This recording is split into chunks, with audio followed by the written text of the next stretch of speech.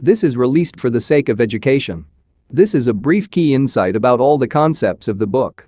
We provide free audiobooks, key insights, summaries and brief study notes on the concepts of the books. So make sure to subscribe and become a part of our family.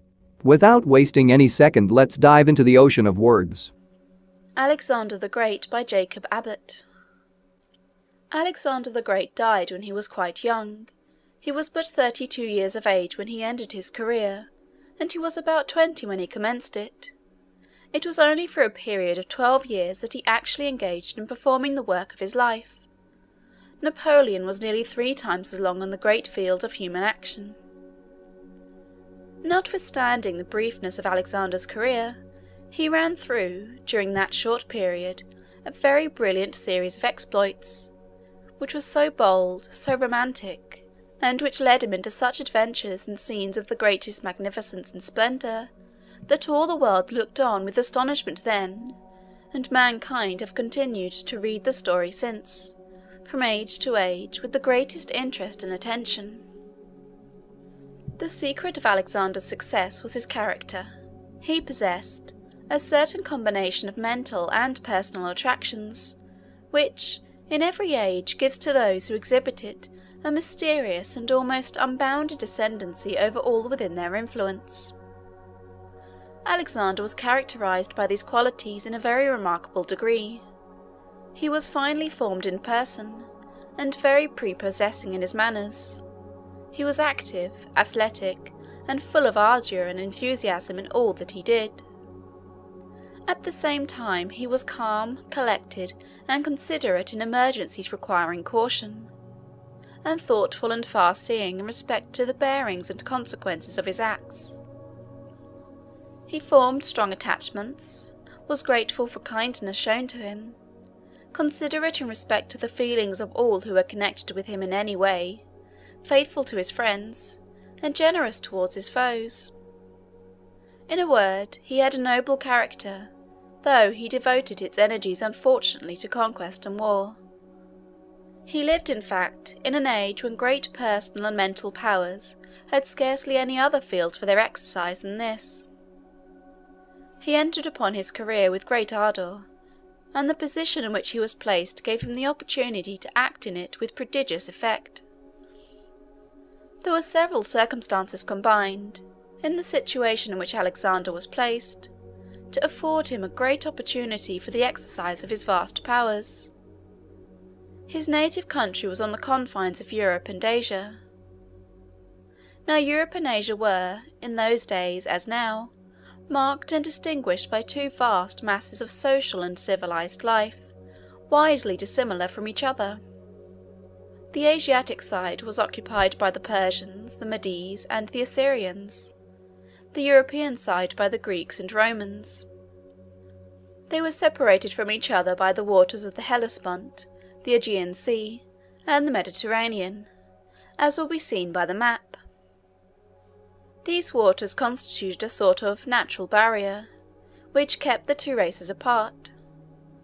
The races formed, accordingly, 2 vast organizations, distinct and widely different from each other, and of course rivals and enemies. It is hard to say whether the Asiatic or European civilization was the highest. The 2 were so different that it is difficult to compare them. On the Asiatic side there was wealth, luxury, and splendour. On the European, energy, genius, and force. On the one hand were vast cities, splendid palaces, and gardens which were the wonder of the world. On the other, strong citadels, military roads and bridges, and compact and well-defended towns. The Persians had enormous armies, perfectly provided for, with beautiful tents, horses elegantly caparisoned, arms and munitions of war of the finest workmanship, and officers magnificently dressed and accustomed to a life of luxury and splendour. The Greeks and Romans, on the other hand, prided themselves in their compact bodies of troop, inured to hardship and thoroughly disciplined. Their officers gloried not in luxury and parade, but in the courage, the steadiness, and implicit obedience of their troops, and in their own science, skill, and powers of military calculation. Thus there was a great difference in the whole system of social and military organisation in these two quarters of the globe. Now Alexander was born the heir to the throne of one of the Grecian kingdoms. He possessed, in a very remarkable degree, the energy and enterprise and military skill so characteristic of the Greeks and Romans. He organised armies, crossed the boundary between Europe and Asia, and spent the 12 years of his career in a most triumphant military incursion into the very centre of the seat of Asiatic power, destroying the Asiatic armies, conquering the most splendid cities, defeating or taking captive the kings and princes and generals that opposed his progress. The whole world looked on with wonder to see such a course of conquest, pursued so successfully by so young a man, and with so small an army, gaining continual victories as it did over such vast numbers of foes, and making conquests of such accumulated treasures of wealth and splendour. The name of Alexander's father was Philip. The kingdom over which he reigned was called Macedon. Macedon was in the northern part of Greece. It was a kingdom about twice as large as the state of Massachusetts, and 1/3 as large as the state of New York. The name of Alexander's mother was Olympias. She was the daughter of the king of Epirus, which was a kingdom somewhat smaller than Macedon, and lying westward of it. Both Macedon and Epirus will be found upon the map at the commencement of this volume. Olympias was a woman of very strong and determined character. Alexander seemed to inherit her energy, though in his case it was combined with other qualities of a more attractive character, which his mother did not possess. He was, of course, as the young prince, a very important personage in his father's court. Everyone knew that at his father's death he would become king of Macedon, and he was consequently the object of a great deal of care and attention. As he gradually advanced in the years of his boyhood, it was observed by all who knew him that he was endued with extraordinary qualities of mind and of character, which seemed to indicate, at a very early age, his future greatness. Although he was a prince, he was not brought up in habits of luxury and effeminacy. This would have been contrary to all the ideas which were entertained by the Greeks in those days. They had then no firearms, so that in battle the combatants could not stand quietly, as they can now, at a distance from the enemy, coolly discharging musketry or cannon. In ancient battles the soldiers rushed toward each other, and fought hand to hand in close combat, with swords or spears or other weapons requiring great personal strength, so that headlong bravery and muscular force were the qualities which generally carried the day. The duties of officers, too, on the field of battle, were very different then from what they are now. An officer now must be calm, collected, and quiet. His business is to plan, to calculate, to direct, and arrange. He has to do this sometimes, it is true, in circumstances of the most imminent danger, so that he must be a man of great self-possession and of undaunted courage. But there is very little occasion for him to exert any great physical force. In ancient times, however, the great business of the officers, certainly in all the subordinate grades, was to lead on the men, and set them an example by performing themselves deeds in which their own great personal prowess was displayed. Of course, it was considered extremely important that the child destined to be a general should become robust and powerful in constitution from his earliest years, and that he should be inured to hardship and fatigue. In the early part of Alexander's life, this was the main object of attention. The name of the nurse who had charge of our hero in his infancy was Lanace. She did all in her power to give strength and hardihood to his constitution, while at the same time she treated him with kindness and gentleness.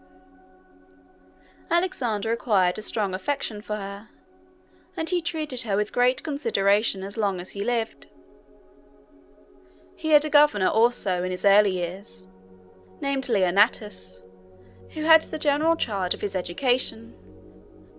As soon as he was old enough to learn, they appointed him a preceptor also, to teach him such branches as were generally taught to young princes in those days. The name of this preceptor was Lysimachus. They had no printed books, but there were a few writings on parchment rolls which young scholars were taught to read. Some of these writings were treatises on philosophy, others were romantic histories, narrating the exploits of the heroes of those days, of course with much exaggeration and embellishment. There were also some poems, still more romantic than the histories, though generally on the same themes. The greatest productions of this kind were the writings of Homer, an ancient poet who lived and wrote 400 or 500 years before Alexander's day. The young Alexander was greatly delighted with Homer's tales. These tales are narrations of the exploits and adventures of certain great warriors at the siege of Troy, a siege which lasted 10 years, and they are written with so much beauty and force, they contain such admirable delineations of character, and such graphic and vivid descriptions of romantic adventures, and picturesque and striking scenes, that they have been admired in every age by all who have learned to understand the language in which they are written. Alexander could understand them very easily, as they were written in his mother tongue. He was greatly excited by the narrations themselves, and pleased with the flowing smoothness of the verse in which the tales were told. In the latter part of his course of education, he was placed under the charge of Aristotle, who was one of the most eminent philosophers of ancient times. Aristotle had a beautiful copy of Homer's poems prepared expressly for Alexander, taking great pains to have it transcribed with perfect correctness and in the most elegant manner. Alexander carried this copy with him in all campaigns.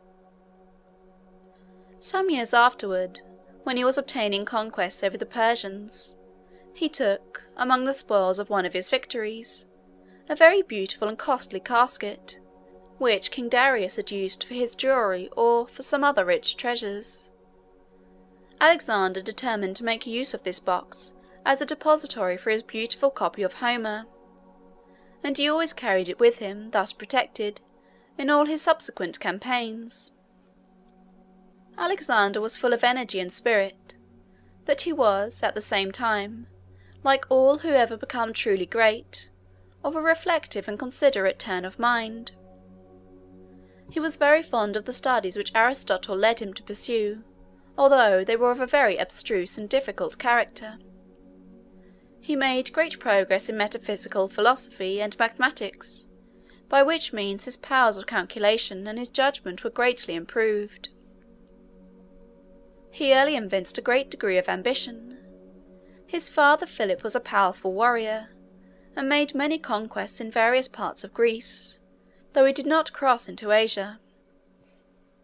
When news of Philip's victories came into Macedon, all the rest of the court would be filled with rejoicing and delight, but Alexander on such occasions looked thoughtful and disappointed, and complained that his father would conquer every country, and leave him nothing to do.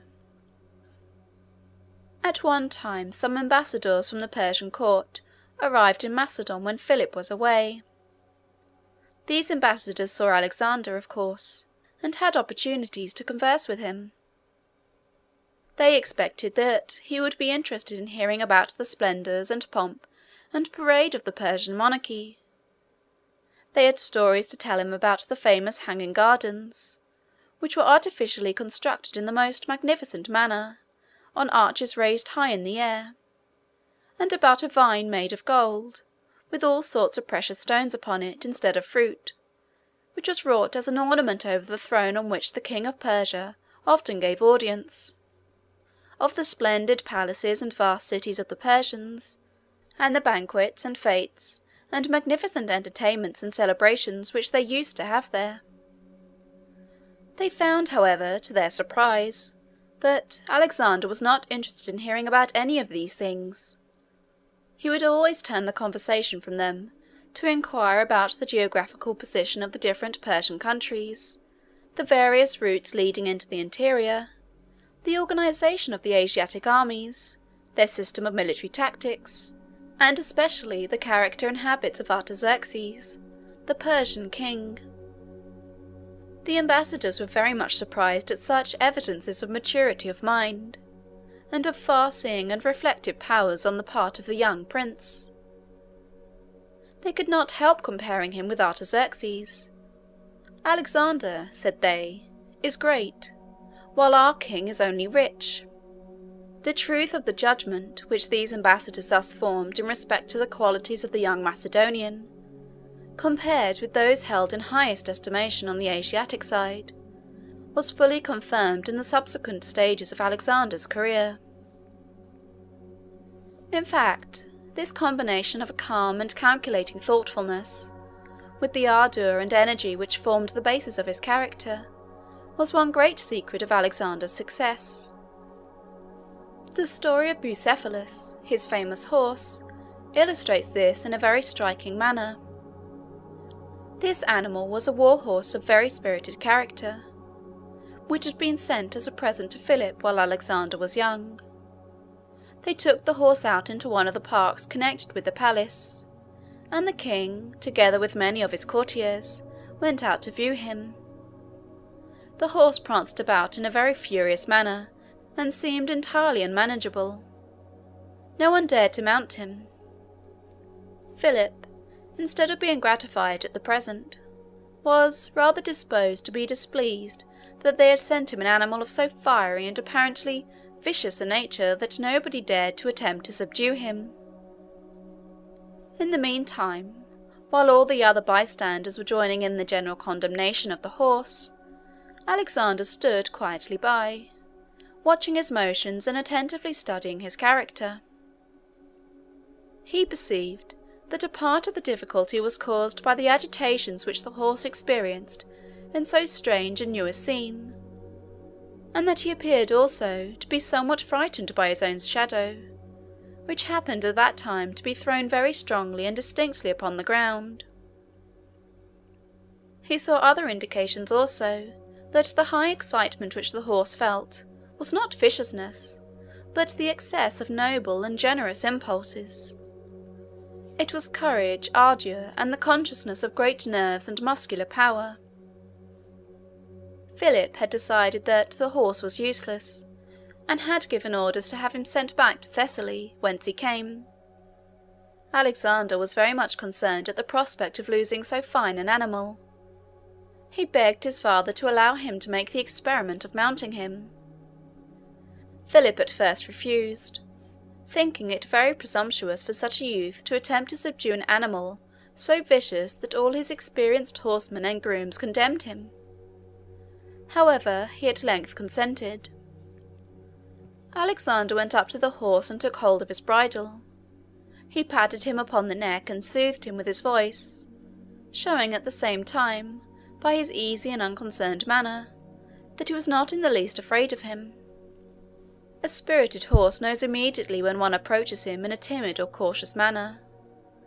He appears to look with contempt on such a master, and to determine not to submit to him. On the contrary, horses seem to love to yield obedience to man, when the individual who exerts the obedience possesses those qualities of coolness and courage which their instincts enable them to appreciate. At any rate, Bucephalus was calmed and subdued by the presence of Alexander.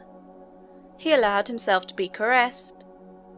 Alexander turned his head in such a direction as to prevent his seeing his shadow. He quietly and gently laid off a sort of cloak which he wore, and sprang upon the horse's back. Then, instead of attempting to restrain him, and worrying and checking him by useless efforts to hold him in, he gave him the rein freely, and animated and encouraged him with his voice, so that the horse flew across the plains at the top of his speed, the king and courtiers looking on, at first with fear and trembling, but soon afterward with feelings of the greatest admiration and pleasure. After the horse had satisfied himself with his run, it was easy to rein him in, and Alexander returned with him in safety to the king. The courtiers overwhelmed him with their praises and congratulations. Philip commended him very highly. He told him that he deserved a larger kingdom than Macedon to govern. Alexander's judgment of the true character of the horse proved to be correct. He became very tractable and docile, yielding a ready submission to his master in everything. He would kneel upon his forelegs at Alexander's command, in order that he might mount more easily. Alexander retained him for a long time, and made him his favourite war-horse. A great many stories are related by the historians of those days of his sagacity and his feats of war. Whenever he was equipped for the field with his military trappings, he seemed to be highly elated with pride and pleasure, and at such times he would not allow anyone but Alexander to mount him. What became of him at last is not certainly known. There are two accounts of his end. One is, that on a certain occasion Alexander got carried too far into the midst of his enemies, on a battlefield, and that, after fighting desperately for some time, Basileus made the most extreme exertions to carry him away. He was severely wounded again and again, and though his strength was nearly gone, he would not stop, but pressed forward till he had carried his master away to a place of safety, and that then he hopped down exhausted and died. It may be, however, that he did not actually die at this time, but slowly recovered. For some historians relate that he lived to be 30 years old, which is quite an old age for a horse, and that he then died. Alexander caused him to be buried with great ceremony, and built a small city upon the spot in honour of his memory. The name of this city was Bucephalia. Alexander's character matured rapidly, and he began very early to act the part of a man. When he was only 16 years of age, his father, Philip, made him regent of Macedon, while he was absent on a great military campaign among the other states of Greece. Without doubt Alexander had, in this regency, the counsel and aid of high officers of state of great experience and ability. He acted, however, himself, in this high position, with great energy and with complete success, and, at the same time, with all that modesty of deportment, and that delicate consideration for the officers under him, who, though inferior in rank, were yet his superiors in age and experience, which his position rendered proper, but which few persons so young as he would have manifested in circumstances so well calculated to awaken the feelings of vanity and elation.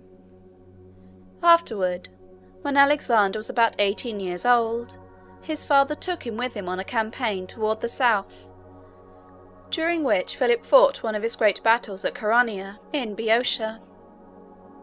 In the arrangements for this battle, Philip gave the command of one of the wings of the army to Alexander, while he reserved the other for himself. He felt some solicitude in giving his young son so important a charge, but he endeavoured to guard against the danger of an unfortunate result by putting the ablest generals on Alexander's side, while he reserved those on whom he could place less reliance for his own. Thus organised, the army went into battle. Philip soon ceased to feel any solicitude for Alexander's part of the duty. Boy as he was, the young prince acted with the utmost bravery, coolness, and discretion. The wing which he commanded was victorious, and Philip was obliged to urge himself and the officers with him to greater exertions, to avoid being outdone by his son. In the end, Philip was completely victorious, and the result of this great battle was to make his power paramount and supreme over all the states of Greece. Notwithstanding, however, the extraordinary discretion and wisdom which characterized the mind of Alexander in his early years, he was often haughty and headstrong, and in cases where his pride or his resentment was aroused, he was sometimes found very impetuous and uncontrollable. His mother Olympias was of a haughty and imperious temper, and she quarrelled with her husband, King Philip. Or perhaps it ought rather to be said that he quarrelled with her. Each is said to have been unfaithful to the other, and, after a bitter contention, Philip repudiated his wife and married another lady. Among the festivities held on the occasion of this marriage, there was a great banquet, at which Alexander was present, and an incident occurred which strikingly illustrates the impetuosity of his character. One of the guests at this banquet, in saying something complimentary to the new queen, which Alexander considered as in disparagement of the character of his mother and of his own birth, his anger was immediately aroused. He threw the cup from which he had been drinking at the offender's head. Attalus, for this was his name, threw his cup at Alexander in return. The guests at the table where they were sitting rose, and a scene of uproar and confusion ensued. Philip, incensed at such an interruption of the order and harmony of the wedding feast, drew his sword and rushed toward Alexander, but by some accident he stumbled and fell upon the floor. Alexander looked upon his fallen father with contempt and scorn, and exclaimed, "What a fine hero the states of Greece have to lead their armies! A man that cannot get across the floor without tumbling down." He then turned away and left the palace. Immediately afterward he joined his mother Olympias, and went away with her to her native country, Ephraius, where the mother and son remained for a time in a state of open quarrel with the husband and father. In the meantime Philip had been planning a great expedition into Asia. He had arranged the affairs of his own kingdom, and had formed a strong combination among the states of Greece, by which powerful armies had been raised, and he had been designated to command them. His mind was very intently engaged in his vast enterprise. He was in the flower of his years and at the height of his power. His own kingdom was in a very prosperous and thriving condition, and his ascendancy over the other kingdoms and states on the European side had been fully established.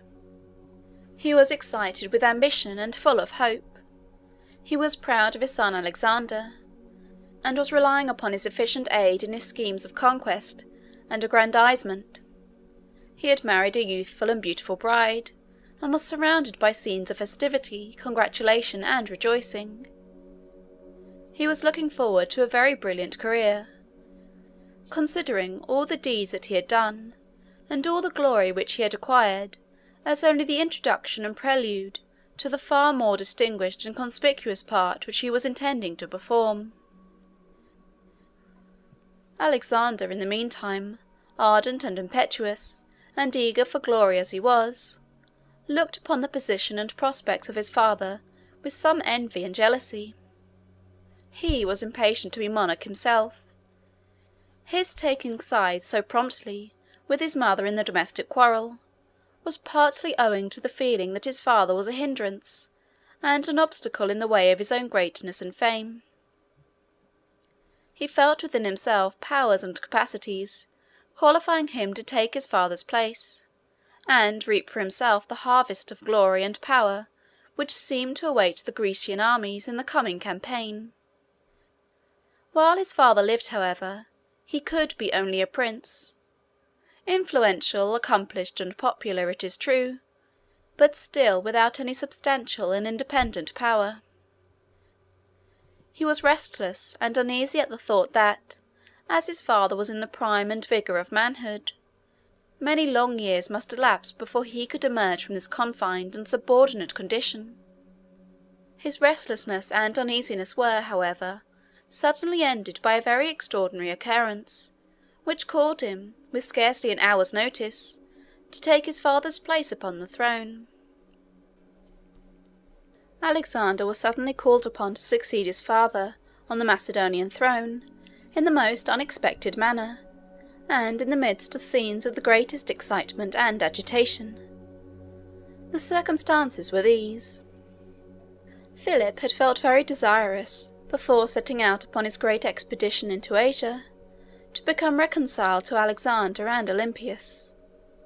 He wished for Alexander's co-operation in his plans, and then, besides, it would be dangerous to go away from his own dominions with such a son left behind in a state of resentment and hostility. So Philip sent kind and conciliatory messages to Olympias and Alexander, who had gone, it will be recollected, to Ephraius, where her friends resided. The brother of Olympias was king of Ephraius. He had been at first incensed at the indignity which had been put upon his sister by Philip's treatment of her. But Philip now tried to appease his anger also, by friendly negotiations and messages. At last he arranged a marriage between the king of Ephraius and one of his own daughters, and this completed the reconciliation. Olympias and Alexander returned to Macedon, and great preparations were made for a very splendid wedding. Philip wished to make this wedding not merely the means of confirming his reconciliation with his former wife and son, and establishing friendly relations with the king of Ephraius. He also prized it as an occasion for paying marked and honourable attention to the princes and great generals of the other states of Greece. He consequently made his preparations on a very extended and sumptuous scale, and sent invitations to the influential and prominent men far and near. These great men, on the other hand, and all the other public authorities in the various Grecian states, sent compliments, congratulations, and presents to Philip, each seeming ambitious to contribute his share to the splendour of the celebration. They were not wholly disinterested in this, it is true. As Philip had been made commander-in-chief of the Grecian armies, which were about to undertake the conquest of Asia, and as, of course, his influence and power in all that related to that vast enterprise would be paramount and supreme, and as all were ambitious to have a large share in the glory of that expedition, and participate, as much as possible, in the power and in the renown which seemed to be at Philip's disposal, all were, of course, very anxious to secure his favour. A short time before, they were contending against him, but now, since he had established his ascendancy, they all eagerly joined in the work of magnifying it and making it illustrious. Nor could Philip justly complain of the hollowness and falseness of these professions of friendship. The compliments and favours which he offered to them were equally hollow and heartless.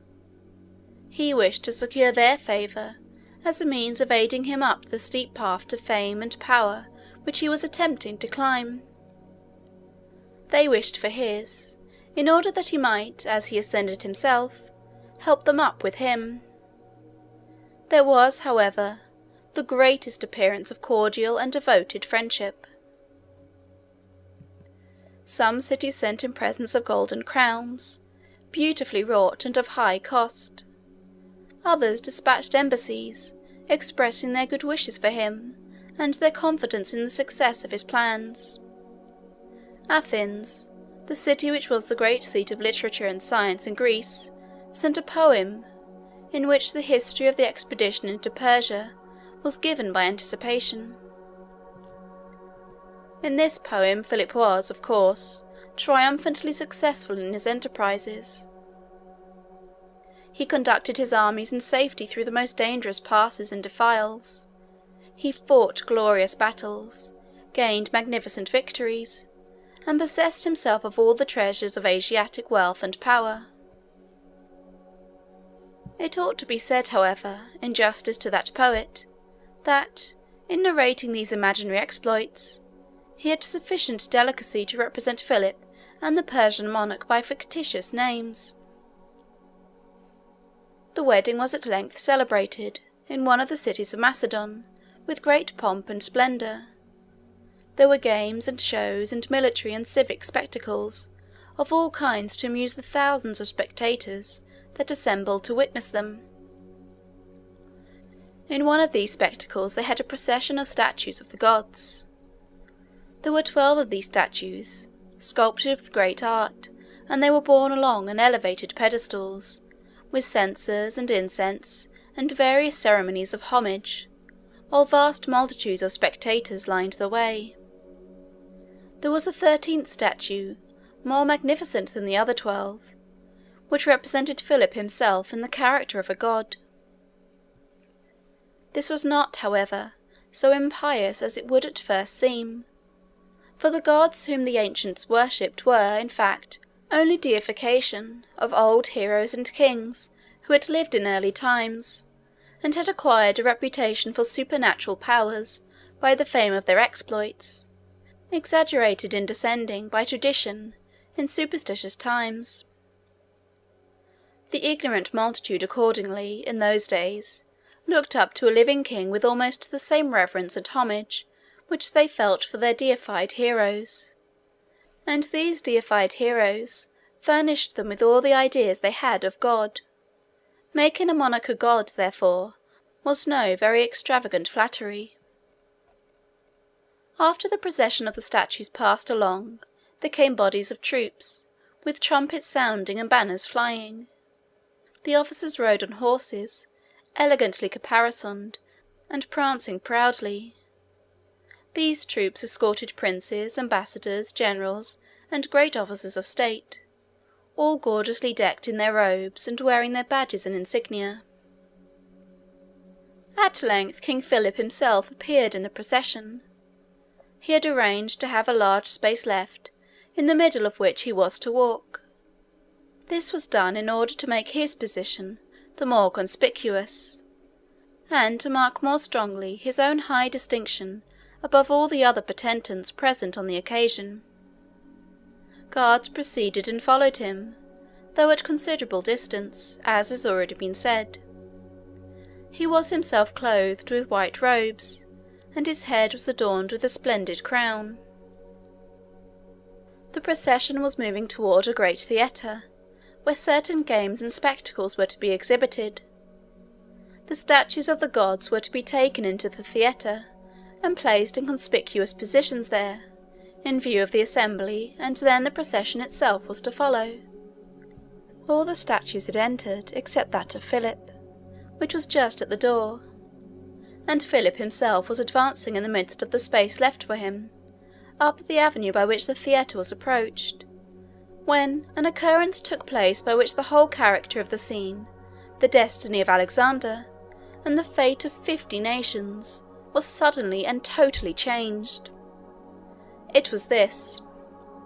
An officer of the guards, who had his position in the procession near the king, was seen advancing impetuously toward him, through the space which separated him from the rest, and, before the spectators had time even to wonder what he was going to do, he stabbed him to the heart. Philip fell down in the street and died. A scene of indescribable tumult and confusion ensued. The murderer was immediately cut to pieces by the other guards. They found, however, before he was dead, that it was Pausanias, a man of high standing and influence, a general officer of the guards. He had had horses provided and other assistance ready to enable him to make his escape, but he was cut down by the guards before he could avail himself of them. An officer of the state immediately hastened to Alexander, and announced to him his father's death and his own ascension to the throne. An assembly of the leading councillors and statesmen were called, in a hasty and tumultuous manner, and Alexander was proclaimed king with prolonged and general acclamations. Alexander made a speech in reply. The great assembly looked upon his youthful form and face as he arose, and listened with intense interest to hear what he had to say. He was between 19 and 20 years of age, but though thus really a boy, he spoke with all the decision and confidence of an energetic man. He said that he should at once assume his father's position, and carry forward his plans. He hoped to do this so efficiently that everything would go directly onward, just as if his father had continued to live, and that the nation would find that the only change which had taken place was in the name of the king.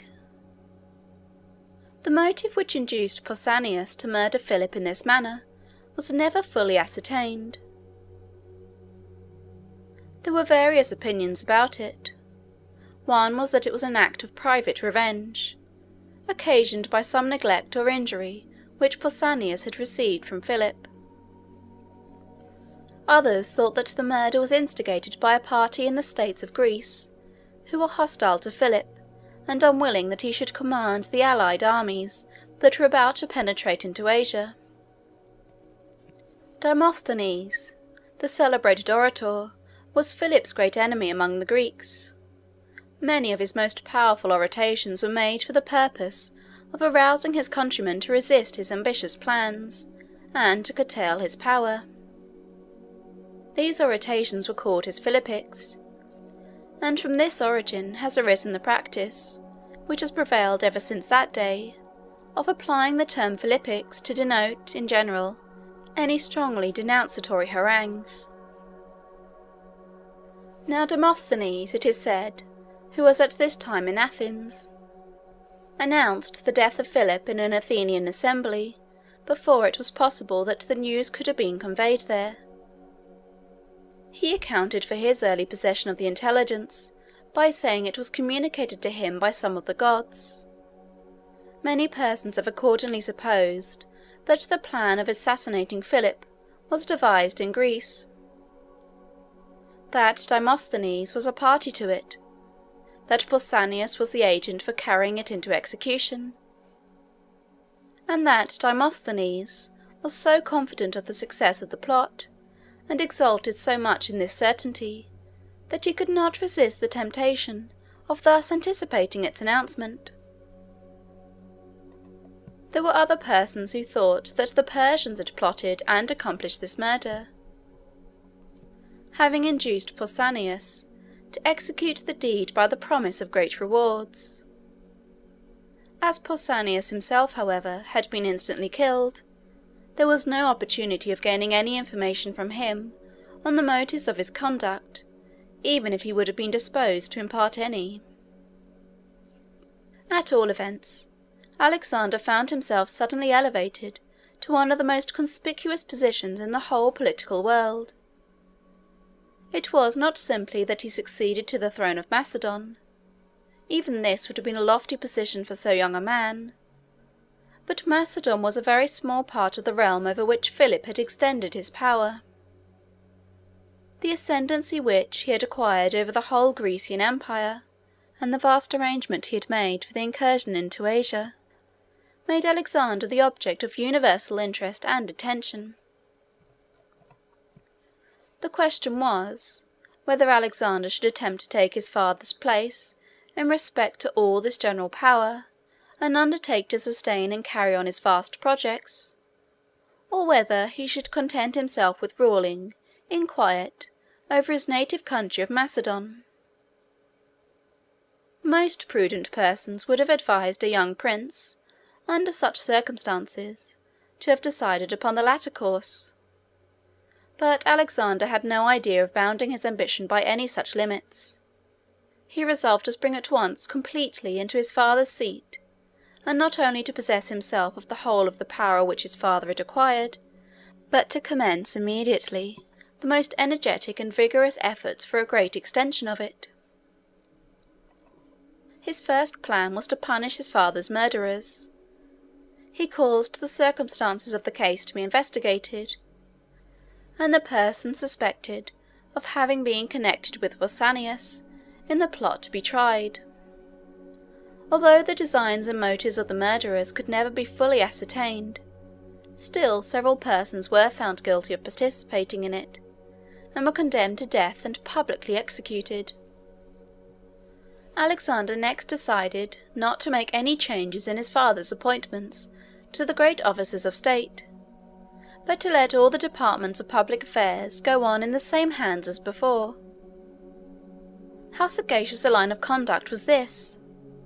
Most ardent and enthusiastic young men, in the circumstances in which he was placed, would have been elated and vain in their elevation, and would have replaced the old and well-tried servants of the father with personal favourites of their own age, inexperienced and incompetent, and as conceited as themselves. Alexander, however, made no such changes. He continued the old officers in command, endeavouring to have everything go on just as if his father had not died. There were two officers in particular who were the ministers on whom Philip had mainly relied. Their names were Antipater and Parmenio. Antipater had charge of the civil, and Parmenio of military affairs. Parmenio was a very distinguished general. He was at this time nearly 60 years of age. Alexander had great confidence in his military powers, and felt a strong personal attachment for him. Parmenio entered into the young king's service with great readiness, and accompanied him through almost the whole of his career. It seems strange to see men of such age, standing, and experience, obeying the orders of such a boy, but there was something in the genius, the power, and the enthusiasm of Alexander's character, which inspired ardour in all around him, and made everyone eager to join his standard, and to aid in the execution of his plans. Macedon, as will be seen on the following map, was in the northern part of the country occupied by the Greeks, and the most powerful state of the confederacy, and all the great and influential cities were south of it. There was Athens, which was magnificently built, its splendid citadel crowning a rocky hill in the centre of it. It was the great seat of literature, philosophy, and the arts, and was thus a centre of attraction for all the civilized world. There was Corinth, which was distinguished for the gaiety and pleasure which reigned there. All possible means of luxury and amusement were concentrated within its walls.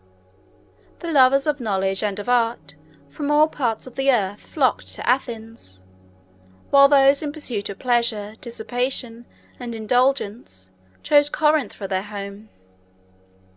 Corinth was beautifully situated on isthmus, with prospects on the sea on either hand. It had been a famous city for 1,000 years in Alexander's day. There was also Thebes. Thebes was farther north than Athens and Corinth. It was situated on an elevated plain, and had, like other ancient cities, a strong citadel, where there was at this time a Macedonian garrison, which Philip had placed there. Thebes was very wealthy and powerful. It had also been celebrated as the birthplace of many poets and philosophers, and other eminent men. Among these was Pindar, a very celebrated poet who had flourished 1 or 2 centuries before the time of Alexander. His descendants still lived in Thebes, and Alexander, some time after this, had occasion to confer upon them a very distinguished honour. There was Sparta also, called sometimes Lacedaemon. The inhabitants of this city were famed for their courage, hardihood, and physical strength, and for the energy with which they devoted themselves to the work of war. They were nearly all soldiers, and all the arrangements of the state and of society, and all the plans of education, were designed to promote military ambition and pride among the officers, and fierce and indomitable courage and endurance in the men. These cities, and many others, with the states which were attached to them, formed a large and flourishing and very powerful community, extending all over that part of Greece which lay south of Macedon. Philip, as has been already said, had established his own ascendancy over all this region, though it cost him many perplexing negotiations and some hard-fought battles to do it. Alexander considered it somewhat uncertain whether the people of all these states and cities would be disposed to transfer readily to so youthful a prince as he, the high commission which his father, a very powerful monarch and soldier, had extorted from them with so much difficulty. What should he do in the case? Should he give up the expectation of it? Should he send ambassadors to them, presenting his claims to occupy his father's place? Or should he not act at all, but wait quietly at home in Macedon until they should decide the question? Instead of doing either of these things, Alexander decided on the very bold step of setting out himself, at the head of an army, to march into southern Greece for the purpose of presenting in person, and, if necessary, of enforcing his claim to the same post of honour and power which had been conferred upon his father. Considering all the circumstances of the case, This was perhaps one of the boldest and most decided steps of Alexander's whole career. Many of his Macedonian advisers counselled him not to make such an attempt, but Alexander would not listen to any such cautions. He collected his forces and set forth at the head of them. Between Macedon and the southern states of Greece was a range of lofty and almost impassable mountains. These mountains extended through the whole interior of the country, and the main route leading into southern Greece passed around to the eastward of them, where they terminated in cliffs, leaving a narrow passage between the cliffs and the sea. This pass was called the Pass of Thermopylae, and it was considered the key to Greece. There was a town named Anthelia near the pass, on the outward side. There was in those days a sort of general congress or assembly of the states of Greece, which was held from time to time, to decide questions and disputes in which the different states were continually getting involved with each other. This assembly was called the Amphictyonic Council, on account, as is said, of its having been established by a certain king named Amphictyon. A meeting of this council was appointed to receive Alexander.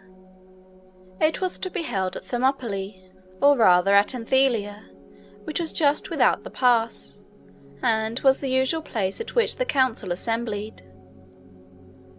This was because the pass was an intermediate position between the northern and southern portions of Greece, and thus was equally accessible from either. In proceeding to the southward, Alexander had first to pass through Thessaly, which was a very powerful state immediately south of Macedon. He met with some show of resistance at first, but not much. The country was impressed with the boldness and decision of character manifested in the taking of such a course by so young a man. Then, too, Alexander, so far as he became personally known, made a very favourable impression upon every one. His manly and athletic form, his frank and open manners, his spirit, his generosity, and a certain air of confidence, independence, and conscious superiority which were combined, as they always are in the case of true greatness, with an unaffected and unassuming modesty. These and other traits, which were obvious to all who saw him, in the person and character of Alexander, made every one his friend. Common men take pleasure in yielding to the influence and ascendancy of one whose spirit they see and feel stands on a higher eminence and wields higher power than their own. They like a leader. It is true, they must feel confidence of his superiority, but when this superiority stands out, so clearly and distinctly marked, combined too with all the graces and attractions of youth and manly beauty, as it was in the case of Alexander, the minds of men are brought very easily and rapidly under its sway. The Thessalians gave Alexander a very favourable reception. They expressed a cordial readiness to instate him in the position which his father had occupied. They joined their forces to his, and proceeded southward toward the pass of Thermopylae. Here the great council was held. Alexander took his place in it as a member. Of course, he must have been an object of universal interest and attention. The impression which he made here seems to have been very favourable. After this assembly separated, Alexander proceeded southward, accompanied by his own forces, and tended by the various princes and potentates of Greece, with their attendants and followers. The feelings of exultation and pleasure with which the young king defiled through the pass of Thermopylae, thus attended, must have been exciting in the extreme. The pass of Thermopylae was a scene strongly associated with ideas of military glory and renown. It was here that, about 150 years before, Leonidas, a Spartan general, with only 300 soldiers, had attempted to withstand the pressure of an immense Persian force which was at that time invading Greece. He was one of the kings of Sparta, and he had the command not only of his 300 Spartans, but also of all the allied forces of the Greeks that had been assembled to repel the Persian invasion. With the help of these allies he withstood the Persian forces for some time, and as the pass was so narrow between the cliffs and the sea, he was enabled to resist them successfully. At length, however, a strong detachment from the immense Persian army contrived to find their way over the mountains and around the pass, so as to establish themselves in a position from which they could come down upon the small Greek army in their rear. Leonidas, perceiving this, ordered all his allies from the other states of Greece to withdraw, leaving himself and his 300 countrymen alone in the defile. He did not expect to repel his enemies, or to defend the pass. He knew that he must die, and all his brave followers with him, and that the torrent of invaders would pour down through the pass over their bodies. But he considered himself stationed there to defend the passage, and he would not desert his post. When the battle came on, he was the first to fall. The soldiers gathered around him and defended his dead body as long as they could. At length, overpowered by the immense numbers of their foes, they were all killed but one man. He made his escape and returned to Sparta. A monument was erected on the spot with this inscription: "Go, traveller, to Sparta, and say that we lie here, on the spot at which we were stationed to defend our country." Alexander passed through the defile. He advanced to the great cities south of it, to Athens, to Thebes, and to Corinth. Another great assembly of all the monarchs and potentates of Greece was conceived in Corinth, and here Alexander attained the object of his ambition, in having the command of the great expedition into Asia conferred upon him. The impression which he made upon those with whom he came into connection by his personal qualities must have been favourable in the extreme. That such a youthful prince should be selected by so powerful a confederation of nations as their leader in such an enterprise as they were about to engage in, indicates a most extraordinary power on his part of acquiring an ascendancy over the minds of men, and of impressing all with the sense of his commanding superiority. Alexander returned to Macedon from his expedition to the southward in triumph, and began at once to arrange the affairs of his kingdom, so as to be ready to enter, unembarrassed, upon the great career of conquest which he imagined was before him. The country which was formerly occupied by Macedon and the other states of Greece is now Turkey in Europe. In the northern part of it is a vast chain of mountains, called now the Balkan. In Alexander's day it was Mount Haemus. This chain forms a broad belt of lofty and uninhabitable land, and extends from the Black Sea to the Adriatic. A branch of this mountain range, called Rhodope, extends southwardly from about the middle of its length, as may be seen by the map. Rhodope separated Macedonia from a large and powerful country, which was occupied by a somewhat rude but warlike race of men. This country was Thrace. Thrace was one great fertility basin or valley, sloping toward the centre in every direction, so that all the streams from the mountains, increased by the rains which fell over the whole surface of the ground, flowed together into one river, which meandered through the centre of the valley, and flowed out at last into the Aegean Sea.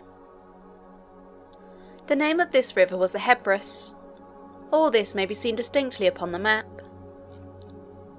The Balkan, or Mount Haemus, as it was then called, formed the great northern frontier of Macedon and Thrace. From the summits of the range, looking northward, the eye surveyed a vast extent of land, constituting one of the most extensive and fertile valleys of the globe. It was the valley of the Danube. It was inhabited, in those days, by rude tribes whom the Greeks and Romans always designated as barbarians. Wild and warlike, and as they had not the art of writing, they have left us no records of their institutions or their history. We know nothing of them, or of the other half-civilized nations that occupied the central parts of Europe in those days, except what their inveterate and perpetual enemies have thought fit to tell us. According to their story, these countries were filled with nations and tribes of a wild and savage character, who could be kept in check only by the most vigorous exertion of military power. Soon after Alexander's return into Macedon, he learned that there were symptoms of revolt among these nations. Philip had subdued them, and established the kind of peace which the Greeks and Romans were accustomed to enforce upon their neighbours. But now, as they had heard that Philip, who had been so terrible a warrior, was no more, and that his son, scarcely out of his teens, had succeeded to the throne, they thought a suitable occasion had arrived to try their strength. Alexander made immediate arrangements for moving northward with his army to settle the question. He conducted his forces through a part of Thrace without meeting with any serious resistance, and approached the mountains.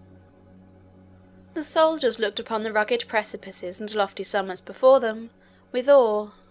These northern mountains were the seat and throne, in the imaginations of the Greeks and Romans, of old Boreas, the hoary god of the north wind.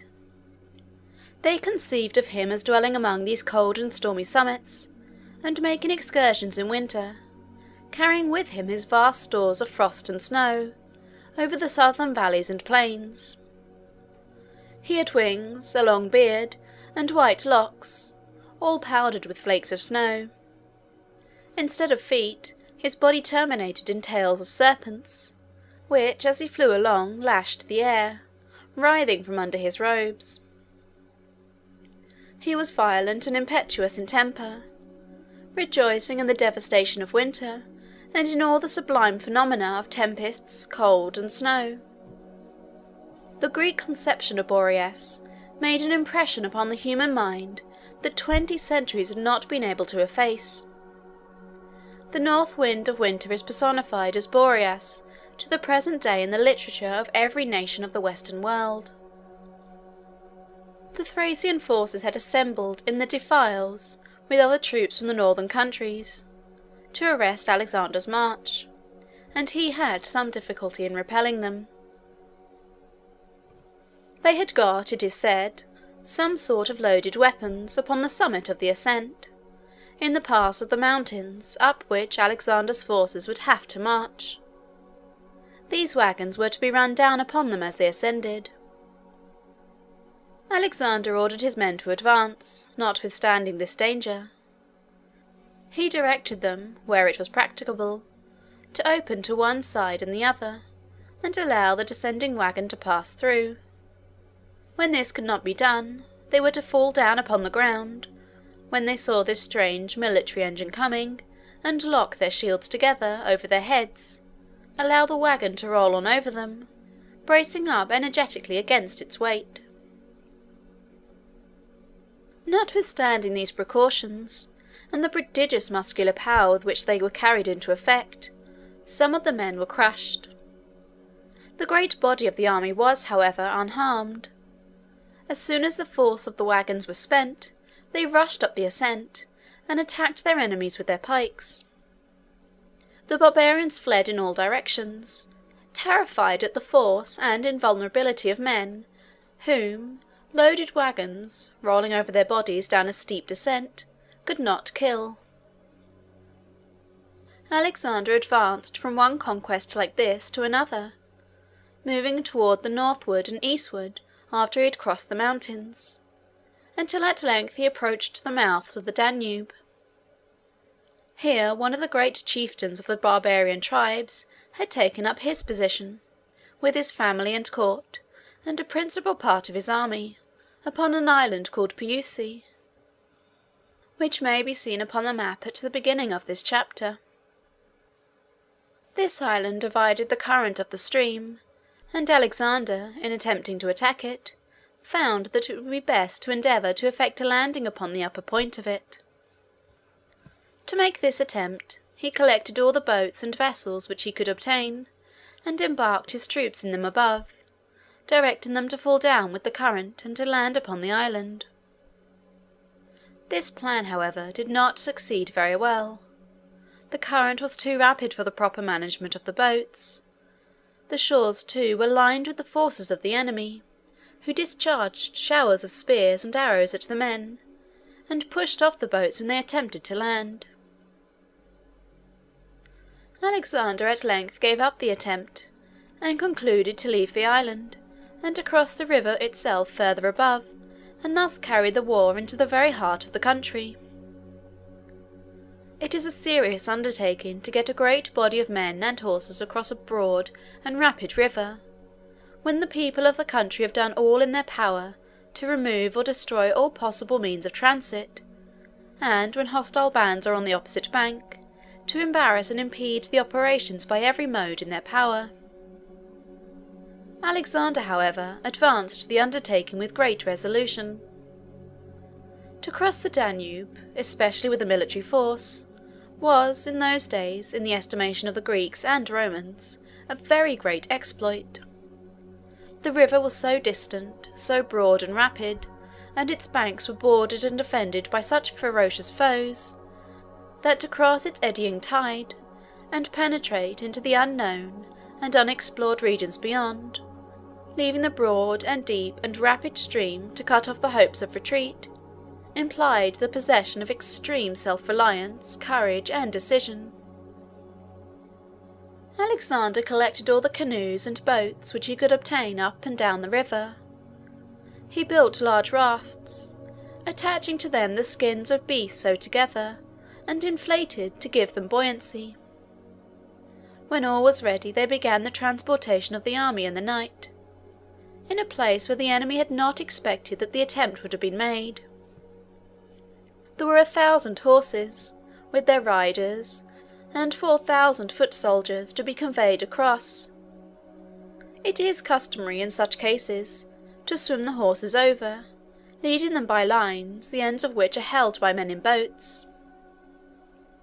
The men themselves, with all the arms, ammunition, and baggage, had to be carried over in the boats or up the rafts. Before morning the whole was accomplished. The army landed in a field of grain. This circumstance, which is casually mentioned by historians, and also the story of the wagons in the passes of Mount Haemus, proves that these northern nations were not absolute barbarians, in the sense in which that term is used in the present day. The art of cultivation and of construction must have made some progress among them, at any rate, and they proved, by some of their conflicts with Alexander, that they were well-trained and well-disciplined soldiers. The Macedonians swept down the waving grain with their pikes, to open a way for the advance of the cavalry, and in the early morning Alexander found and attacked the army of his enemies, who were utterly astonished at finding him on their side of the river. As may be easily anticipated, the barbarian army was beaten in the battle that ensued. Their city was taken. The booty was taken back across the Danube to be distributed among the soldiers of the army. The neighbouring nations and tribes were overawed and subdued by this exhibition of Alexander's courage and energy. He made satisfactory treaties with them all, took hostages, where necessary, to secure the observance of the treaties, and then recrossed the Danube and set out on his return to Macedon. He found that it was time for him to return. The southern cities and states of Greece had not been unanimous in raising him to the office which his father had held. The Spartans and some others were opposed to him. The party thus opposed were inactive and silent while Alexander was in their country, on his first visit to southern Greece. But after his return they began to contemplate more decisive action, and afterward, when they heard of his having undertaken so desperate an enterprise as going northward with his forces, and actually crossing the Danube, they considered him as so completely out of the way that they grew very courageous, and meditated open rebellion. The city of Thebes did at length rebel. Philip had conquered this city in former struggles, and had left a Macedonian garrison there in the citadel. The name of the citadel was Cadmea.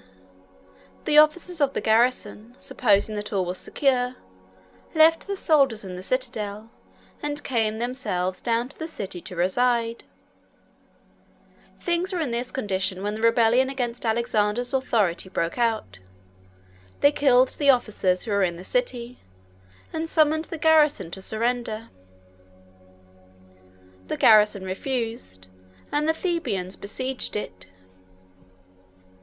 This outbreak against Alexander's authority was in a great measure the work of the great orator Demosthenes, who spared no exertions to arouse the southern states of Greece to resist Alexander's dominion. He especially exerted all the powers of his eloquence in Athens in the endeavour to bring over the Athenians to take sides against Alexander. While things were in this state, the Thebans, having understood that Alexander had been killed at the north, and supposing that, at all events, if this report should not be true, he was without doubt still far away, involved in contentions with the barbarian nations, from which it was not to be expected that he could be very speedily extracted, the whole city was suddenly thrown into consternation by the report that a large Macedonian army was approaching from the north, with Alexander at its head, and that it was, in fact, close upon them. It was now, however, too late for the Thebans to repent of what they had done. They were far too deeply impressed with a conviction of the decision and energy of Alexander's character, as manifested in the whole course of his proceedings since he began to reign, and especially by his sudden reappearance among them so soon after this outbreak against his authority, to imagine that there was now any hope for them except in determined and successful resistance. They shut themselves up, therefore, in their city, and prepared to defend themselves to the last extremity. Alexander advanced, and passing round the city toward the southern side, established his headquarters there, so as to cut off effectually all communication with Athens and the southern cities. He then extended his posts all around the place, so as to invest it entirely. These preparations made, he paused before he commenced the work of subduing the city, to give the inhabitants an opportunity to submit, if they would, without compelling him to resort to force. The conditions, however, which he imposed were such that the Thebans thought it best to take their chance of resistance.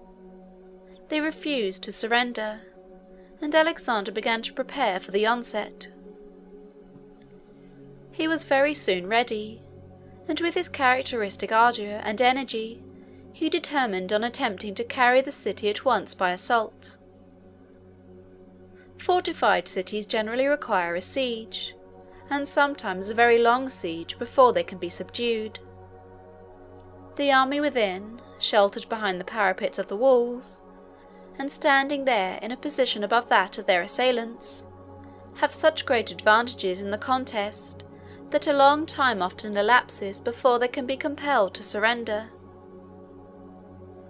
The besiegers have to invest the city on all sides to cut off all supplies of provisions, and then, in those days, they had to construct engines to make a breach somewhere in the walls, through which an assaulting party could attempt to force their way in. The time for making an assault upon a besieged city depends upon the comparative strength of those within and without, and also, still more, on the ardour and resolution of the besiegers. In warfare, an army, in investing a fortified place, spends ordinarily a considerable time in burrowing their way along in trenches, half underground, until they get near enough to plant their cannon where the balls can take effect upon some part of the wall. Then some time usually elapses before a breach is made, and the garrison is sufficiently weakened to render an assault advisable. When, however, the time at length arrives, the most bold and desperate portion of the army are designated to lead the attack. Bundles of small branches of trees are provided to fill up ditches with, and ladders for mounting embankments and walls. The city sometimes, seeing these preparations going on, and convinced that the assault will be successful, surrenders before it is made. When the besieged do thus surrender, they save themselves a vast amount of suffering, for the carrying of a city by assault is perhaps the most horrible scene which the passions and crimes of men ever offer to the view of heaven. It is horrible because the soldiers, exasperated to fury by the resistance which they meet with, and by the awful malignity of the passions, always excited in the hour of battle, if they succeed, burst suddenly into the precincts of domestic life, and find sometimes thousands of families, mothers, children, and defenceless maidens, at the mercy of passions excited to frenzy.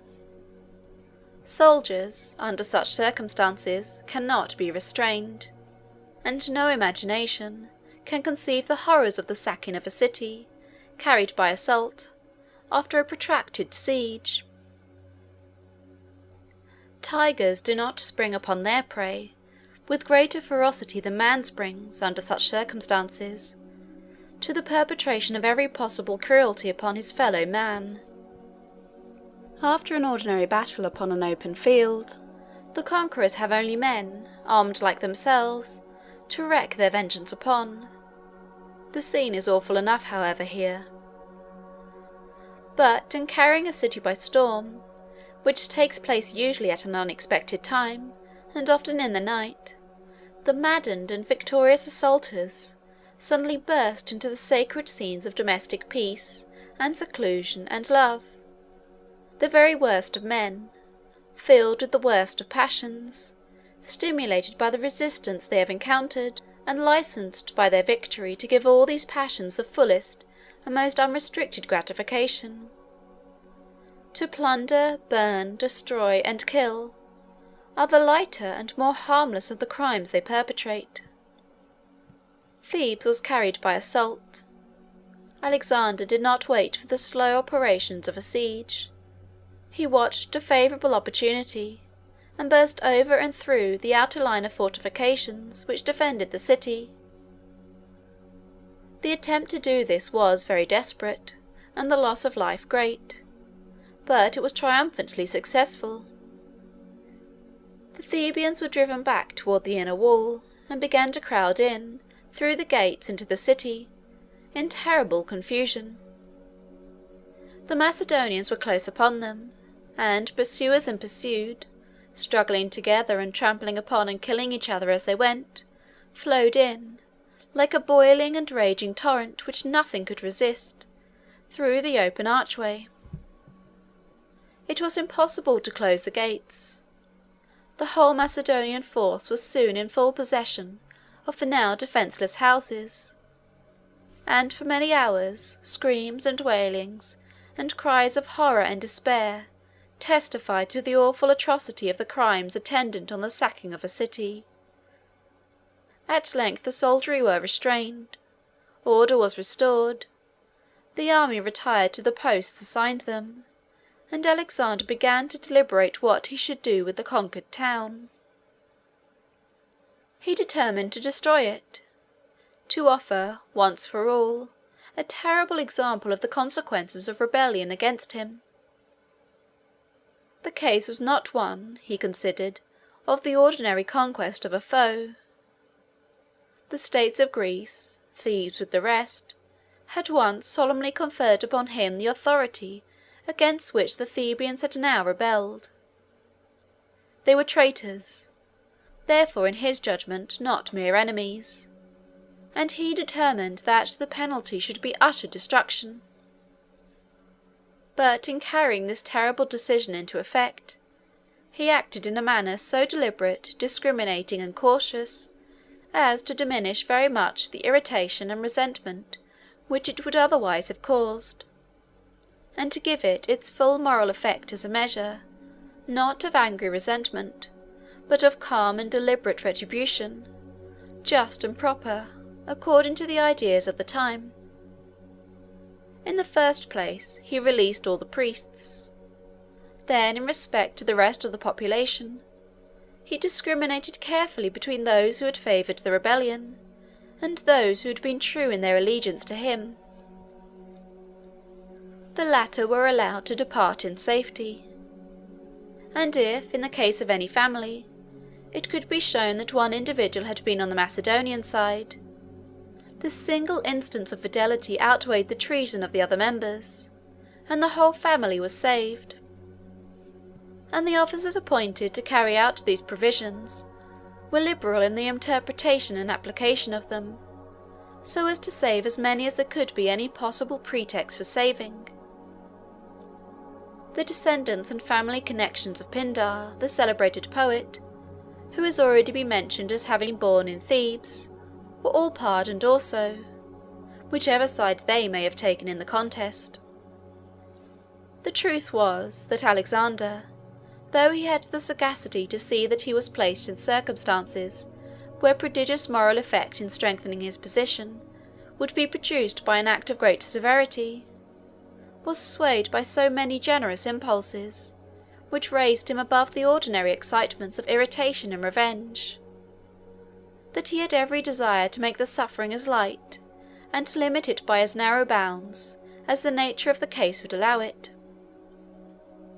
He doubtless also had an instinctive feeling that the moral effect itself of so dreadful a retribution as he was about to inflict upon the devoted city would be very much increased by forbearance and generosity, and by extreme regard for the security and protection of those who had shown themselves his friends.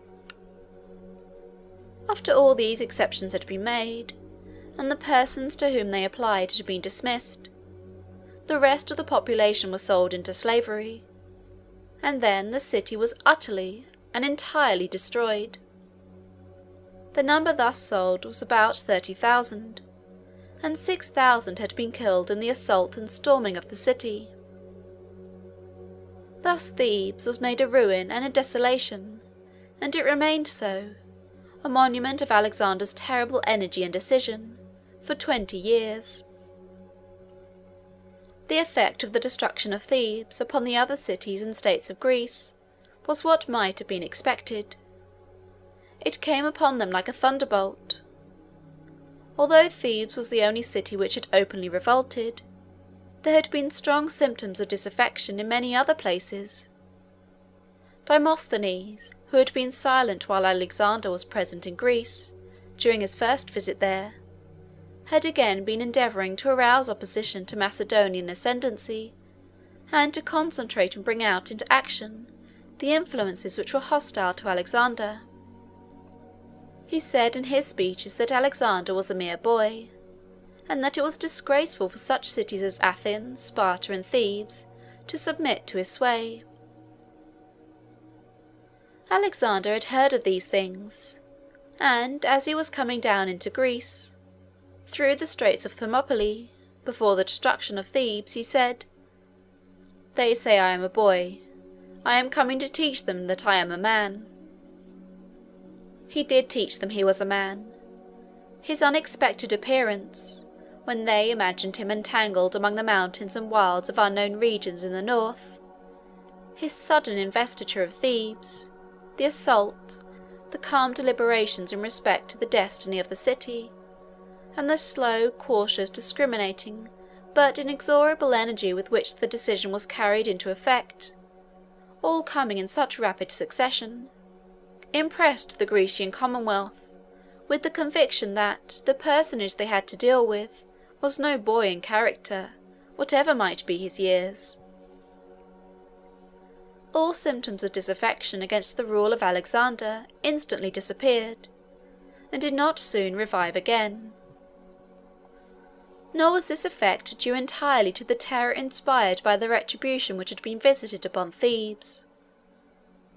All Greece was impressed with a new admiration for Alexander's character, as they witnessed these events, in which his impetuous energy, his cool and calm decision, his forbearance, his magnanimity, and his faithfulness to his friends, were all so conspicuous.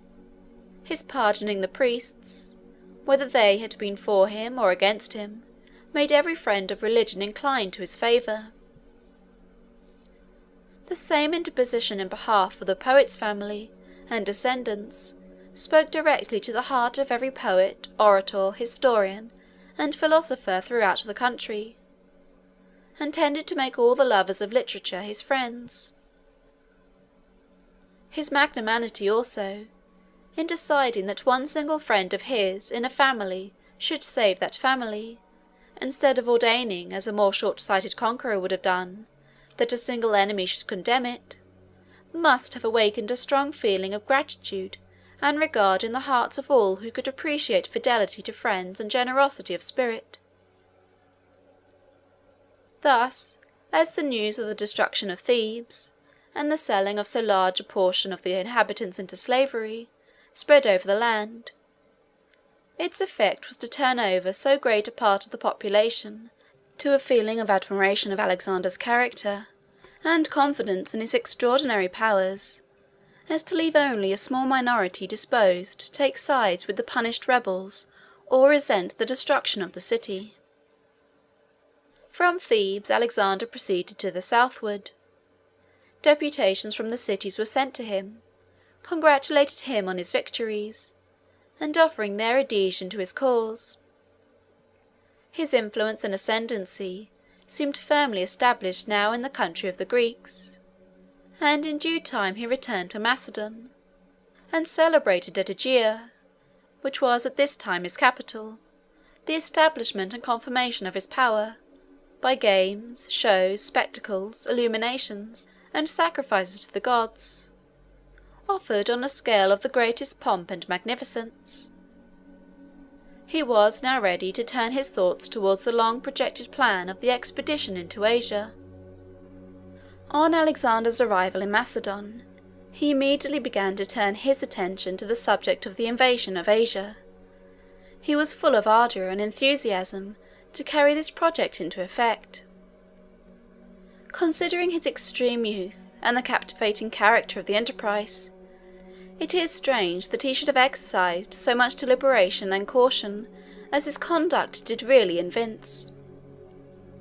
He had now settled everything in the most thorough manner, both within his dominions and among the nations on his borders, and, as it seemed to him, the time had come when he was to commence active preparations for the great Asiatic campaign. He brought the subject before his ministers and councillors. They, in general, concurred with him in opinion.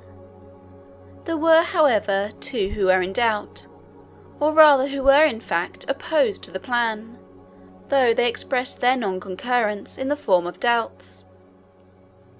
These two persons were Antipater and Parmenio, the venerable officers who have been already mentioned as having served Philip so faithfully, and as transferring, on the death of the father, their attachment and allegiance at once to the son. Antipater and Parmenio represented to Alexander that if he were to go to Asia at that time, he would put to extreme hazard all the interests of Macedon. As he had no family, there was, of course, no direct heir to the crown, and in case of any misfortune happening, by which his life should be lost, Macedon would become at once the prey of contending factions, which would immediately arise, each presenting its own candidate for the vacant throne. The sagacity and foresight which these statesmen evinced in these suggestions were abundantly confirmed in the end. Alexander did die in Asia. His vast kingdom at once fell into pieces, and it was desolated with internal commotions and civil wars for a long period after his death. Parmenio and Antipater accordingly advised the king to postpone his expedition. They advised him to seek a wife among the princesses of Greece, and then to settle down quietly to the duties of domestic life, and to the government of his kingdom for a few years. Then, when everything should have become settled and consolidated in Greece, and his family was established in the hearts of his countrymen, he could leave Macedon more safely. Public affairs would go on more steadily while he lived, and, in case of his death, the crown would descend, with comparatively little danger of common commotion, to his heir. But Alexander was fully decided against any such policy as this. He resolved to embark in the great expedition at once. He concluded to make Antipater his vicegerent in Macedon during his absence, and to take Parmenio with him into Asia. It will be remembered that Antipater was the statesman and Parmenio the general. That is, Antipater had been employed more by Philip in civil, and Parmenio in military affairs, though in those days everybody who was in public life was more or less a soldier. Alexander left an army of 10,000 or 12,000 men with Antipater for the protection of Macedon. He organised another army of about 35,000 to go with him. This was considered a very small army for such a vast undertaking. 100 or 200 years before this time, Darius, a king of Persia, had invaded Greece with an army of 500,000 men, and yet he had been defeated and driven back. And now Alexander was undertaking to retaliate with a great deal less than 1/10 part of the force. Of Alexander's army of 35,000, 30,000 were foot soldiers, and about 5,000 were horse. More than half the whole army was from Macedon. The remainder was from the southern states of Greece. A large body of the horse was from Thessaly, which, as will be seen on the map, was a country south of Macedon. It was in fact one broad expanded valley, with mountains all around. Torrents descended from these mountains, forming streams which flowed in currents more and more deep and slow as they descended into the plains, and combining at last into one central river, which flowed to the eastward, and escaped from the environage of mountains through a most celebrated dell called the Vale of Temple. On the north of this valley is Olympus, and on the south the two twin mountains Pelion and Ossa. There was an ancient story of a war in Thessaly, between the giants who were imagined to have lived there in very early days, and the gods. The giants piled Pelion upon Ossa to enable them to get up to heaven in their assault upon their celestial enemies. The fable has led to a proverb which prevails in every language in Europe, by which all extravagant and unheard-of exhortations to accomplish an end is said to be a piling of Pelion upon Ossa. Thessaly was famous for its horses and its horsemen. The slopes of the mountains furnished the best of pasturage for the rearing of the animals, and the plains below offered broad and open fields for training and exercising the bodies of cavalry formed by means of them. The Thessalian horse were famous throughout all Greece. Bucephalus was reared in Thessaly. Alexander, as king of Macedon, possessed extensive estates and revenues, which were his own personal property, and were independent of the revenues of the state. Before setting out on his expedition, he apportioned these among his great officers and generals, both those who were to go and those who were to remain. He evinced great generosity in this, but it was, after all, the spirit of ambition more than that of generosity which led him to do it. The two great impulses which animated him were the pleasure of doing great deeds, and the fame and glory of having done them. These two principles are very distinct in their nature, though often conjoined. They were paramount and supreme in Alexander's character, and every other human principle was subordinate to them. Money was to him, accordingly, only a means to enable him to accomplish these ends. His distributing his states and revenues in the manner above described was only a judicious appropriation of the money to the promotion of the great ends he wished to attain. It was expenditure, not gift. It answered admirably the end he had in view. His friends all looked upon him as extremely generous and self-sacrificing. They asked him what he had reserved for himself. "Hope," said Alexander. At length all things were ready, and Alexander began to celebrate the religious sacrifices, spectacles, and shows, which, in those days, always preceded great undertakings of this kind. There was a great ceremony in honour of Jupiter and the 9 Muses, which had long been celebrated in Macedon as a sort of annual national festival. Alexander now caused great preparations for this festival. In the days of the Greeks, public worship and public amusement were combined in one and the same series of spectacles and ceremonies. All worship was a theatrical show, and almost all shows were forms of worship. The religious instincts of the human heart demand some sort of sympathy and aid, real or imaginary, from the invisible world, in great and solemn undertakings, and in every momentous crisis in its history. It is true that Alexander's soldiers, about to leave their homes to go to another quarter of the globe, and into scenes of danger and death from which it was very improbable that many of them would ever return, had no other celestial protection to look up to than the spirits of ancient heroes, who they imagined had, somehow or other, found their final home in a sort of heaven among the summits of the mountains, where they reigned, in some sense, over human affairs. But this, small as it seems to us, was a great deal to them. They felt, when sacrificing to these gods, that they were invoking their presence and sympathy. These deities having been engaged in the same enterprise as themselves, and animated with the same hopes and fears, the soldiers imagined that the semi-human divinities invoked by them would take an interest in their dangers, and rejoice in their success. The Muses, in honour of whom, as well as Jupiter, this great Macedonian festival was held, were 9 singing and dancing maidens, beautiful in countenance and form, and enchantingly graceful in all their movements. They came, the ancients imagined, from Thrace in the north, and went first to Jupiter upon Mount Olympus, who made them goddesses. Afterward they went southward, and spread over Greece, making their residence at last in a palace upon Mount Parnassus, which will be found upon the map just north of the Gulf of Corinth, and west of Boeotia.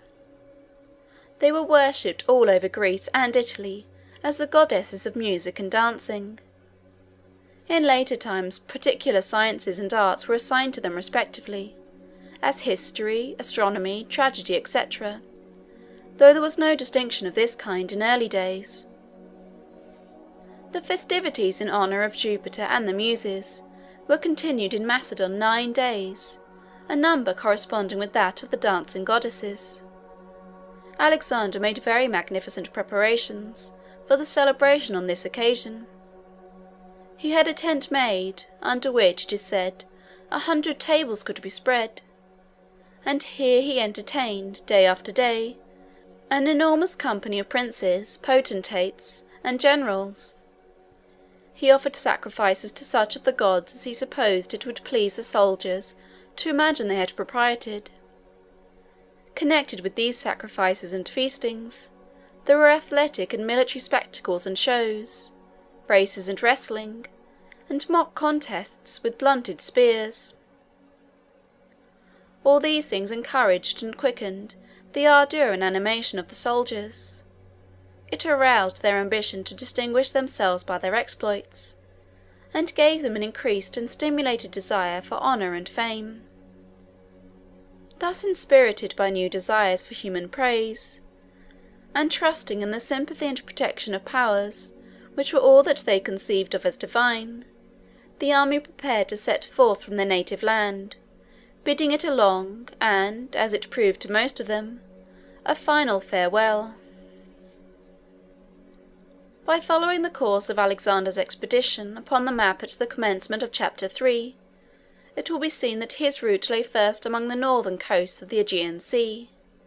He was to pass from Europe into Asia by crossing the Hellespont, between Sestos and Abydos. He sent a fleet of 150 galleys, of 3 banks of oars each, over the Aegean Sea, to land at Sestos, and be ready to transport his army across the straits. The army, in the meantime, marched by land. They had to cross the rivers which flow into the Aegean Sea on the northern side. But as these rivers were in Macedon, and no opposition was encountered upon the banks of them, there was no serious difficulty in effecting the passage. When they reached Sestos, they found the fleet ready there, awaiting their arrival.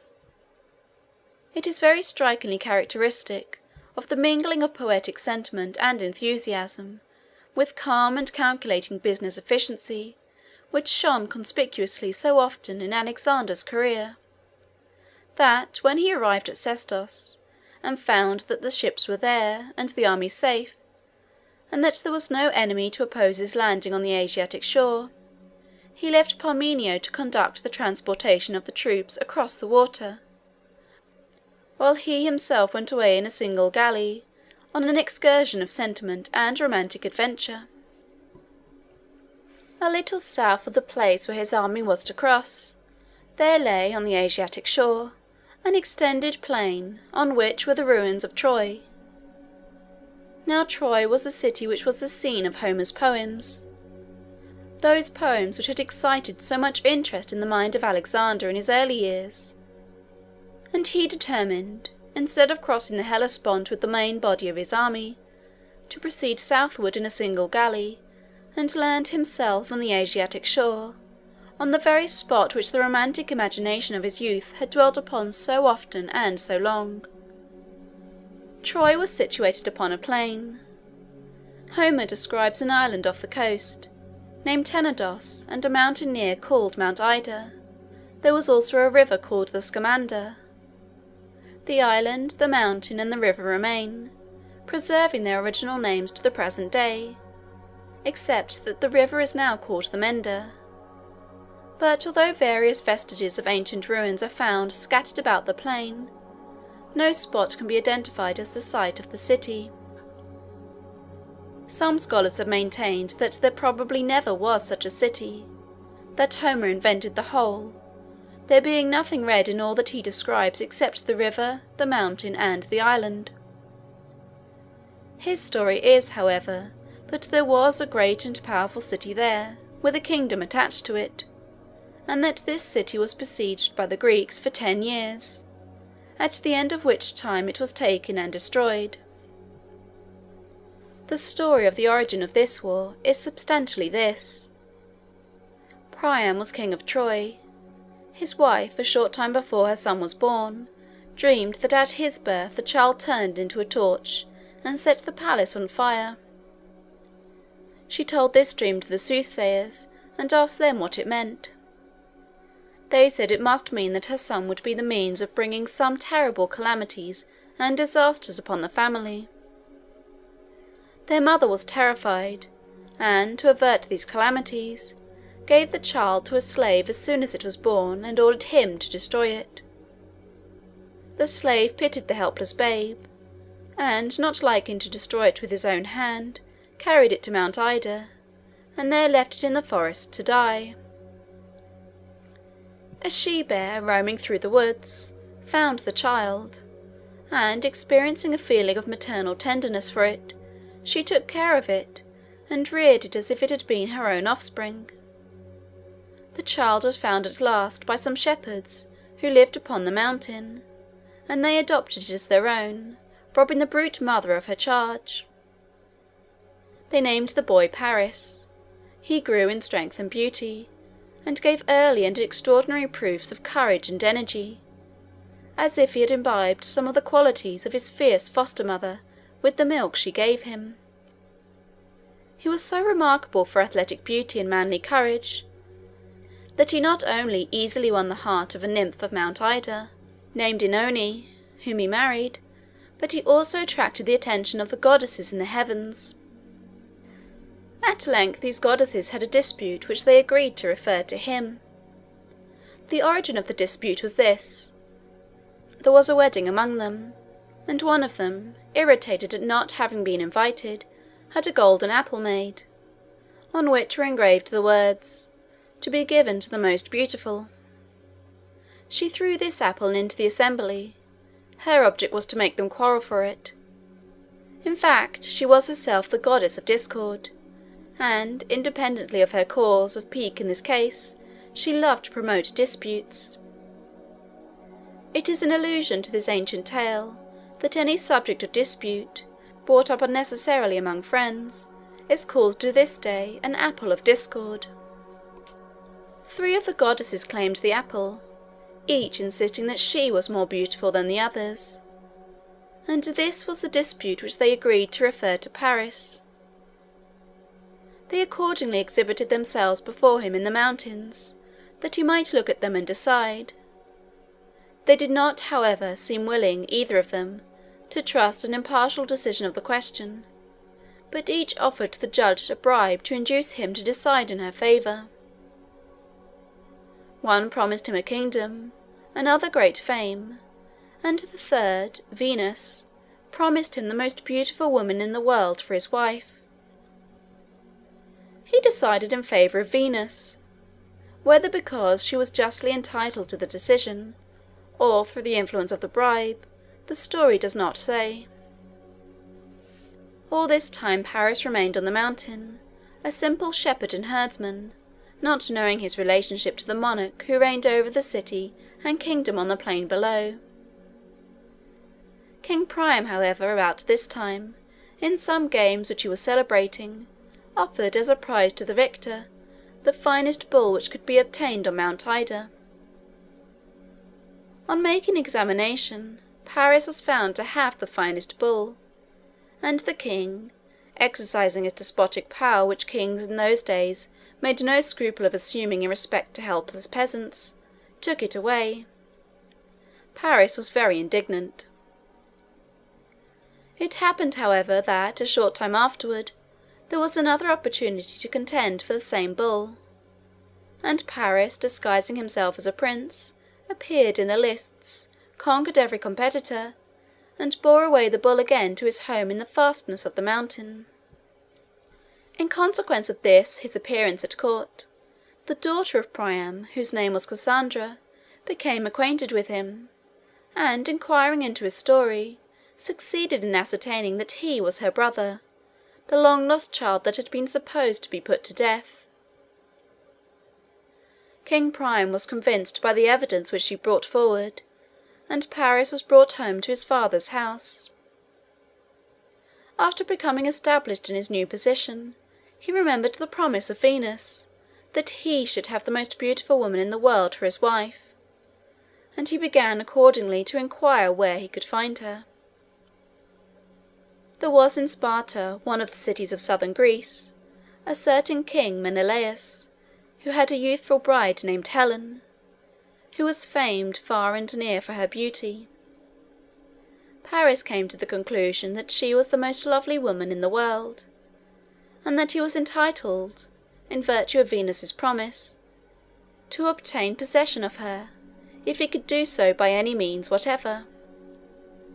He accordingly made a journey into Greece, visited Sparta, formed an acquaintance with Helen, persuaded her to abandon her husband and her duty, and elope with him to Troy. Menelaus was indignant at this outrage. He called on all Greece to take up arms and join him in the attempt to recover his bride. They responded to this demand. They first sent to Priam, demanding that he should restore Helen to her husband. Priam refused to do so, taking part with his son. The Greeks then raised a fleet and an army, and came to the plains of Troy, encamped before the city, and persevered for 10 long years in besieging it, when at length it was taken and destroyed. These stories relating to the origin of the war, however marvellous and entertaining as they are, were not the points which chiefly interested the mind of Alexander. The portions of Homer's narratives which most excited his enthusiasm were those relating to the characters of the heroes who fought, on one side and on the other, at the siege, their various adventures, and the delineations of their motives and principles of conduct, and the emotions and excitements they experienced in the various circumstances in which they were placed. Homer describes with great beauty and force the workings of ambition, of resentment, of pride, of rivalry, and all those other impulses of human heart which would excite and control the actions of impetuous men in the circumstances in which his heroes were placed. Each one of the heroes, whose history and adventures he gives, possessed a well-marked and striking character, and differed in temperament and action from the rest. Achilles was one. He was fiery, impetuous, and implacable in character, fierce and merciless, and though perfectly undaunted and fearless, entirely destitute of magnanimity. There was a river called the Styx, the waters of which were said to have the property of making anyone invulnerable.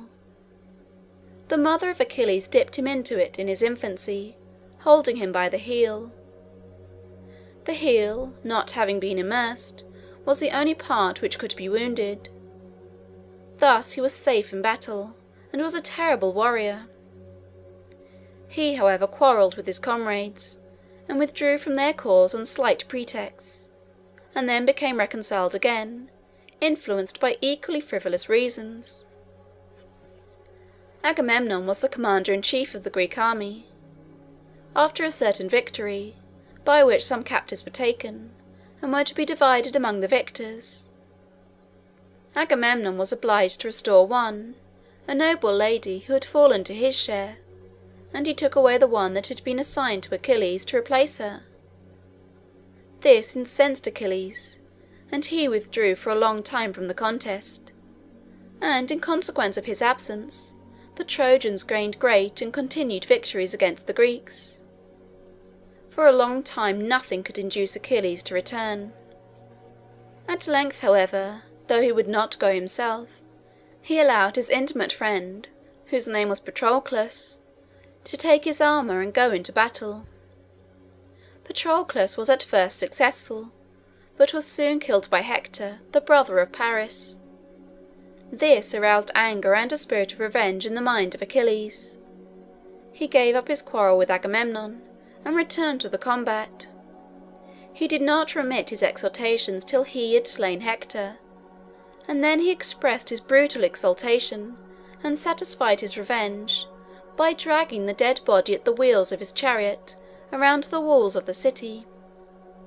He then sold the body to the distracted father for a ransom.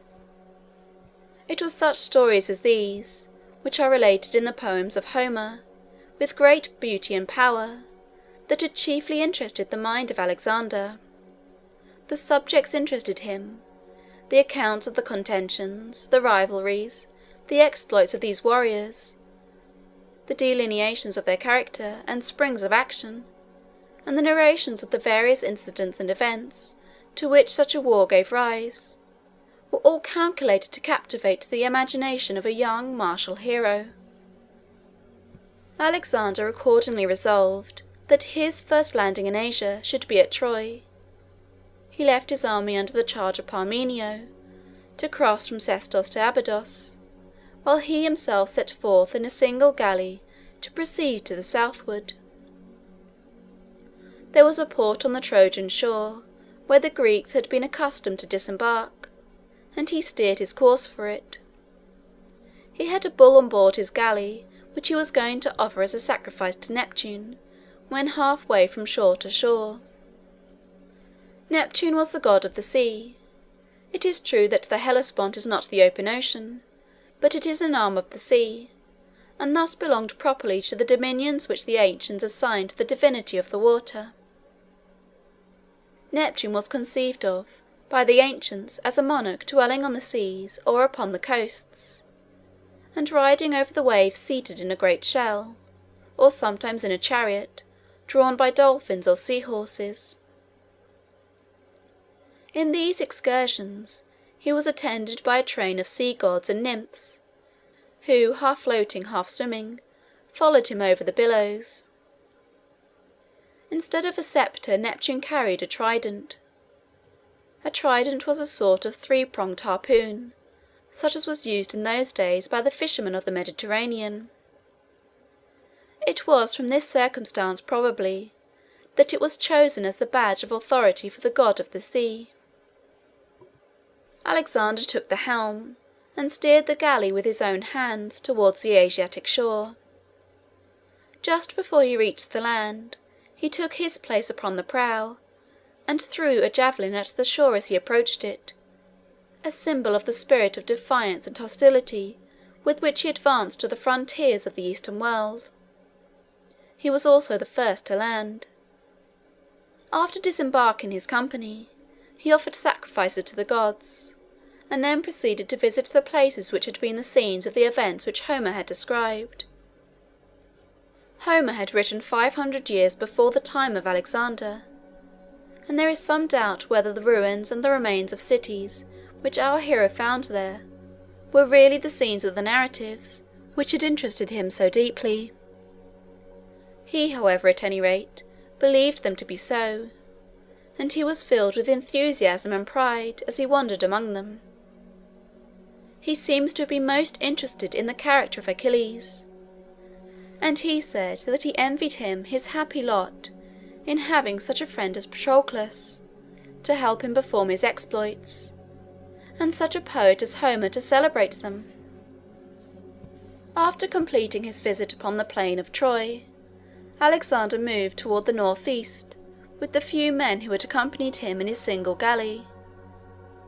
In the meantime Parmenio had crossed safely, with the main body of the army, from Sestos to Abydos. Alexander overtook them on their march, not far from the place of their landing. To the northward of this place, on the left line of march which Alexander was taking, was the city of Lampsacus. Now a large portion of Asia Minor, although for the most part under the dominion of Persia, had been in a great measure settled by Greeks, and in previous wars between the two nations, the various cities had been in possession, sometimes of one power and sometimes of the other. In these contests the city of Lampsacus had incurred the high displeasure of the Greeks by rebelling, as they said, on one occasion against them. Alexander determined to destroy it as he passed. The inhabitants were aware of this intention, and sent an ambassador to Alexander to implore his mercy.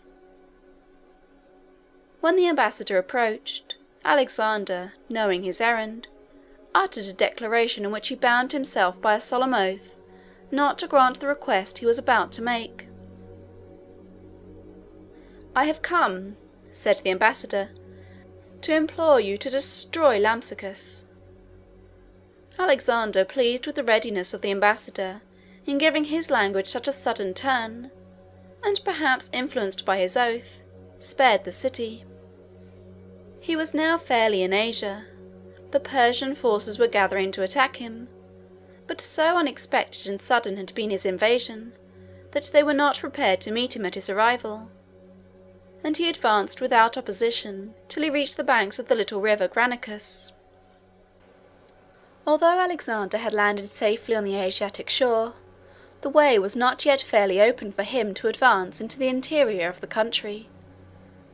He was upon a sort of plain, which was separated from the territory beyond by natural barriers. On the south was a range of lofty land called Mount Ida.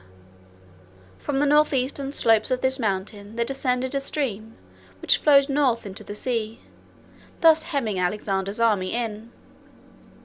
He must either scale the mountain or cross the river before he could penetrate into the interior.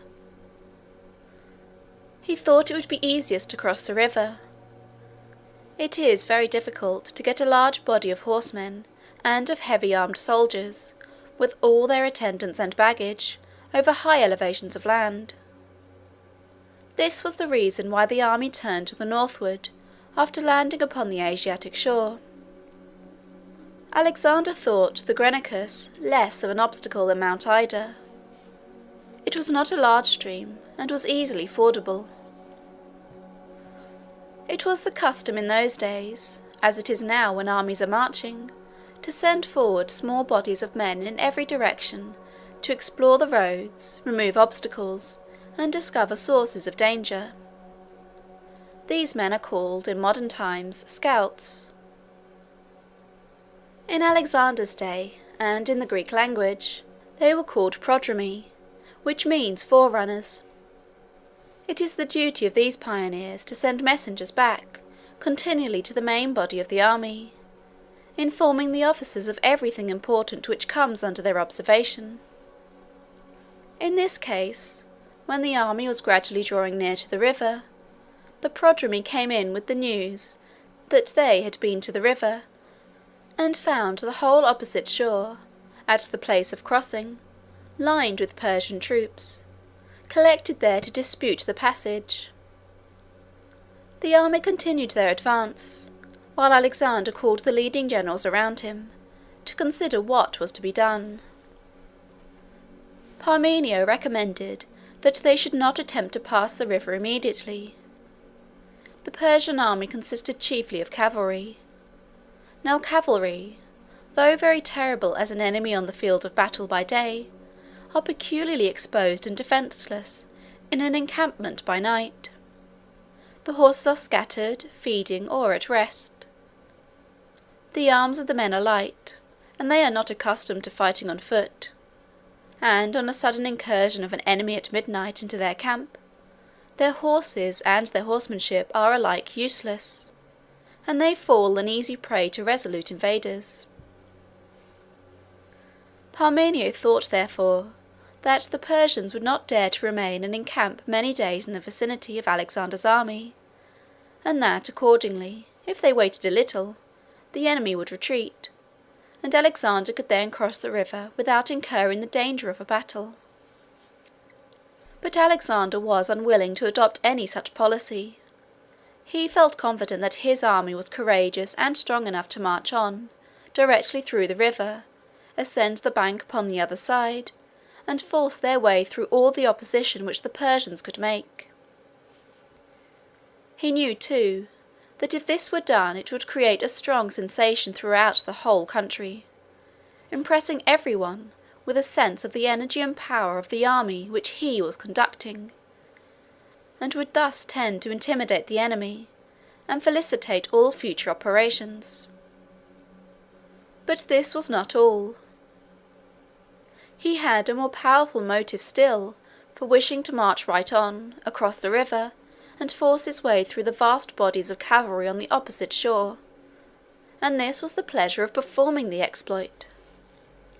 Accordingly, as the army advanced towards the banks, they manoeuvred to form in order of battle, and prepared to continue their march as if there were no obstacles to oppose them. The general order of battle of the Macedonian army was this. There was a certain body of troops, armed and organized in a peculiar manner, called the phalanx. This body was placed in the centre. The men composing it were very heavily armed. They had shields upon their left arm, and they carried spears 16 feet long and pointed with iron, which they held firmly in their 2 hands, with the points projecting far before them. The men were arranged in lines, one behind the other, and all facing the enemy. 16 lines, and 1,000 in each line, or, as it is expressed in military phrase, 1,000 in rank and 16 in file, so that the phalanx contained 16,000 men. The spears were so long that when the men stood in close order, the rear ranks being brought up near to those before them, the points of the spears of 8 or 10 of the ranks projected in front, forming a bristling wall of points of steel, each one of which was held in its place by the strong arms of an athletic and well-trained soldier. This wall, no force which in those days could be brought against it, could penetrate. Men, horses, elephants, everything that attempted to rush upon it, rushed only to their own destruction. Every spear, feeling the impulse of the vigorous arms which held it, seemed to be alive, and darted into its enemy, when an enemy was at hand, as if it felt itself the fierce hostility which directed it. If the enemy remained at a distance, and threw javelins or darts at the phalanx, They fell harmless, stopped by the shields which the soldiers wore upon the left arm, and which were held in such a manner as to form a system of scales, which covered and protected the whole mass, and made the men almost invulnerable. The phalanx was thus, when only defending itself and in a state of rest, an army and a fortification all in one, and it was almost impregnable. But when it took an aggressive form, put itself in motion, and advanced to an attack, it was infinitely more formidable. It became then a terrible monster, covered with scales of brass, from beneath which there projected forward 10,000 living, darting points of iron. It advanced deliberately and calmly, but with a prodigious momentum and force. There was nothing human in its appearance at all. It was a huge animal, ferocious, dogged, stubborn, insensible to pain, knowing no fear, and bearing down with resistless and merciless destruction upon everything that came in its way. The phalanx was the centre and soul of Alexander's army. Powerful and impregnable as it was, however, in ancient days, it would be helpless and defenceless on a modern battlefield.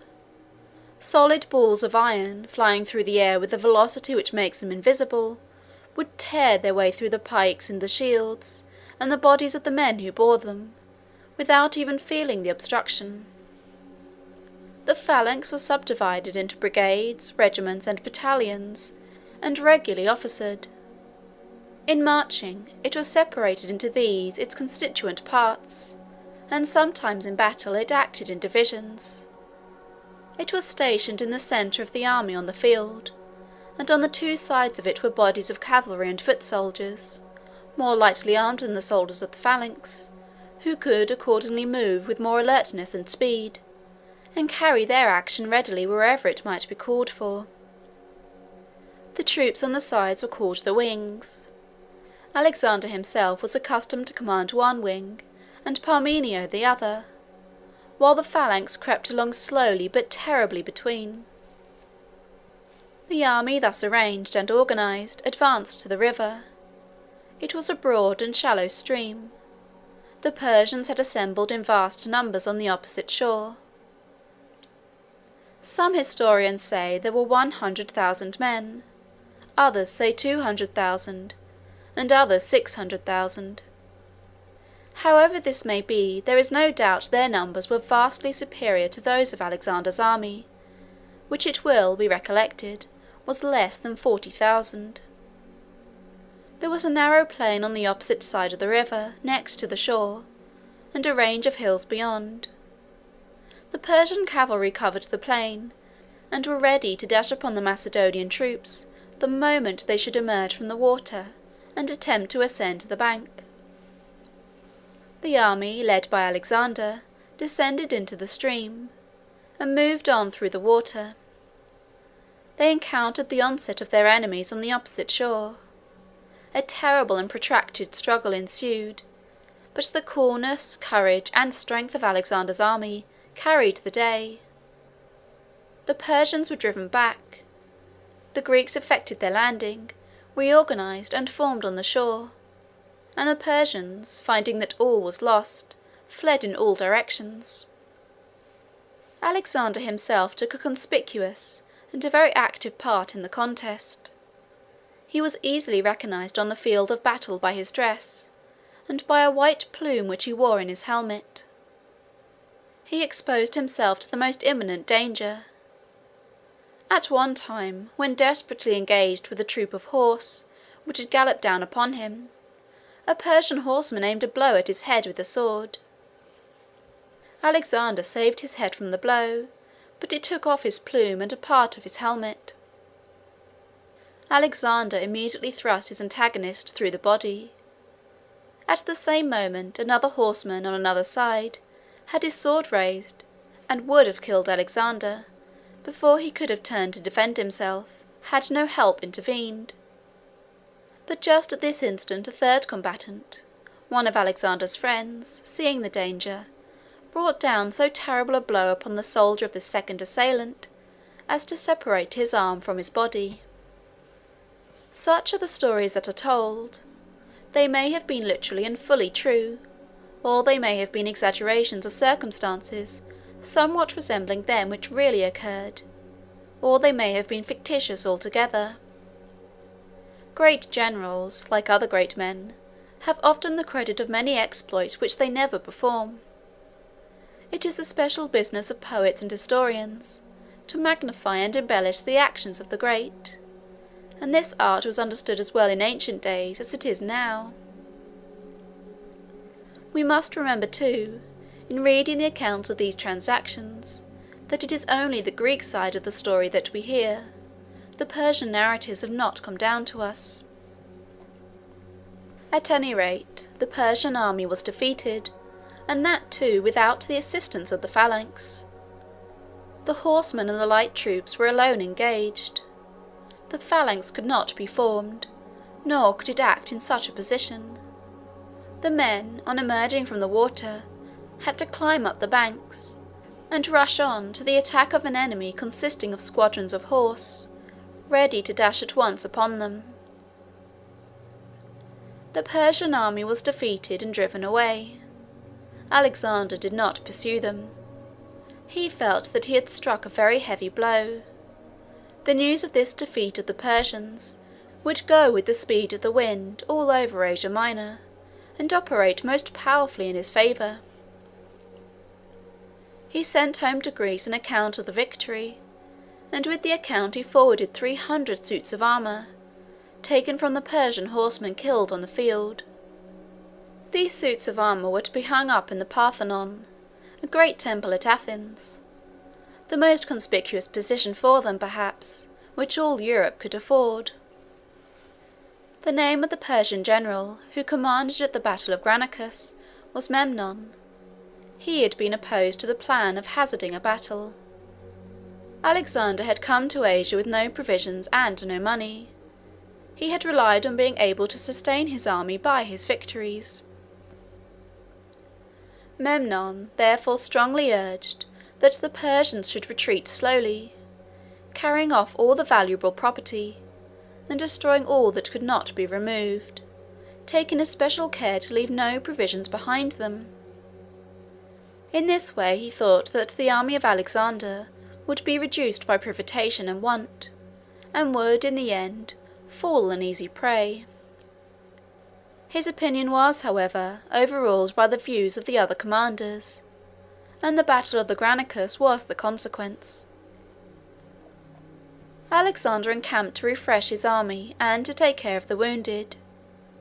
He went to see the wounded men one by one, inquired into the circumstances of each case, and listened to each one who was able to talk, while he gave an account of his adventures in the battle, and the manner in which he received his wound.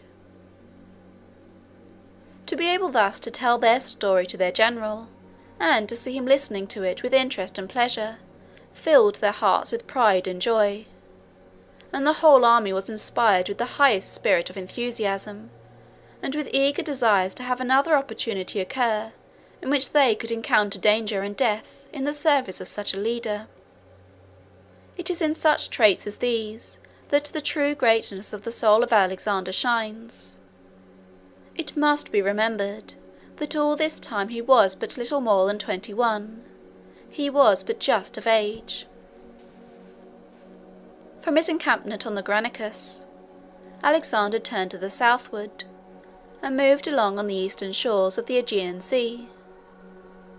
The country generally surrendered to him without opposition. In fact, it was hardly Persian territory at all. The inhabitants were mainly of Greek extraction, and had been sometimes under Greek and sometimes under Persian rule. The conquest of the country resulted simply in a change of the executive officer of each province. Alexander took special pains to lead the people to feel that they had nothing to fear from him. He would not allow the soldiers to do any injury. He protected all private property. He took possession only of the citadels and of such government property as he found there, and he continued the same taxes, the same laws, and the same tribunals as had existed before his invasion. The cities and the provinces accordingly surrendered to him as he passed along, and in a very short time all the western part of Asia Minor submitted peacefully to his sway. The narrative of this progress, as given by the ancient historians, is diversified by a great variety of adventures and incidents, which give great interest to the story, and strikingly illustrate the character of Alexander and the spirit of the times. In some places there would be a contest between the Greek and the Persian parties before Alexander's arrival. At Ephesus, the animosity had been so great that a sort of civil war had broken out. The Greek party had gained the ascendancy, and were threatening a general massacre of the Persian inhabitants. Alexander promptly interposed to protect them, though they were his enemies. The intelligence of this act of forbearance and generosity spread all over the land, and added greatly to the influence of Alexander's name, and to the estimation in which he was held. It was the custom in those days for the mass of the common soldiers to be greatly influenced by what they called omens, that is, signs and tokens which they observed in the flight or the actions of birds, and other similar appearances.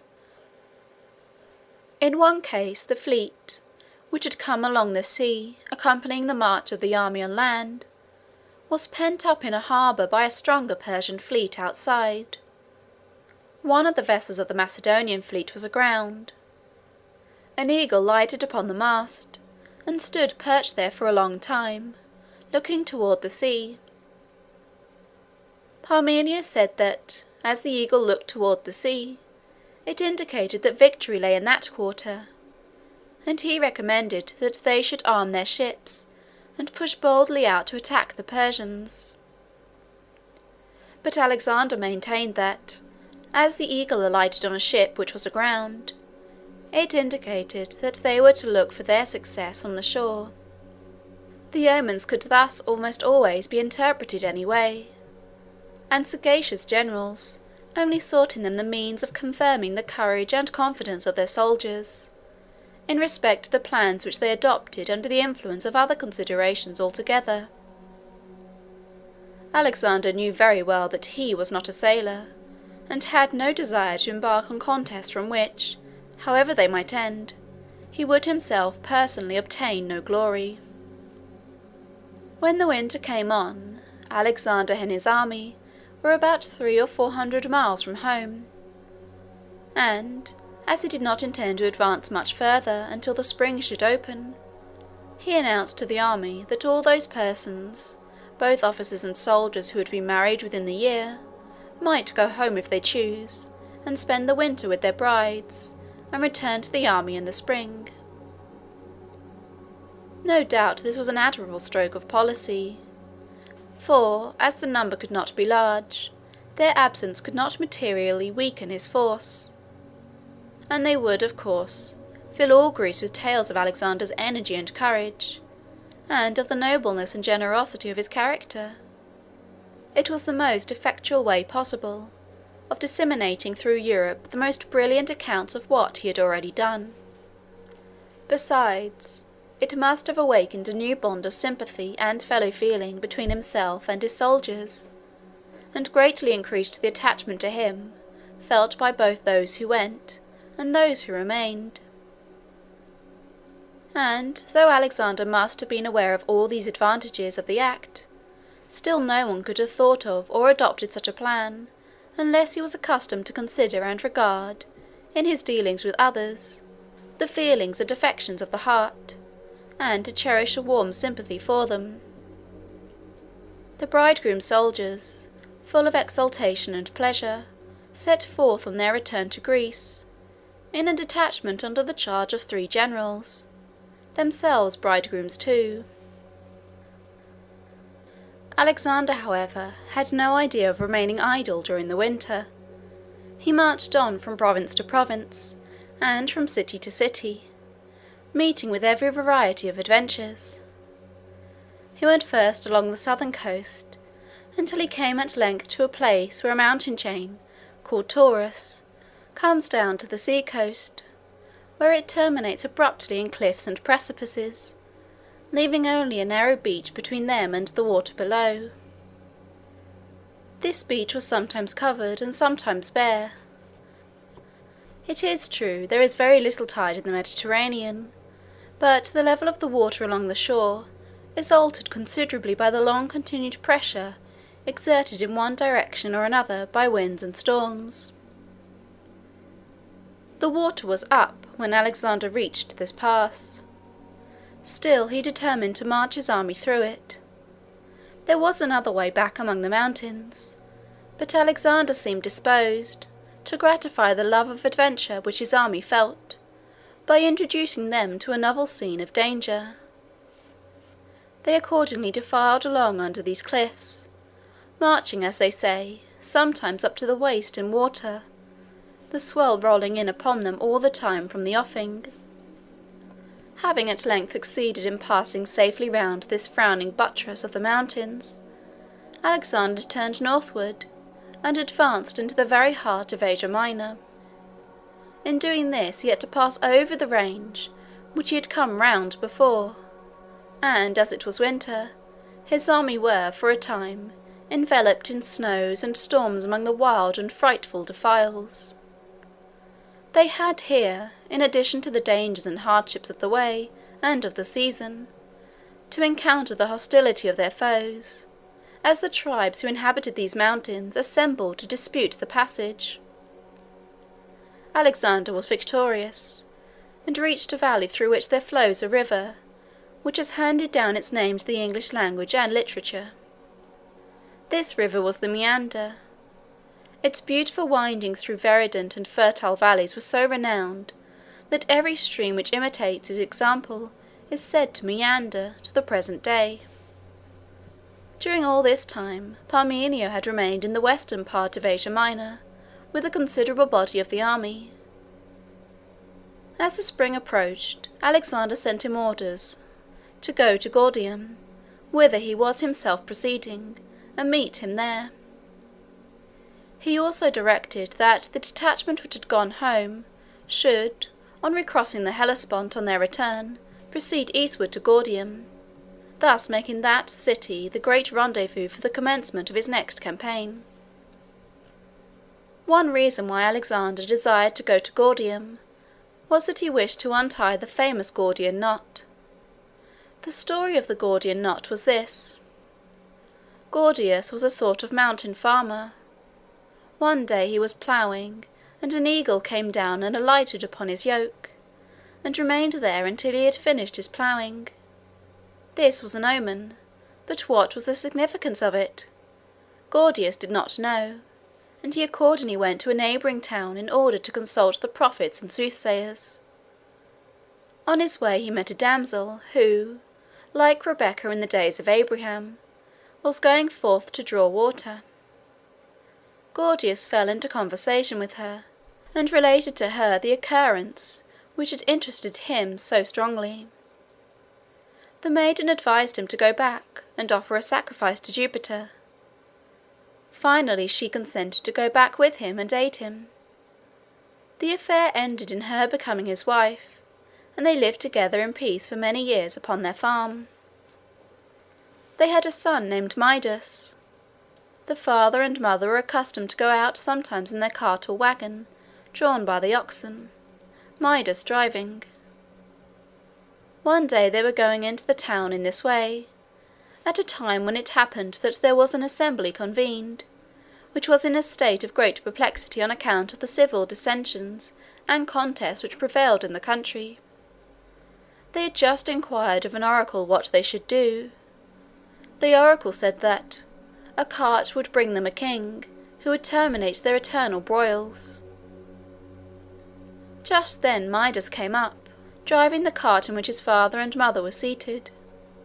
The assembly thought at once that this must be the cart meant by the oracle, and they made Gordius king by acclamation. They took the cart and the yoke to preserve as sacred relics, consecrating them to Jupiter, and Gordius tied the yoke to the pole of the cart. by a thong of leather, making a knot so close and complicated that nobody could untie it again. It was called the Gordian knot. The oracle afterwards said that whoever should untie this knot should become monarch of all Asia. Thus far nobody had succeeded. Alexander felt a great desire to see this knot, and try what he could do. He went accordingly into the temple where the sacred cart had been deposited, and after looking at the knot, and satisfying himself that the task of untying it was hopeless, he cut it to pieces with his sword. How far the circumstances of this whole story are true, and how far fictitious, no one can tell. The story itself, however, as thus related, has come down from generation to generation in every country of Europe, for 2000 years, and any extrication of oneself from a difficulty by violent means has been called cutting the Gordian knot to the present day. At length the whole army was assembled, and the king recommenced his progress. He went on successfully for some weeks, moving in a southeasterly direction, and bringing the whole country under his dominion, until at length, when he reached Tarsus, an event occurred which nearly terminated his career. There were some circumstances which caused him to press forward with the utmost effort in approaching Tarsus, and as the day was warm, he got very much overcome with heat and fatigue. In this state, he went and plunged suddenly into the river Cydnus to bathe. Now the Cydnus is a small stream, flowing by Tarsus, and it comes down from Mount Taurus at a short distance back from the city. Such streams are always very cold. Alexander was immediately seized with a very violent chill, and was taken out of the water shivering excessively, and at length fainted away. They thought he was dying. They bore him to his tent, and as tidings of their leader's danger spread through the camp, the whole army, officers and soldiers, were thrown into the greatest consternation and grief. A violent, protracted fever came on. In the course of it, an incident occurred which strikingly illustrates the boldness and originality of Alexander's character. The name of his physician was Philip. Philip had been preparing a particular medicine for him, which, it seems, required some days to make ready. Just before it was presented, Alexander received a letter from Parmenio, informing him that he had good reason to believe that Philip had been bribed by the Persians to murder him, during his sickness, by administering poison in the name of medicine. He wrote, he said, to put him on his guard against any medicine which Philip might offer him. Alexander put the letter under his pillow, and communicated its contents to no one. At length, when the medicine was ready, Philip brought it in. Alexander took the cup containing it with one hand, and with the other he handed Philip the communication which he had received from Parmenio, saying, "Read that letter." As soon as Philip had finished reading it and was ready to look up, Alexander drank off the draught in full, and laid down the cup with an air of perfect confidence that he had nothing to fear. Some persons think that Alexander watched the countenance of his physician while he was reading the letter, and that he was led to take the medicine by his confidence in his power to determine the guilt or the innocence of a person thus accused by his looks.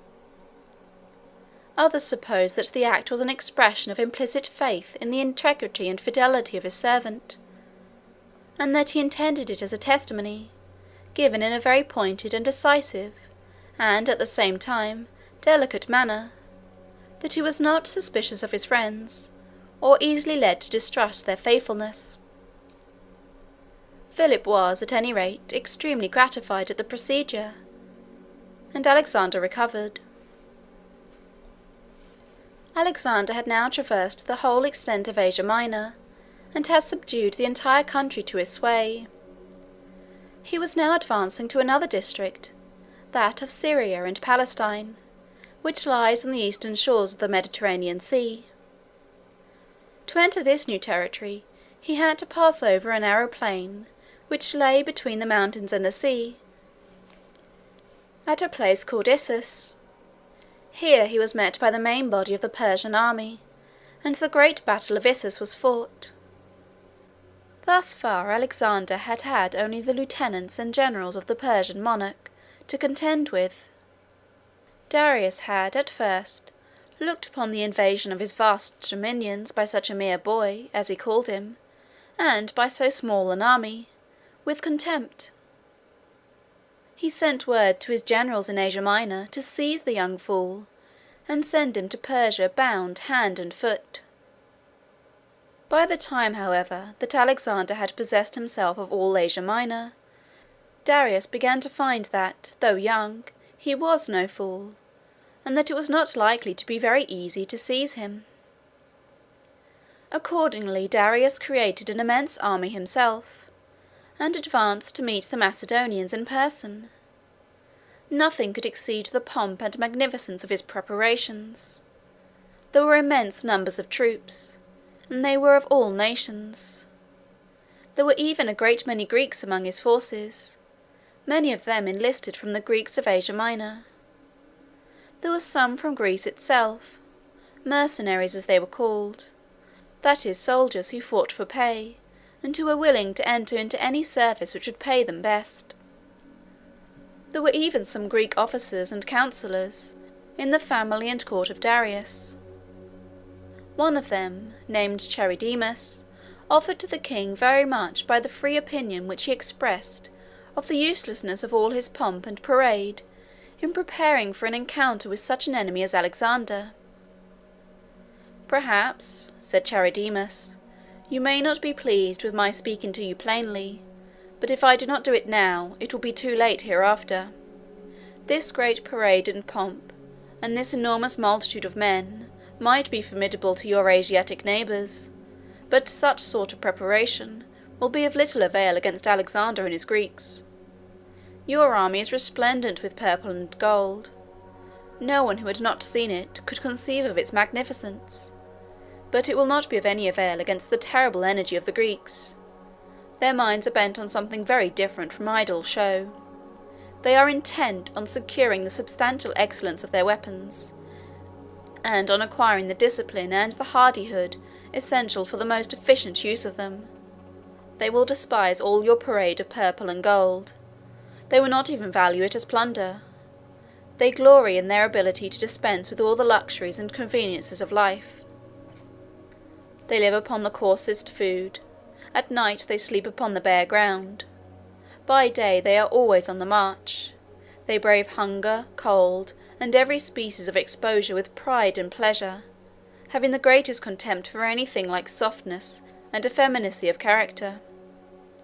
All this pomp and pageantry, with inefficient weapons and inefficient men to wield them, will be of no avail against their invincible courage and energy, and the best disposition that you can make of all your gold and silver and other treasures is to send it away, and procure good soldiers with it, if indeed gold and silver will procure them."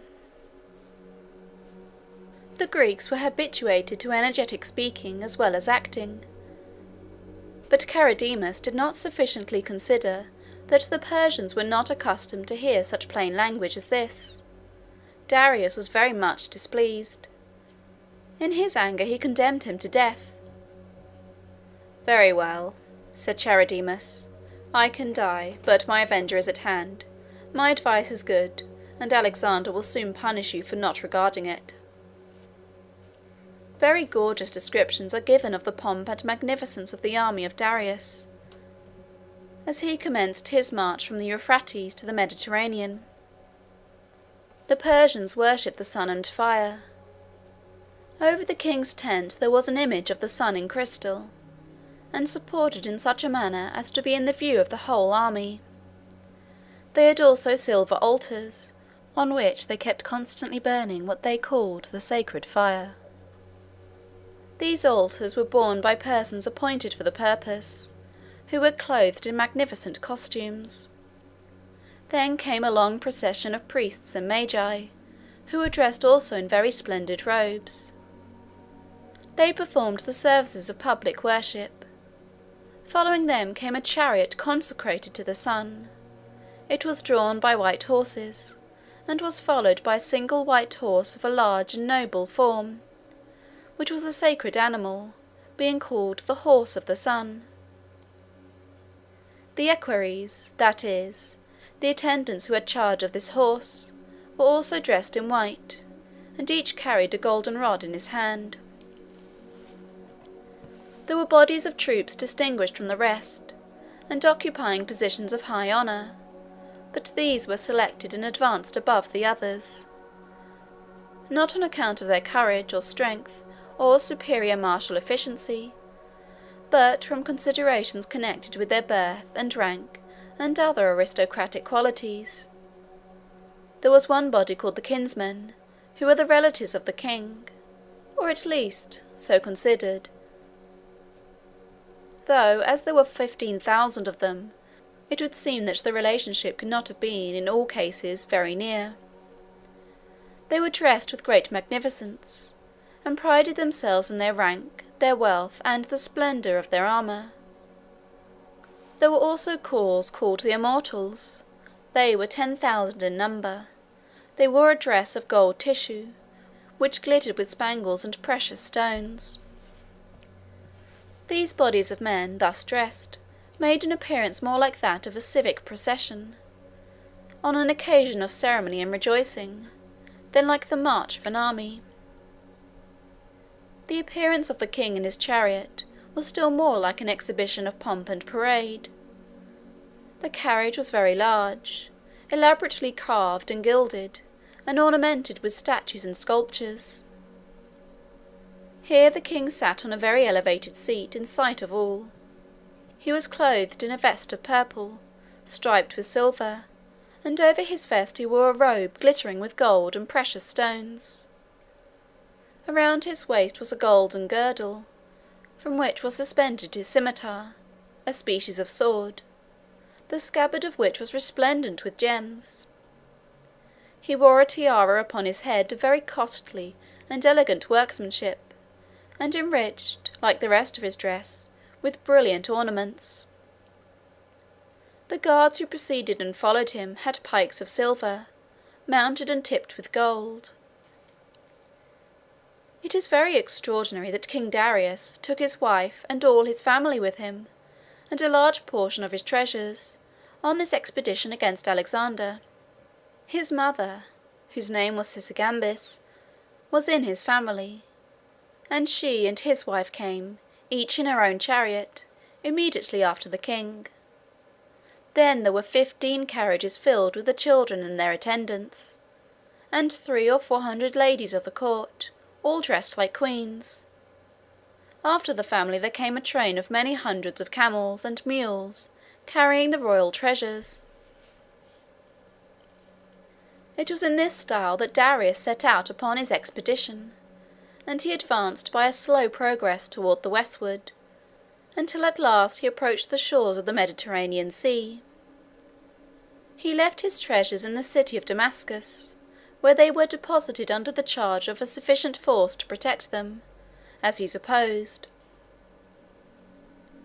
He then advanced to meet Alexander, going himself from Syria toward Asia Minor, just at the time that Alexander was coming from Asia Minor into Syria.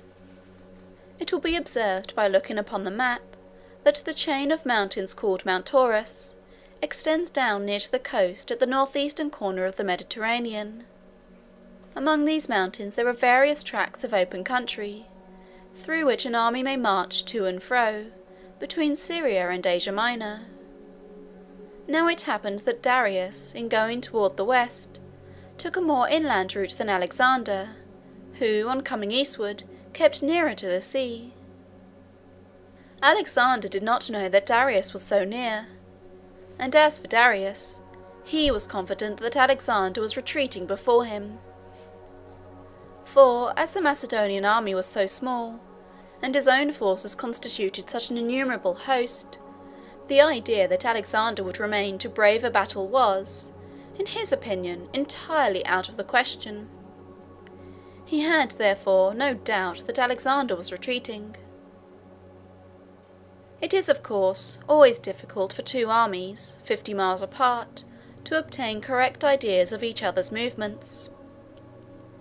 All the ordinary intercommunications of the country are of course stopped, and each general has his scouts out, with orders to intercept all travellers, and to intercept the communication of intelligence by every means in their power. In consequence of these and other circumstances of a similar nature, it happened that Alexander and Darius actually passed each other, without either of them being aware of it. Alexander advanced into Syria by the plains of Issus, marked A upon the map, and a narrow pass beyond, called the Gates of Syria, while Darius went farther to the north, and arrived at Issus after Alexander had left it. Here each army learned, to their astonishment, that their enemy was in their rear. Alexander could not credit this report when he first heard it.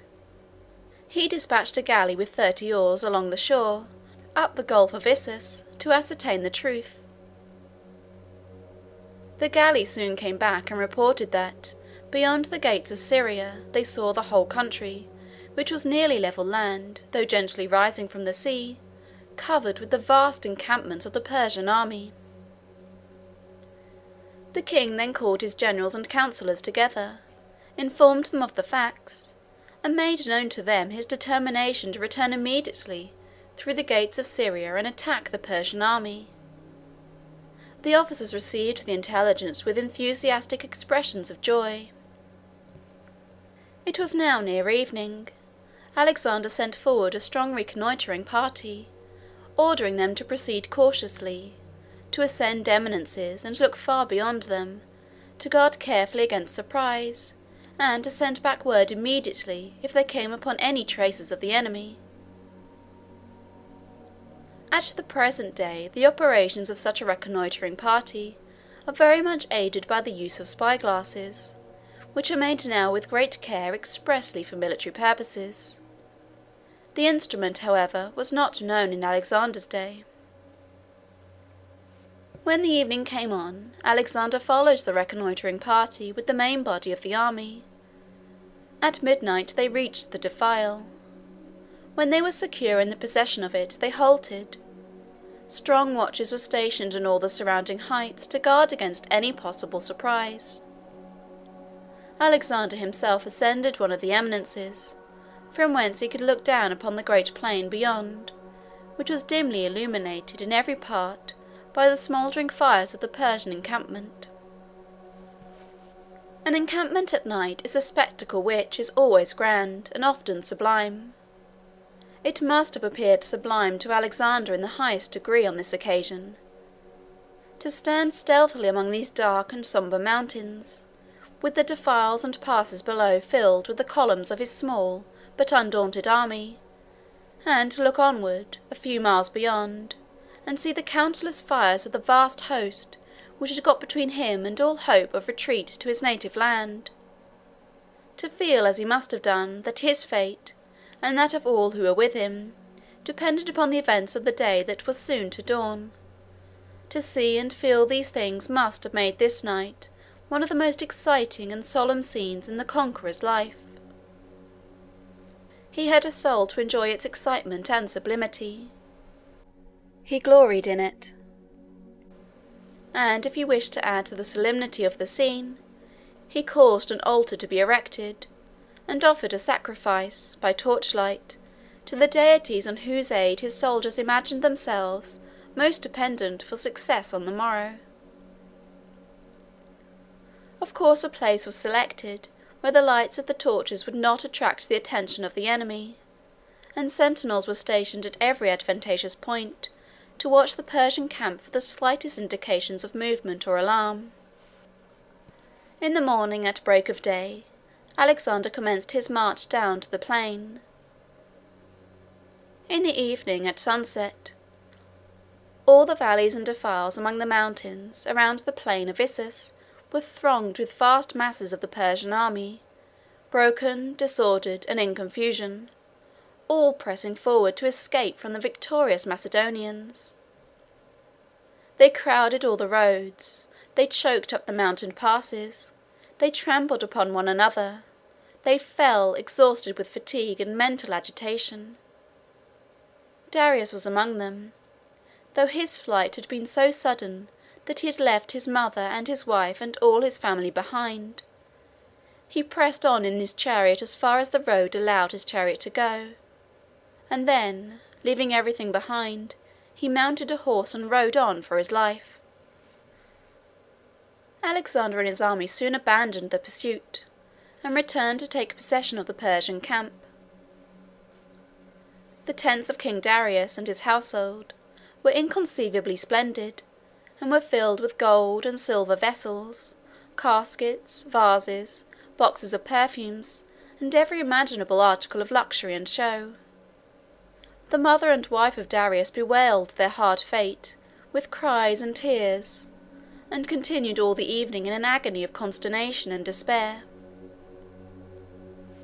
Alexander, hearing of this, sent Leonatus, his former teacher, a man of years and gravity, to quiet their fears and comfort them, so far as it was possible to comfort them.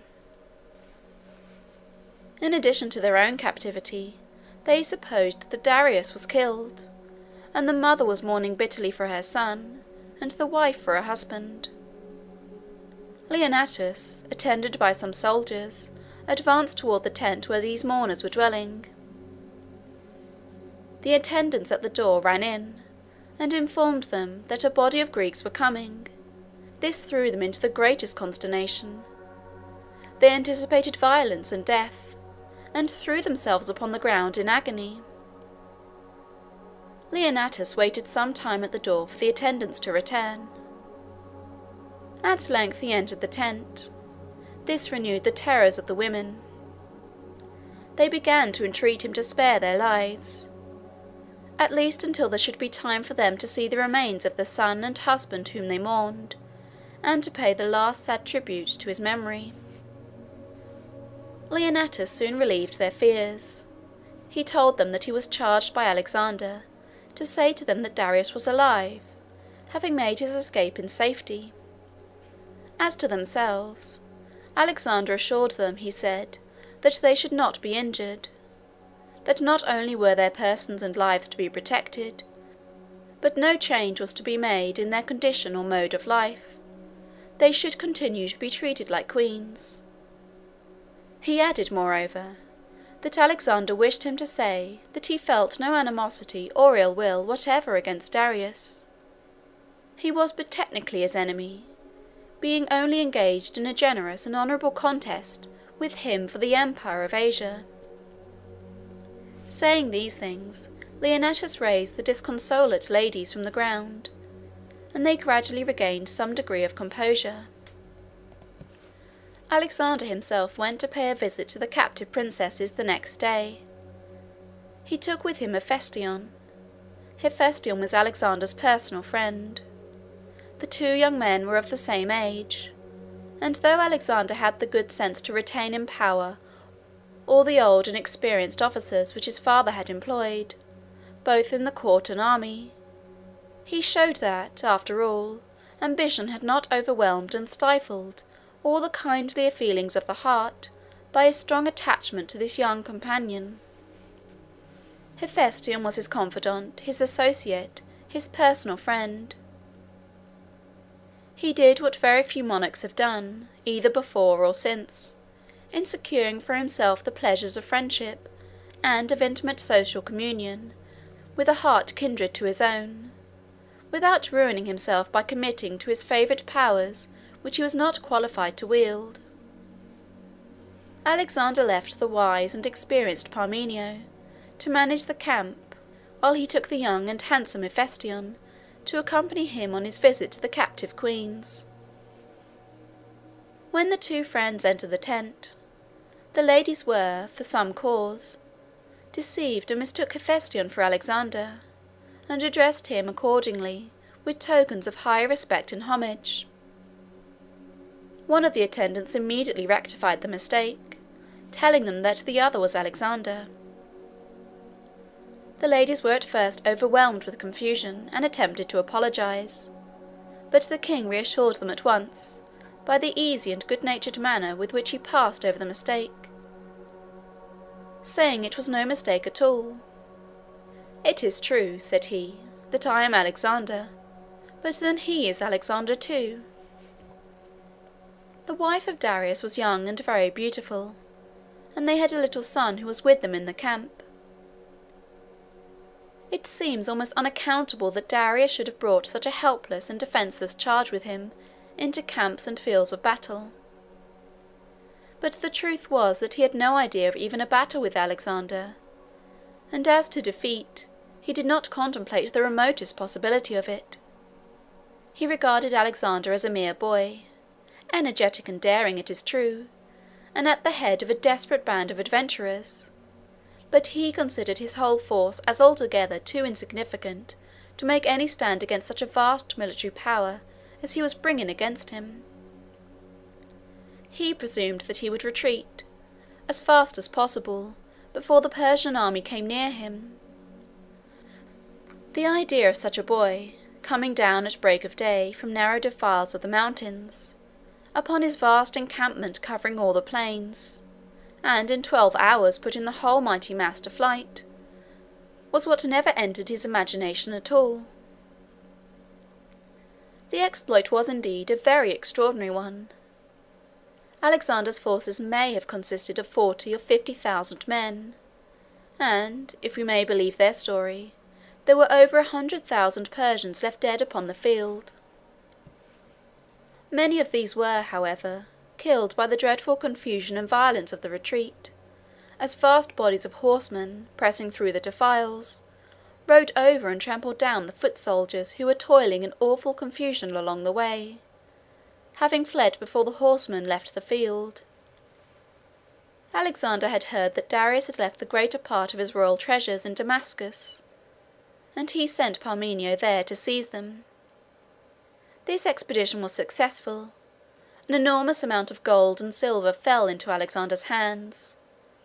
The plate was coined into money, and many of the treasures were sent to Greece. Darius got together a small remnant of his army and continued his flight. He did not stop until he had crossed the Euphrates. He then sent an ambassador to Alexander to make propositions for peace. He remonstrated with him, in the communication which he made, for coming thus to invade his dominions, and urged him to withdraw and be satisfied with his own kingdom.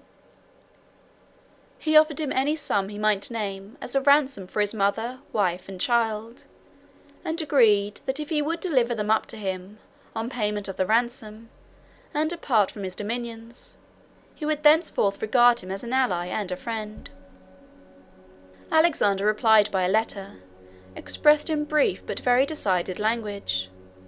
He said that the Persians had, under the ancestors of Darius, crossed the Hellespont, invaded Greece, laid waste the country, and destroyed cities and towns, and had thus done them incalculable injury, and that Darius himself had been plotting against his, Alexander's, life, and offering rewards to any one who would kill him.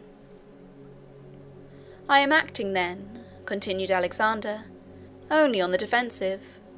The gods, who always favour the right, have given me the victory.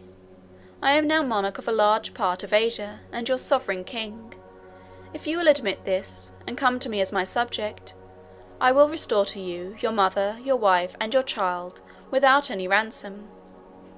And at any rate, whatever you decide in respect to these proposals, if you wish to communicate with me on any subject hereafter, I shall pay no attention to what you send, unless you address it to me as your king." One circumstance occurred at the close of this great victory, which illustrates the magnanimity of Alexander's character, and helps to explain the very strong personal attachment which everybody within the circle of his influence so obviously felt for him. He found a great number of envoys and ambassadors from the various states of Greece at the Persian court, and these persons fell into his hands among the other captives. Now the states and cities of Greece, all except Sparta and Thebes, which last city he had destroyed, were were combined ostensibly in the confederation by which Alexander was sustained. It seems, however, that there was a secret enmity against him in Greece, and various parties had sent messengers and agents to the Persian court to aid in plots and schemes to interfere with and defeat Alexander's plans. The Thebans, scattered and disorganized as they were, had sent envoys in this way. Now Alexander, in considering what disposition he should make of these emissaries from his own land, decided to regard them all as traitors except the Thebans. All except the Thebans were traitors, he maintained, for acting secretly against him, while ostensibly, and by solemn covenants, they were his friends. "The case of the Thebans is very different," said he. "I have destroyed their city, and they have a right to consider me their enemy, and to do all they can to oppose my progress, and to regain their own lost existence and their former power." So he gave them their liberty, and sent them away with marks of consideration and honour. As the vast army of the Persian monarch had now been defeated, of course none of the smaller kingdoms or provinces thought of resisting. They yielded one after another, and Alexander appointed governors of his own to rule over them. He advanced in this manner along the eastern shores of the Mediterranean Sea, meeting with no obstruction, until he reached the great and powerful city of Tyre. The city of Tyre stood on a small island 3 or 4 miles in diameter on the eastern shores of the Mediterranean Sea. It was in those days the greatest commercial city in the world, and it exercised a great maritime power by means of its fleets and ships, which traversed every part of the Mediterranean. Tyre had been built originally on the mainland, but in some of the wars which it had to encounter with the kings of Babylon in the east, this old city had been abandoned by the inhabitants, and a new one built upon an island not far from the shore, which could be more easily defended from an enemy. The old city had gone to ruin, and its place was occupied by old walls, fallen towers, stones, columns, arches, and other remains of the ancient magnificence of the place. The island of which the Tyre of Alexander's day had been built was about half a mile from the shore. The water between was about 18 feet deep, and formed a harbour for the vessels. The great business of the Tyrians was commerce. They brought and sold merchandise in all the ports of the Mediterranean Sea, and transported it by their merchant vessels to and fro. They had also fleets of war galleys, which they used to protect their interests on the high seas, and in the various ports which their merchant vessels visited. They were thus wealthy and powerful, and yet they lived shut up upon their little island, and were almost entirely independent of the mainland. The city itself, however, though contracted in extent on account of the small dimensions of the island, was very compactly built and strongly fortified, and it contained a vast number of stately and magnificent edifices, which were filled with stores of wealth that had been accumulated by the mercantile enterprise and thrift of many generations. Extravagant stories are told by the historians and geographers of those days, in respect to the scale on which the structures of Tyre were built. It was said, for instance, that the walls were 150 feet high. It is true that the walls rose directly from the surface of the water, and of course a considerable part of their elevation was required to bring them up to the level of the surface of the land, and then, in addition to this, they had to be carried up the whole ordinary height of a city wall, to afford the usual protection to the edifices and dwellings within. There might have been some places where the walls themselves, or structures connected with them, were carried up to the elevation above named, though it is scarcely to be supposed that such could have been their ordinary dimensions. At any rate, Tyre was a very wealthy and magnificent and powerful city, intent on its commercial operations, and well furnished with means of protecting them at sea, but feeling little interest and taking little part in the contentions continually arising among the rival powers which had possession of the land. Their policy was to retain their independence, and yet to keep on good terms with all other powers, so that their commercial intercourse with the ports of all nations might go on undisturbed. It was, of course, a very serious question with Alexander, as his route now lay through Phoenicia, and in the neighbourhood of Tyre, what he should do in respect to such a port.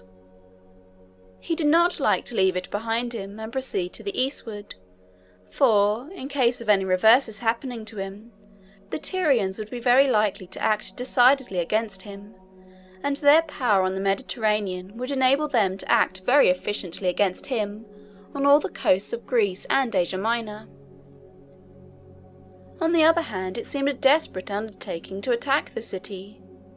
He had none but land forces, and the island was half a mile from the shore. Besides its enormous walls, rising perpendicularly out of the water, it was defended by ships well armed and manned. It was not possible to surround the city and starve it into submission, as the inhabitants had wealth to buy and ships to bring in, any quantity of provisions and stores by sea. Alexander, however, determined not to follow Darius towards the east, and to leave such a stronghold as this behind him. The Tyrians wished to avoid a quarrel if it were possible. They sent complimentary messages to Alexander, congratulating him on his conquests, and disavowing all feelings of hostility to him. They also sent him a golden crown, as many of the other states of Asia had done, in token of their yielding a general submission to his authority. Alexander returned very gracious replies, and expressed to them his intention of coming to Tyre for the purpose of offering sacrifices, as he said, to Hercules. The Tyrians knew that wherever Alexander went, he went at the head of his army, and his coming into Tyre at all implied necessarily his taking military possession of it. They thought it might perhaps be somewhat difficult to dispossess such a visitor after he should once get installed in their castles and palaces. So they sent him word that it would not be in their power to receive him in the city itself, but that he could offer the sacrifice which he intended on the mainland, as there was a temple sacred to Hercules among the ruins there. Alexander then called a council of his officers, and stated to them his views. He said that on reflecting fully upon the subject, he had come to the conclusion that it was best to postpone pushing his expedition forward into the heart of Persia, until he should have subdued Tyre completely, and made himself master of the Mediterranean Sea. He said also that he should take possession of Egypt before turning his arms towards the forces that Darius was gathering against him in the east. The generals of the army concurred in this opinion, and Alexander advanced toward Tyre. The Tyrians prepared for their defence. After examining carefully all the circumstances of the case, Alexander conceived the very bold plan of building a broad causeway from the mainland to the island on which the city was founded, out of the ruins of old Tyre, and then marching his army over it to the walls of the city, where he could then plant his engines and make a breach. This would seem to be a very desperate undertaking. It is true the stones remaining on the site of the old city afforded sufficient materials for the construction of the pier, but then the work must go on against a tremendous opposition, both from the walls of the city itself and from the Tyrian ships in the harbour. It would seem to be almost impossible to protect the men from these attacks, so as to allow the operations to proceed at all, and the difficulty and danger must increase very rapidly as the work should approach the walls of the city. But, notwithstanding these objections, Alexander determined to proceed. Tyre must be taken, and this was obviously the only possible mode of taking it. The soldiers advanced to undertake the work with great readiness. Their strong personal attachment to Alexander, their confidence that whatever he should plan and attempt would succeed, the novelty and boldness of this design, of reaching an island by building an isthmus to it from the mainland, these and other similar considerations excited the ardour and enthusiasm of the troops to the highest degree. In constructing works of this kind in the water, the material used is sometimes stone and sometimes earth. So far as earth is employed, it is necessary to resort to some means to prevent its spreading under the water, or being washed away by the dash of the waves at its side. This is usually effected by driving what are called piles, which are long beams of wood pointed at the end, and driven into the earth by means of powerful engines. Alexander sent parties of men into the mountains of Lebanon, where were vast forests of cedars, which were very celebrated in ancient times, and which are often alluded to in the sacred scriptures. They cut down these trees and brought the stems of them to the shore, where they sharpened them at one end and drove them into the sand, in order to protect the sides of their embankment. Others brought stones from the ruins and tumbled them into the sea in the direction where the pier was to be built. It was some time before the work made such progress as to attract much attention from Tyre. At length, however, when the people of the city saw it gradually increasing in size, and advancing toward them, they concluded that they must engage in earnest in the work of arresting its progress. They accordingly constructed engines on the walls to throw heavy darts and stones over the water to the men upon the pier. They sent secretly to the tribes that inhabited the valleys and ravines among the mountains, to attack the parties at work there, and they landed forces from the city at some distance from the pier, and then marched along the shore, and attempted to drive away the men that were engaged in carrying stones from the ruins.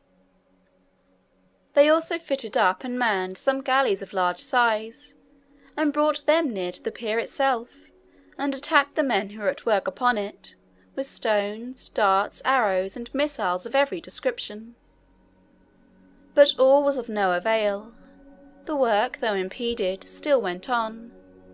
Alexander built large screens of wood upon the pier, covering them with hides which protected his soldiers from the weapons of the enemy, so that they could carry on their operations safely behind them. By this means the work advanced for some distance further. As it advanced, various structures were erected upon it, especially along the sides and at the end toward the city.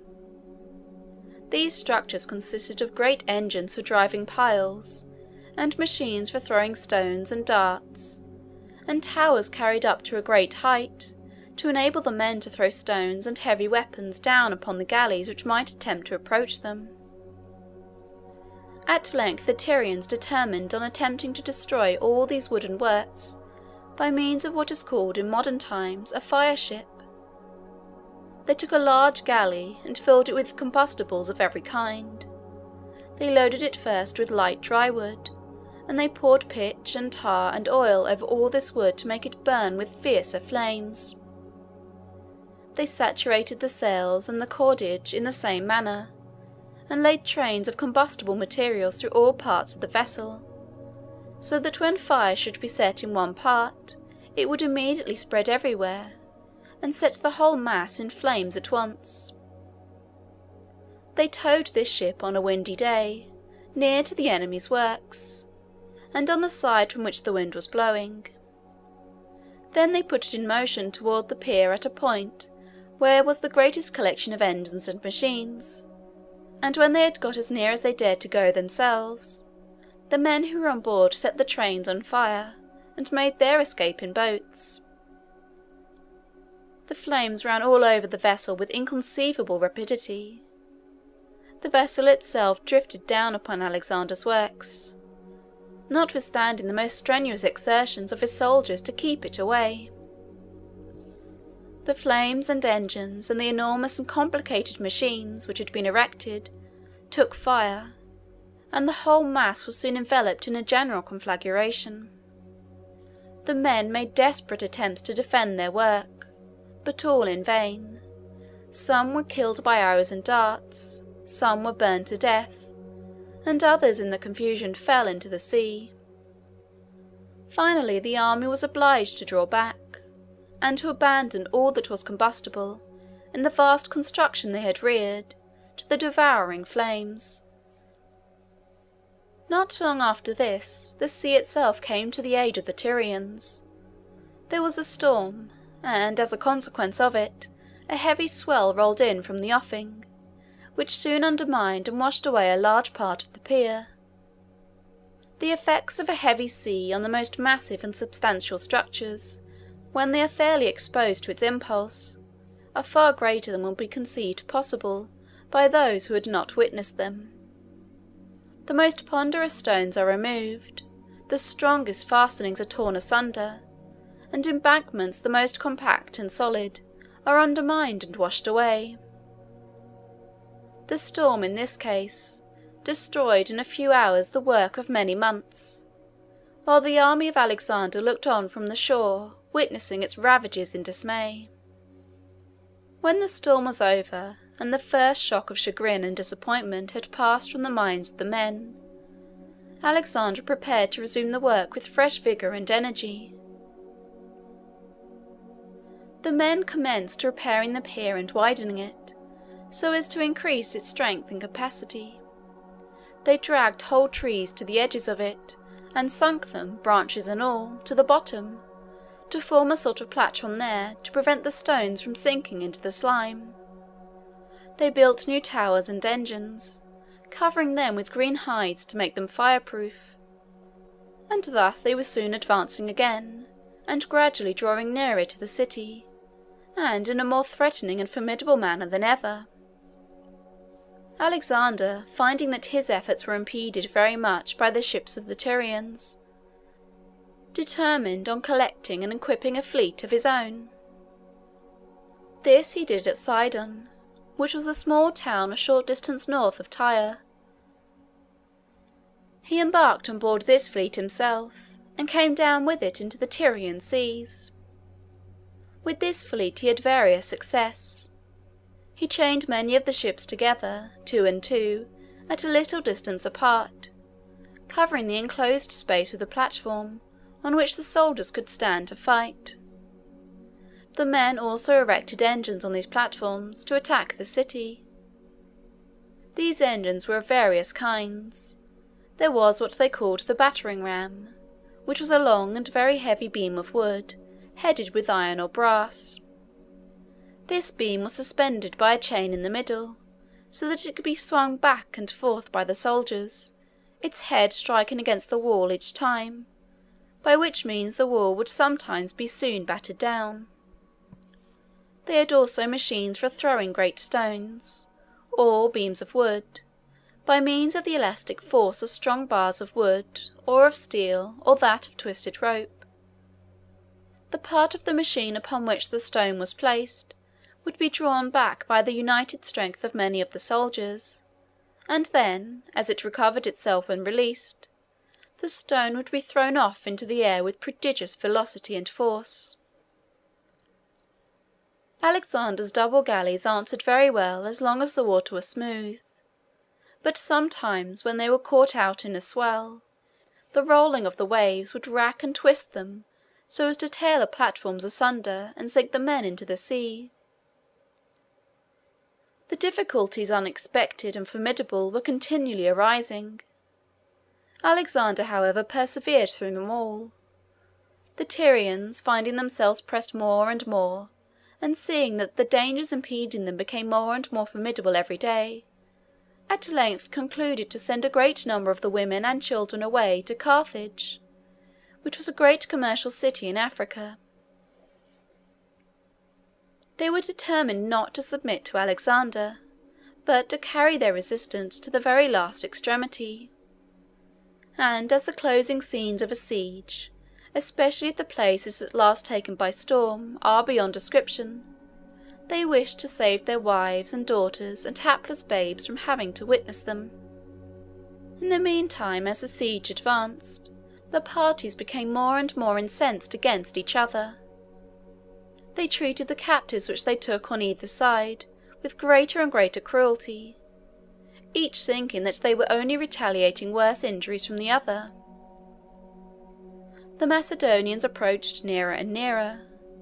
The resources of the unhappy city were gradually cut off and its strength worn away. The enemies approached nearer and nearer to the walls, until the battering rams bore directly upon them, and breaches began to be made. At length one great breach on the southern side was found to be practicable, as they call it. Alexander began to prepare for the final assault, and the Tyrians saw before them the horrible prospect of being taken by storm. Still they would not submit. Submission would now have done but little good, though it might have saved some from the final horrors of the scene. Alexander had become greatly exasperated by the long resistance which the Tyrians had made. They probably could not now have averted destruction, but they might, perhaps, have prevented its coming upon them in so terrible a shape as the irruption of 30,000 frantic and infuriated soldiers through the breaches in their walls to take their city by storm. The breach by which Alexander proposed to force his entrance was on the southern side. He prepared a number of ships, with platforms raised upon them in such a manner that, on getting near the walls, they could be let down and form a sort of bridge, over which the men could pass to the broken fragments of the wall, and thence ascend the breach above. The plan succeeded. The ships advanced to the proposed place of landing. The bridges were let down. The men crowded over them to the foot of the wall. They clambered up through the breach to the battlements above, although the Tyrians thronged the passage and made the most desperate resistance. Hundreds were killed by darts and arrows and falling stones, and their bodies tumbled into the sea. The others, paying no attention to their falling comrades, and drowning the horrid screams of the crushed and the dying with their own frantic shouts of rage and fury, pressed on up the broken wall, till they reached the battlements above. The vast throng then rolled along upon the top of the wall, till they came to the stairways and slopes by which they could descend into the city, and pouring down through all these avenues, they spread over the streets and satiated the hatred and rage which had been gathering strength for 7 long months, in bursting into houses and killing and destroying all that came in their way. Thus the city was stormed. After the soldiers were weary with the work of slaughtering the wretched inhabitants of the city, they found that many still remained alive, and Alexander tarnished the character for generosity and forbearance for which he had thus far been distinguished, by the cruelty with which he treated them. Some were executed, some thrown into the sea, and it is even said that 2,000 were crucified along the sea shore. This may mean that their bodies were placed upon crosses after life had been destroyed by some more humane method than crucifixion.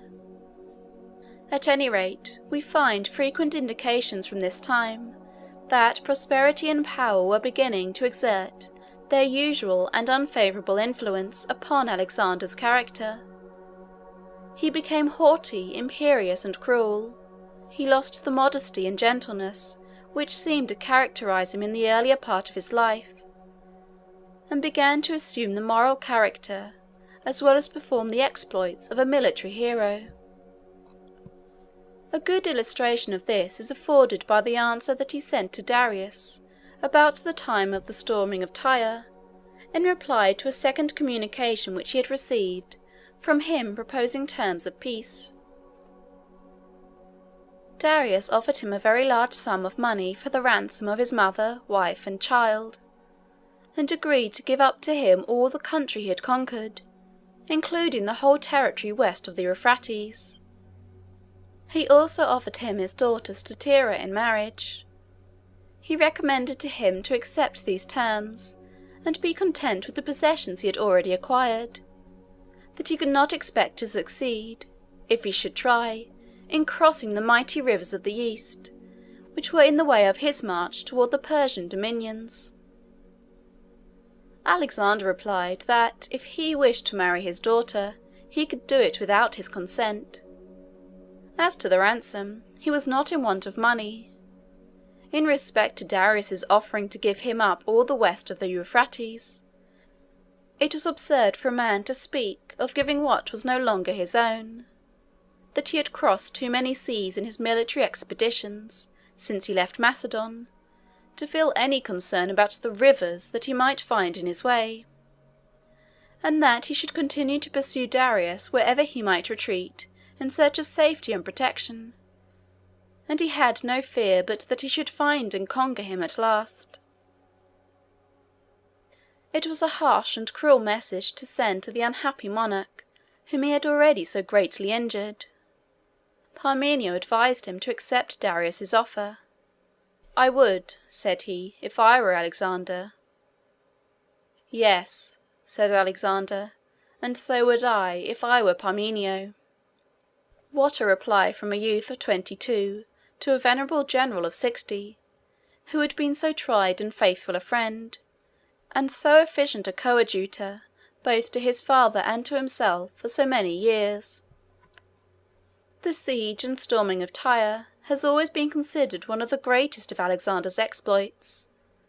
The boldness, the perseverance, the indomitable energy which he himself and all his army manifested during the 7 months of their Herculean toil attracted the admiration of the world. And yet we find our feelings of sympathy for his character and interest in his fate somewhat alienated by the indications of pride, imperiousness, and cruelty which began to appear. While he rises in our estimation as a military hero, he begins to sink somewhat as a man. And yet the change was not sudden. He bore during the siege his part in the privations and difficulty which the soldiers had to endure, and the dangers to which they had to be exposed he was always willing to share. One night he was out with a party upon the mountains. Among his few immediate attendants was Lysimachus, one of his former teachers, who always loved to accompany him at such times. Lysimachus was advanced in life and somewhat infirm, and consequently could not keep up with the rest in the march. Alexander remained with Lysimachus, and ordered the rest to go on. The road at length became so rugged that they had to dismount from their horses and walk. Finally they lost their way, and found themselves obliged to stop for the night. They had no fire. They saw, however, at a distance, some campfire blazing which belonged to the barbarian tribes against whom the expedition was directed. Alexander went to the nearest one. There were 2 men lying by it, who had been stationed to take care of it. He advanced stealthily to them and killed them both, probably while they were asleep. He then took a brand from their fire, carried it back to his own encampment, where he made a blazing fire for himself and Lysimachus, and they passed the night in comfort and safety. Each reader must judge for himself. One thing is certain, however, that there are many military heroes of whom such stories would not be even fabricated. After completing the subjugation of Tyre, Alexander commenced his march for Egypt. His route led him through Judea. The time was about 300 years before the birth of Christ, and of course this passage of the great conqueror through the land of Israel took place between the historical periods of the Old Testament and of the New, so that no account of it is given in the sacred volume. There was a Jewish writer named Josephus, who lived and wrote a few years after Christ, and of course more than 300 years after Alexander. He wrote a history of the Jews, which is a very entertaining book to read, but he liked so much to magnify the importance of the events in the history of his country, and to embellish them with marvellous and supernatural incidents, that his narratives have not always been received with implicit faith. Josephus says that, as Alexander passed through Palestine, he went to pay a visit to Jerusalem. The circumstances of this visit, according to his account, were these. The city of Tyre, before Alexander besieged it, as it lived entirely by commerce and was surrounded by the sea, had to depend on the neighbouring countries for a supply of food. The people were accordingly accustomed to purchase grain in Phoenicia, in Judea, and in Egypt, and transport it by their ships to the island. Alexander, in the same manner, when besieging the city, found that he must depend on the neighbouring countries for supplies of food, and he accordingly sent requisitions for such supplies to several places, and among others to Judea. The Jews, as Josephus says, refused to send any such supplies, saying that it would be inconsistent with fidelity to Darius, under whose government they were. Alexander took no notice of this reply at the time, being occupied with the siege of Tyre. But as soon as that city was taken, and he was ready to pass through Judea, he directed his march towards Jerusalem, with the intention of destroying the city. Now the chief magistrate at Jerusalem at this time, the one who had the command of the city, ruling it, of course, under a general responsibility to the Persian government, was the high priest. His name was Jadus. In the time of Christ, about 300 years after this, the name of the high priest, as the reader will recollect, was Caiaphas. Jadus, and all the inhabitants of Jerusalem, were very much alarmed. They knew not what to do. The siege and capture of Tyre had impressed them all with a strong sense of Alexander's terrible energy and martial power, and they began to anticipate certain destruction. Jadus caused great sacrifices to be offered to Almighty God, and public and solemn prayers were made, to implore his guidance and protection. The next day after these services, he told the people that they had nothing to fear. God had appeared to him in a dream, and directed him what to do. "We are not to resist the conqueror," said he, "but to go forth to meet him and welcome him. We are to strew the city with flowers, and adorn it as for a festive celebration. The priests are to be dressed in their pontifical robes and go forth, and the inhabitants are to follow them in a civic procession. In this way we are to go out to meet Alexander as he advances, and all will be well." These directions were followed. Alexander was coming on with a full determination to destroy the city.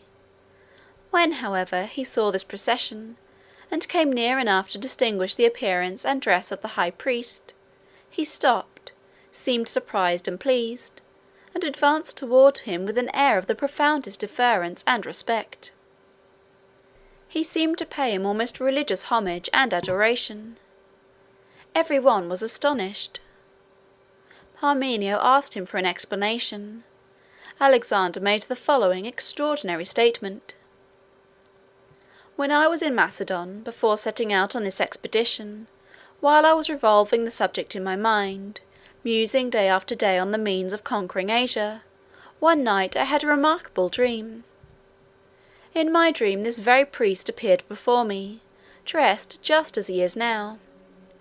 He exhorted me to banish every fear, to cross the Hellespont boldly, and to push forward into the heart of Asia. He said that God would march at the head of my army, and give me victory over all the Persians. I recognize this priest as the same person that appeared to me then. He has the same countenance, the same dress, the same stature, the same air. It is through his encouragement and aid that I am here, and I am ready to worship and adore the God whose service he administers." Alexander joined the high priest in the procession, and they returned to Jerusalem together. There Alexander united with them, and with the Jews of the city in the celebration of religious rites, by offering sacrifices and oblations in the Jewish manner. The writings, which are now printed together in our Bibles as the Old Testament, were in those days written separately on parchment rolls and kept in the temple. The priests produced from the rolls the one containing the prophecies of Daniel, and they read and interpreted some of these prophecies to Alexander, which they considered to have reference to him, though written many hundred years before. Alexander was, as Josephus relates, very much pleased at the sight of these ancient predictions, and the interpretation put upon them by the priests.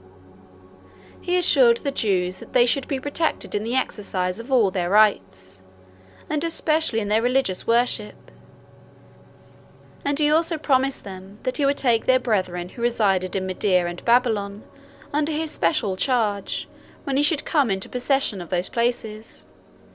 The Jews of Media and Babylon were the descendants of captives which had been carried away from their native land in former wars. Such is the story which Josephus relates. The Greek historians, on the other hand, make no mention of this visit to Jerusalem, and some persons think that it was never made, but that the story arose and was propagated from generation to generation among the Jews, through the influence of their desire to magnify the importance and influence of their worship, and that Josephus incorporated the account into his history without sufficiently verifying the facts. However it may be in regard to Jerusalem, Alexander was delayed at Gaza, which, as may be seen upon the map, is on the shore of the Mediterranean Sea. It was a place of considerable commerce and wealth, and was, at this time, under the command of a governor whom Darius had stationed there. His name was Betis. Betis refused to surrender the place.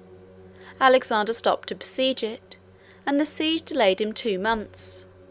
He was very much exasperated at this, both against Betis and against the city.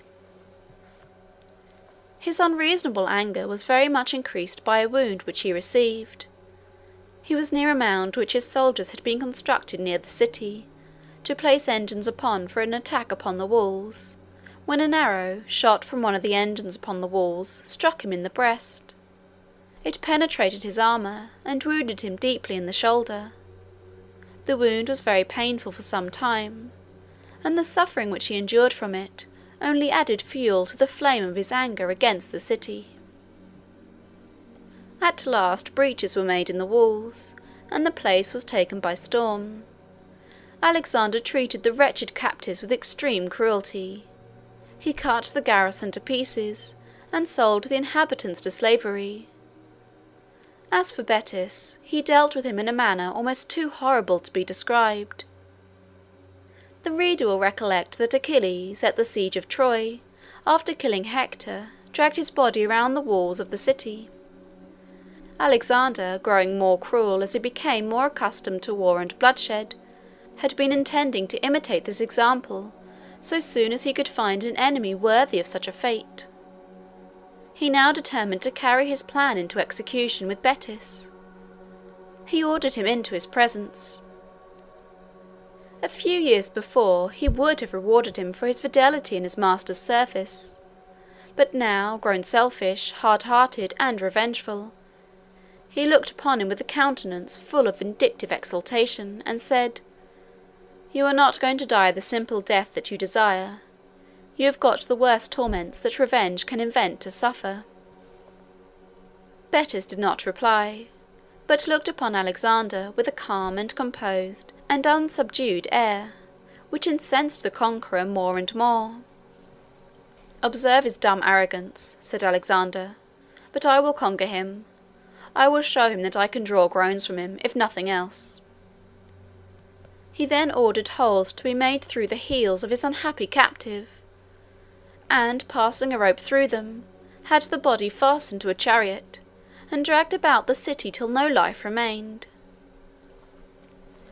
Alexander found many rich treasures in Gaza. He sent a large part of them to his mother Olympias, whom he had left in Macedon. Alexander's affection for his mother seems to have been more permanent than almost any other good trait in his character. He found, in addition to other stores of valuable merchandise, a large quantity of frankincense and myrrh. These are gums which were brought from Arabia, and were very costly. They were used chiefly in making offerings and in burning incense to the gods. When Alexander was a young man in Macedon, before his father's death, he was one day present at the offering of sacrifices, and one of his teachers and guardians, named Leonatus, who was standing by, thought he was rather profuse in his consumption of frankincense and myrrh. He was taking it up by handfuls and throwing it upon the fire. Leonnatus reproved him for this extravagance, and told him that when he became master of the countries where these costly gums were procured, he might be as prodigal of them as he pleased, but that in the meantime it would be proper for him to be more prudent and economical. Alexander remembered this reproof, and finding vast stores of these expensive gums in Gaza, he sent the whole quantity to Leonnatus, telling him that he sent him this abundant supply that he might not have occasion to be so reserved and sparing for the future in his sacrifices to the gods. After this conquest and destruction of Gaza, Alexander continued his march southward to the frontiers of Egypt. He reached these frontiers at the city of Pelusium. The Egyptians had been under the Persian dominion, but they abhorred it, and were very ready to submit to Alexander's sway. They sent ambassadors to meet him upon the frontiers. The governors of the cities, as he advanced into the country, finding that it would be useless to resist, and warned by the terrible example of Thebes, Tyre, and Gaza, surrendered to him as fast as he summoned them. He went to Memphis. Memphis was a great and powerful city, situated in what was called Lower Egypt on the Nile, just above where the branches which form the mouth of the Nile separate from the main stream. All that part of Egypt is flat country, having been formed by the deposits brought down by the Nile. Such land is called alluvial. It is always level, and as it consists of successive deposits from the turbid waters of the river, made in the successive inundations, it forms always a very rich soil, deep and inexhaustible, and is of course extremely fertile. Egypt has been celebrated for its unexampled fertility from the earliest times.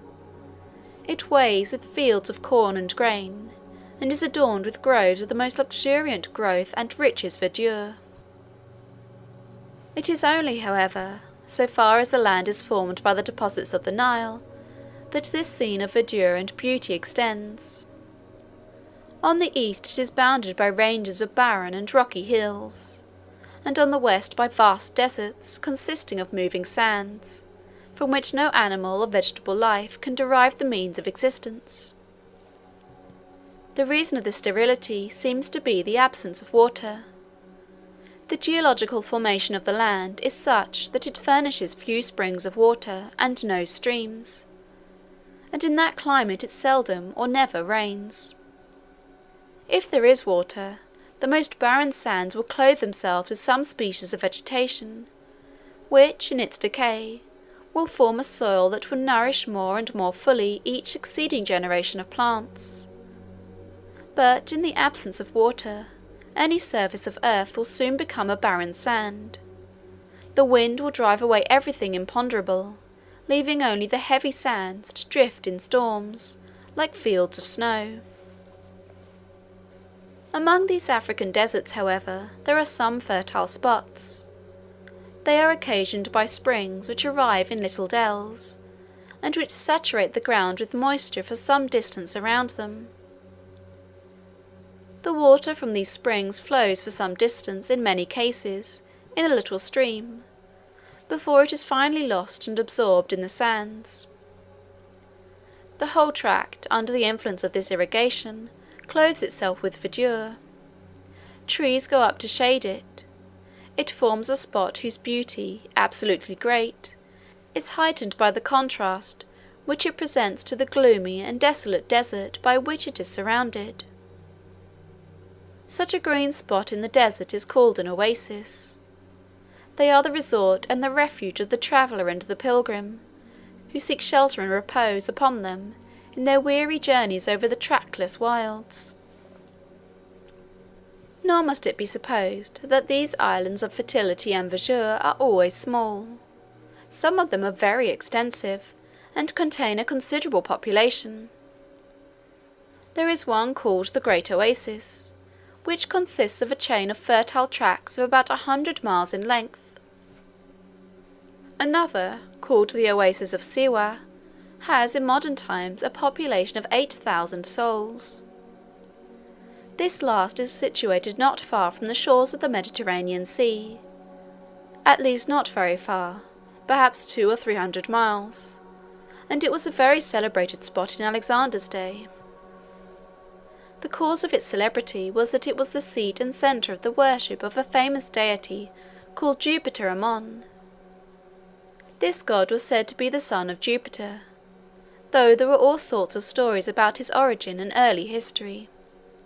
He had the form of a ram, and was worshipped by the people of Egypt, and also by the Carthaginians, and by the people of northern Africa generally. His temple was in this oasis, and it was surrounded by a considerable population, which was supported, in a great degree, by the expenditures of the worshippers who came as pilgrims, or otherwise to sacrifice at his shrine.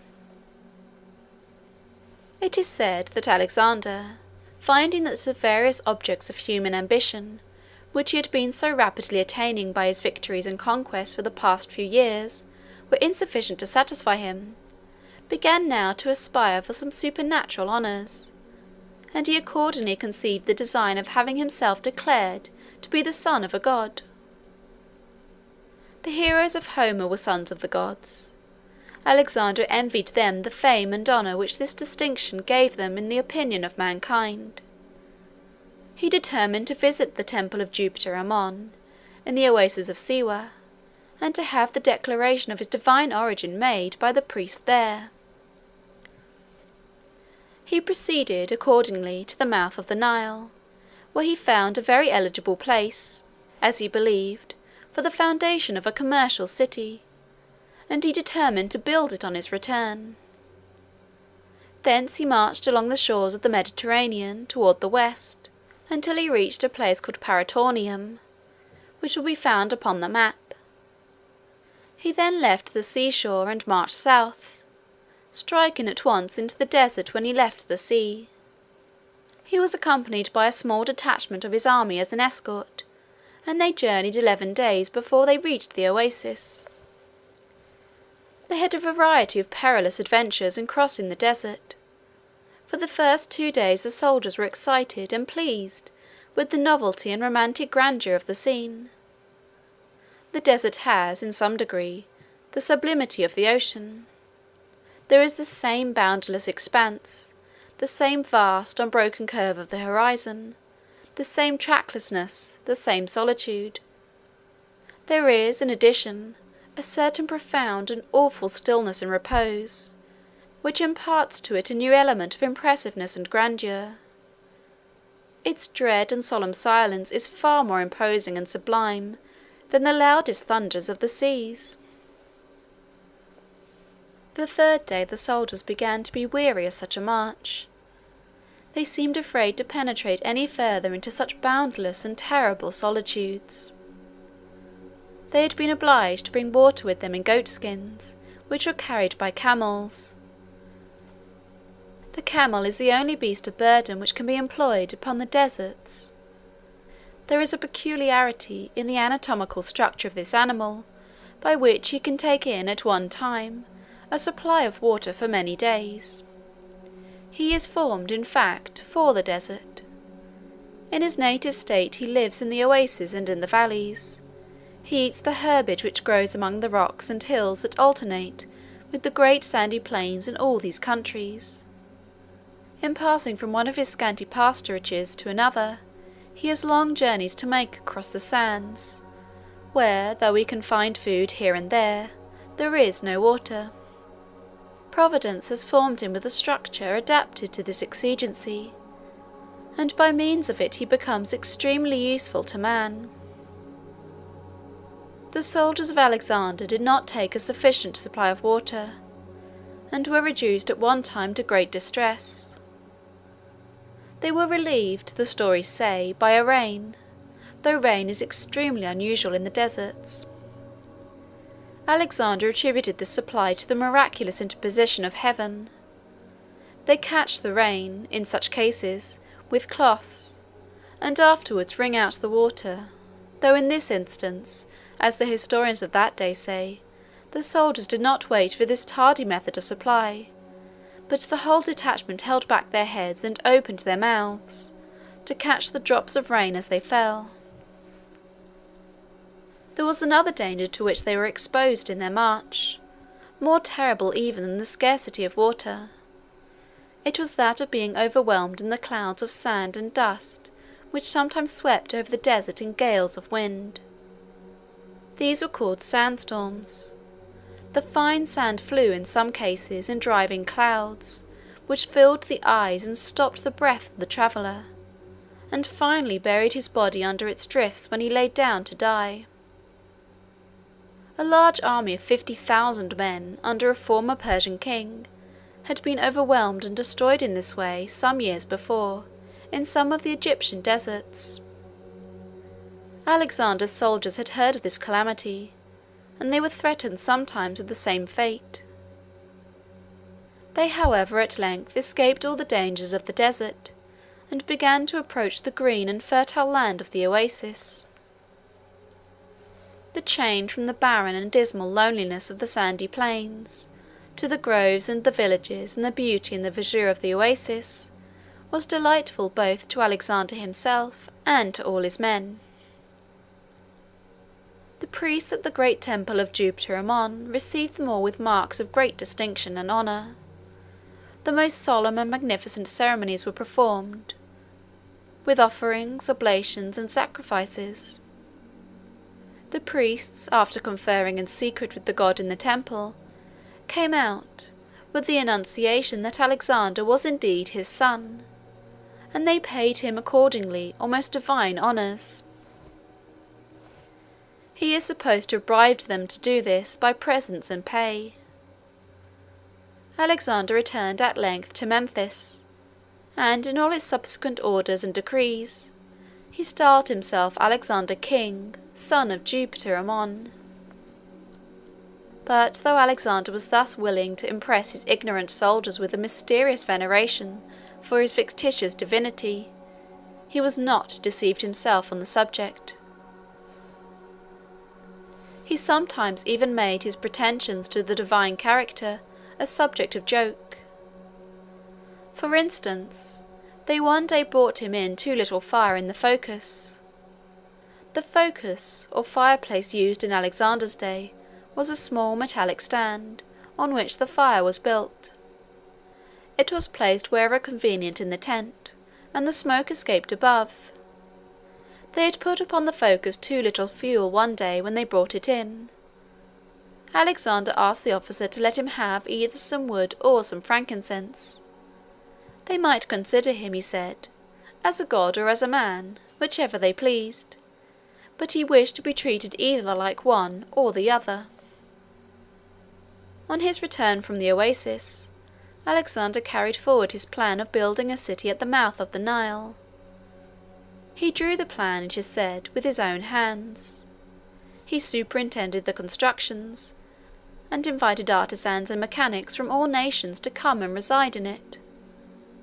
They accepted the invitation in great numbers, and the city soon became large and wealthy and powerful. It was intended as a commercial post, and the wisdom and sagacity which Alexander manifested in the selection of the site is shown by the fact that the city rose immediately to the rank of the great seat of trade and commerce for all those shores, and has continued to hold that rank now for 20 centuries. There was an island near the coast, opposite the city, called the island of Pharos. They built a most magnificent lighthouse upon one extremity of this island, which was considered in those days one of the wonders of the world. It was said to be 500 feet high. This may have been an exaggeration. At any rate, it was celebrated throughout the world in its day, and its existence and its greatness made an impression on the human mind which has not yet been effaced. Pharos is the name for lighthouse in many languages to the present day. In building the city of Alexandria, Alexander laid aside, for a time, his natural and proper character, and assumed a mode of action in strong contest with the ordinary course of his life. He was throughout most of his career a destroyer. He roamed over the world to interrupt commerce, to break in upon and disturb the peaceful pursuits of industry, to batter down city walls, and burn dwellings and kill men. This is the true vocation of a hero and a conqueror. But at the mouth of the Nile, Alexander laid aside this character. He turned his energies to the work of planning means to do good. He constructed a port, he built warehouses, he provided accommodations and protections for merchants and artisans. The nations exchanged their commodities far more easily and extensively in consequence of these facilities, and the means of comfort and enjoyment were multiplied and increased in thousands and thousands of huts in the great cities of Egypt, and in the rural districts along the banks of the Nile. The good, too, which he thus commenced, had perpetuated itself. Alexandria has continued to fulfil its beneficent function for 2,000 years. It is the only monument of his greatness which remains. Everything else which he accomplished perished when he died. How much better would it have been for the happiness of mankind, as well as for his own true fame and glory, if doing good had been the rule of his life instead of the exception. All the western part of Asia was now in Alexander's power. He was undisputed master of Asia Minor, Phoenicia, Judea, and Egypt. He returned from Egypt to Tyre, leaving governors to rule in his name in all the conquered provinces. The injuries which had been done to Tyre during the siege and the assault were repaired, and it was again a wealthy, powerful, and prosperous city. Alexander rested and refreshed his army there, and spent some weeks in most splendid festivities and rejoicings. The princes and potentates of all the neighbouring countries assembled to partake of his hospitality, to be entertained by the games, the plays, the spectacles, and the feastings, and to unite in swelling his court and doing him honour. In a word, he was the general centre of attention for all eyes, and the object of universal homage. All this time, however, he was very far from being satisfied, or feeling that his work was done. Darius, whom he considered his great enemy, was still in the field, unsubdued. He had retreated across the Euphrates, and was employed in assembling a vast collection of forces from all the eastern nations which were under his sway, to meet Alexander in the final contest. Alexander therefore made arrangements at Tyre for the proper government of the various kingdoms and provinces which he had already conquered, and then began to prepare for marching eastward with the main body of his army. During all this time the ladies of Darius's family, who had been taken captive at Issus, had been retained in captivity, and made to accompany Alexander's army in its marches. Alexander refused to accede to any of the plans and propositions which Darius made, and offered for the redemption of his wife and mother, but insisted on retaining them as his prisoners. He, however, treated them with respect and high consideration.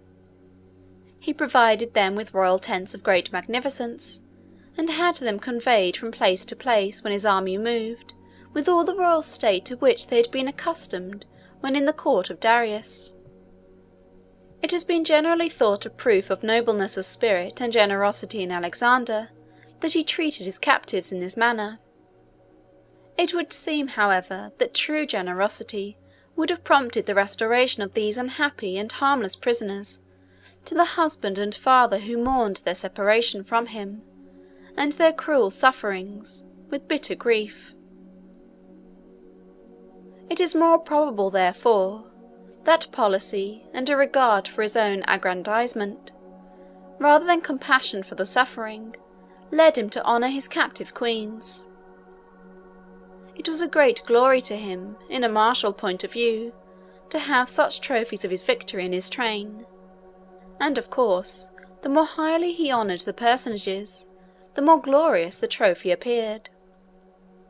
Accordingly, Alexander did everything in his power to magnify the importance of his royal captives, by the splendour of their retinue, and the pomp and pageantry with which he invested their movements. A short time after leaving Tyre, on the march eastward, Statira, the wife of Darius, was taken suddenly ill and died. The tidings were immediately brought to Alexander, and he repaired without delay to Sisygambis' tent.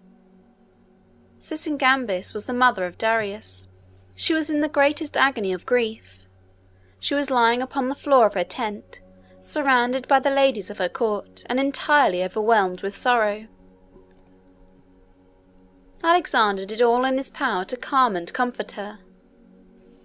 One of the officers of Queen Statira's household made his escape from the camp immediately after his mistress's death, and fled across the country to Darius to carry him the heavy tidings. Darius was overwhelmed with affliction. The officer, however, in farther interviews, gave him such an account of the kind and respectful treatment which the ladies had received from Alexander during all the time of their captivity, as to greatly relieve his mind, and to afford him a high degree of comfort and consolation. He expressed a very strong sense of gratitude to Alexander for his generosity and kindness, and said that if his kingdom of Persia must be conquered, he sincerely wished that it might fall into the hands of such a conqueror as Alexander. By looking at the map at the commencement of the volume, it will be seen that the Tigris and the Euphrates are parallel streams, flowing through the heart of the western part of Asia toward the southeast, and emptying into the Persian Gulf. The country between these two rivers, which was extremely populous and fertile, was called Mesopotamia. Darius had collected an immense army here. The various detachments filled all the plains of Mesopotamia. Alexander turned his course a little northward, intending to pass the river Euphrates, at a famous ancient crossing at Thapsus, which may be seen upon the map. When he arrived at this place he found a small Persian army there. They, however, retired as he approached. Alexander built 2 bridges across the river, and passed his army safely over. In the meantime, Darius, with his enormous host, passed across the Tigris, and moved toward the northward along the eastern side of the river. He had to cross the various branches of the Tigris as he advanced. At one of them, called the Lycus, which may be also seen upon the map, there was a bridge. It took the vast host which Darius had collected 5 days to pass this bridge. While Darius had been thus advancing to the northward, into the latitude where he knew that Alexander must cross the rivers, Alexander himself and his small but compact and fearless body of Grecian troops were moving eastward, toward the same region to which Darius's line of march was tending. Alexander at length reached the Tigris. He was obliged to ford this stream. The banks were steep and the current was rapid, and the men were in great danger of being swept away. To prevent this danger, the ranks, as they advanced, linked their arms together, so that each man might be sustained by his comrades. They held their shields above their heads to keep them from the water. Alexander waded like the rest, though he kept in front, and reached the bank before the others. Standing there, he indicated to the advancing column, by gesticulation, where to land, the noise of the water being too great to allow his voice to be heard. To see him standing there, safely landed, and with an expression of confidence and triumph in his attitude and air, awakened fresh energy in the heart of every soldier in the columns which were crossing the stream. Notwithstanding this encouragement, however, the passage of the troops and the landing on the bank produced a scene of great confusion. Many of the soldiers had tied up a portion of their clothes in bundles, which they held above their heads, together with their arms, as they waded along through the swift current of the stream. They, however, found it impossible to carry these bundles, but had to abandon them at last in order to save themselves, as they staggered along through deep and rapid water, over a concealed bottom of slippery stones. Thousands of these bundles, mingled with spears, darts, and every other sort of weapon that would float, were swept down by the current, to impede and embarrass the men who were passing below. At length, however, the men themselves succeeded in getting over in safety, though a large quantity of arms and of clothing was lost. There was no enemy upon the bank to oppose them. Darius could not, in fact, well meet and oppose Alexander in his attempt to cross the river, because he could not determine at what point he would probably make the attempt, in season to concentrate so large an army to oppose him.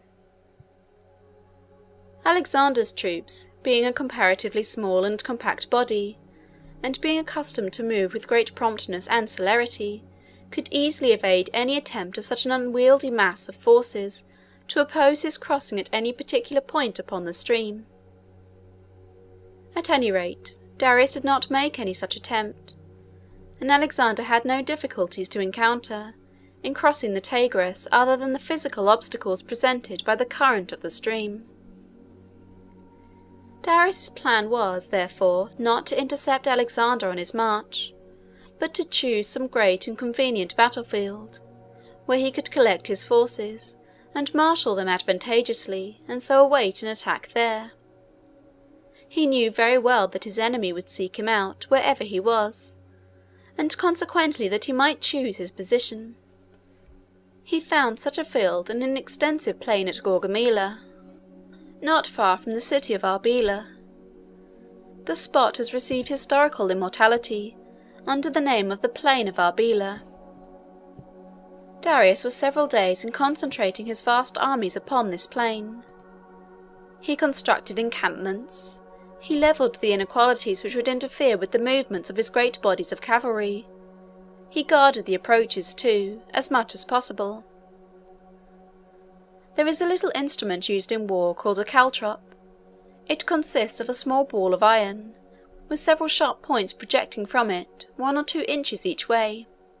If these instruments are thrown upon the ground at random, one of the points must necessarily be upward, and the horses that tread upon them are lamed and disabled at once. Darius caused caltrops to be scattered in the grass and along the roads, wherever the army of Alexander would be likely to approach his troops on the field of battle. Alexander, having crossed the river, encamped for a day or 2 on the banks, to rest and refresh and to rearrange his army. While here, the soldiers were one night thrown into consternation by an eclipse of the moon. Whenever an eclipse of the moon takes place, it is of course when the moon is full, so that the eclipse is always a sudden, and, among an ignorant people, an unexpected waning of the orb in the height of its splendour, and as such people know not the cause of the phenomenon, they are often extremely terrified. Alexander's soldiers were thrown into consternation by the eclipse.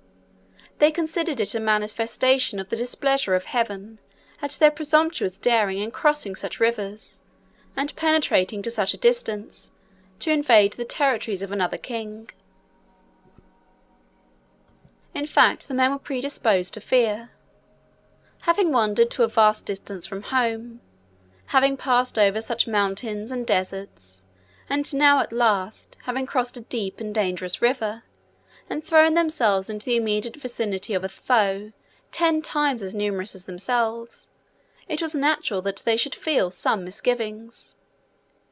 And when at night, impressed with the sense of solemnity which night always imparts to strange and novel scenes, they looked up to the bright round moon, pleased with the expression of cheerfulness and companionship which beams always in her light, to find her suddenly waning, changing her form, withdrawing her bright beams, and looking down upon them with a lurid and murky light, it was not surprising that they felt an emotion of terror. In fact, there is always an element of terror in the emotion excited by looking upon an eclipse, which an instinctive feeling of the heart inspires. It invites the spectacle with a solemn grandeur. It holds the spectator, however cultivated and refined, in silence while he gazes at it. It mingles with a scientific appreciation of the vastness of the movements and magnitudes by which the effect is produced. And while the one occupies the intellect, the other impresses the soul. The mind that has lost, through its philosophy, the power of feeling this emotion of awe in such scenes, has sunk, not risen. Its possessor has made himself inferior, not superior, to the rest of his species, by having paralysed one of his susceptibilities of pleasure. To him an eclipse is only curious and wonderful, to others it is sublime. The soldiers of Alexander were extremely terrified. A great panic spread throughout the encampment. Alexander himself, instead of attempting to allay their fears by reasoning, or treating them as of no importance, immediately gave the subject his most serious attention. He called together the soothsayers, and directed them to consult together, and let him know what this great phenomenon portended. This mere committing of the subject to the attention of the soothsayers had a great effect among all the soldiers of the army. It calmed them. It changed their agitation and terror into a feeling of suspense, in awaiting the answer of the soothsayers, which was far less painful and dangerous. And at length, when the answer came, it allayed their anxiety and fear altogether. The soothsayers said that the sun was on Alexander's side, and the moon on that of the Persians, and that this sudden waning of her light foreshadowed the defeat and destruction which the Persians were about to undergo. The army were satisfied with this decision, and were inspired with new confidence and ardour. It is often idle to attempt to oppose ignorance and absurdity by such feeble instruments as truth and reason, and the wisest managers of mankind have generally been most successful when their plan has been to counteract one folly by means of the influence of another. Alexander's army consisted of about 50,000 men, with the phalanx in the centre. This army moved along down the eastern bank of the Tigris, the scouts pressing forward as far as possible in every direction in front of the main army, in order to get intelligence of the foe. It is in this way that two great armies feel after each other, as it were, like insects creeping over the ground, exploring the way before them with their antennae. At length, after 3 days' advance, the scouts came in with intelligence of the enemy. Alexander pressed forward with a detachment of his army to meet them. They proved to be, however, not the main body of Darius's army, but only a single corps of 1,000 men in advance of the rest. They retreated as Alexander approached. He, however, succeeded in capturing some horsemen, who gave the information that Darius had assembled his vast forces on the plain of Arbela, and was waiting there in readiness to give his advancing enemy battle. Alexander halted his troops. He formed an encampment, and made arrangements for depositing his baggage there. He refreshed the men, examined and repaired their arms, and made the arrangements for battle. These operations consumed several days.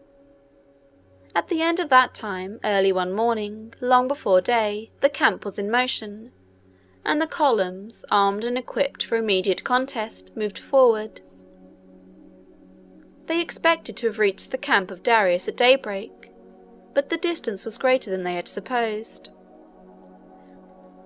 At length, however, the Macedonians in their march came upon the brow of a range of hills, from which they looked down upon numberless and endless lines of infantry and cavalry, and ranges after ranges of tents which filled the plain.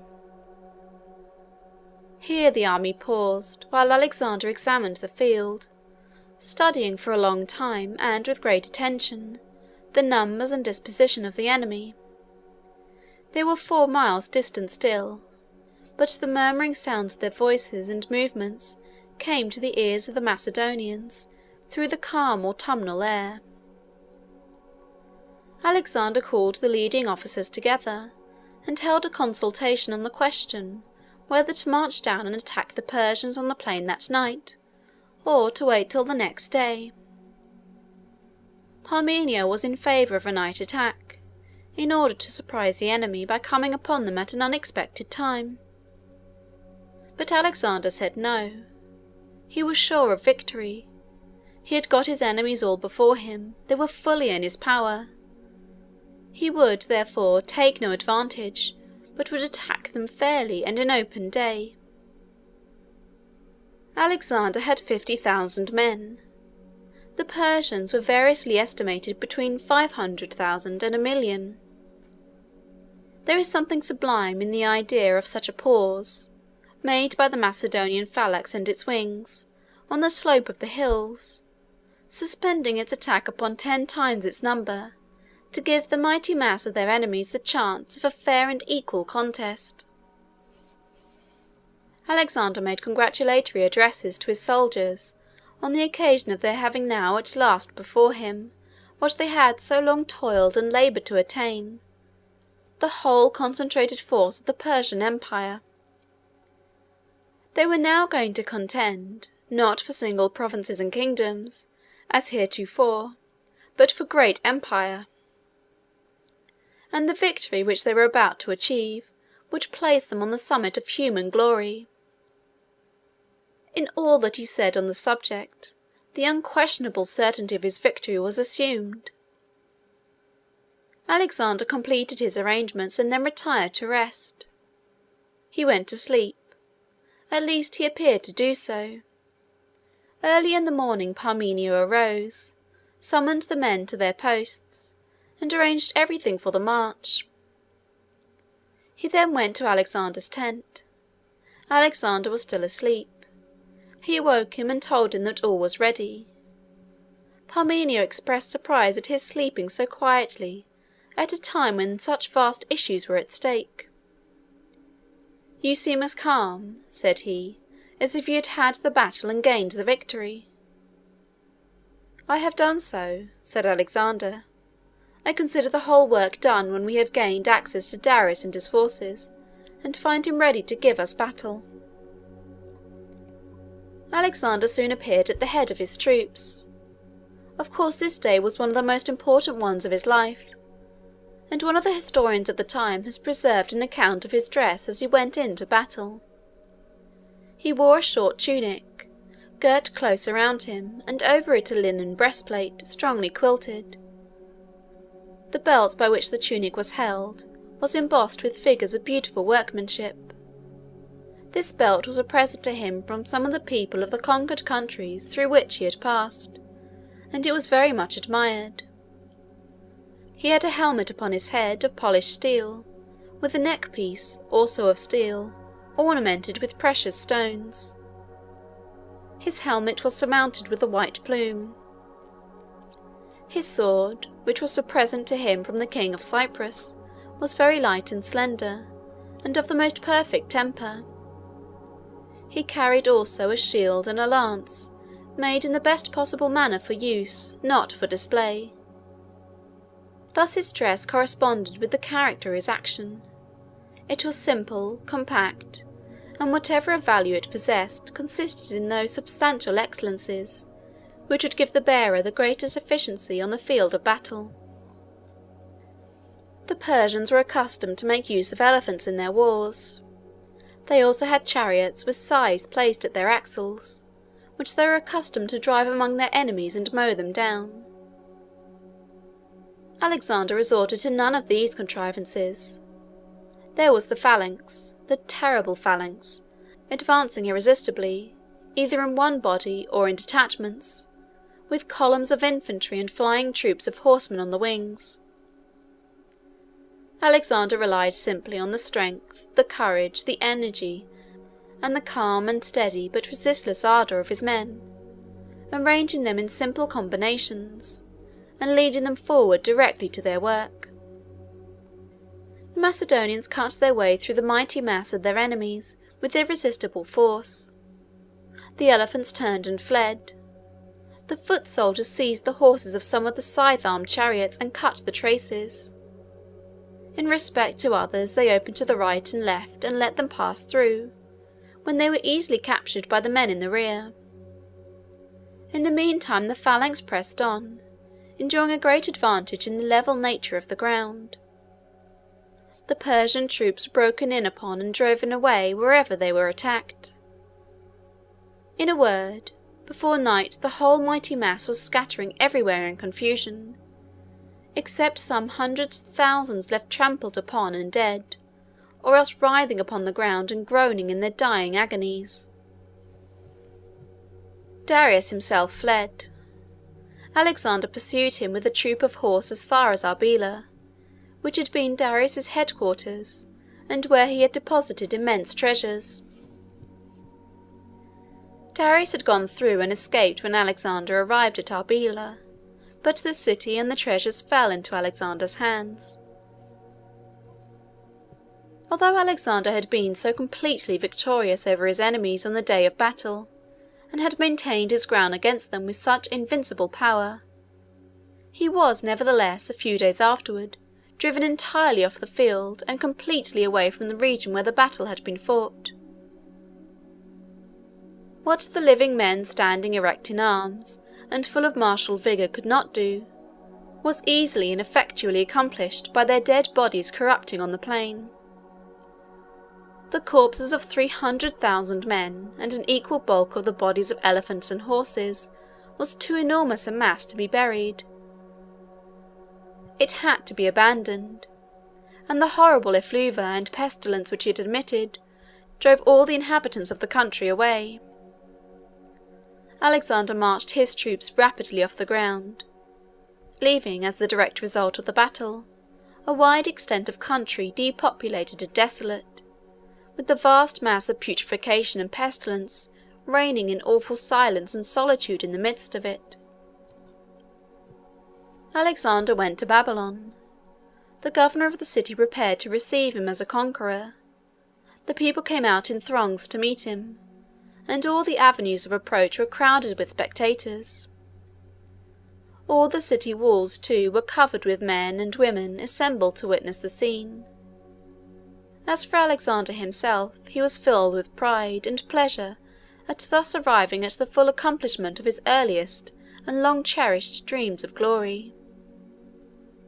The great storehouse of the royal treasures of Persia was at Susa, a strong city east of Babylon. Susa was the winter residence of the Persian kings, as Ecbatana, further north, among the mountains, was their summer residence. There was a magnificent place and a very strong citadel at Susa, and the treasures were kept in the citadel.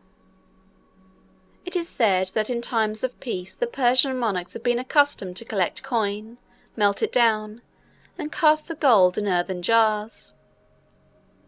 The jars were afterward broken off from the gold, leaving the bullion in the form of the interior of the jars.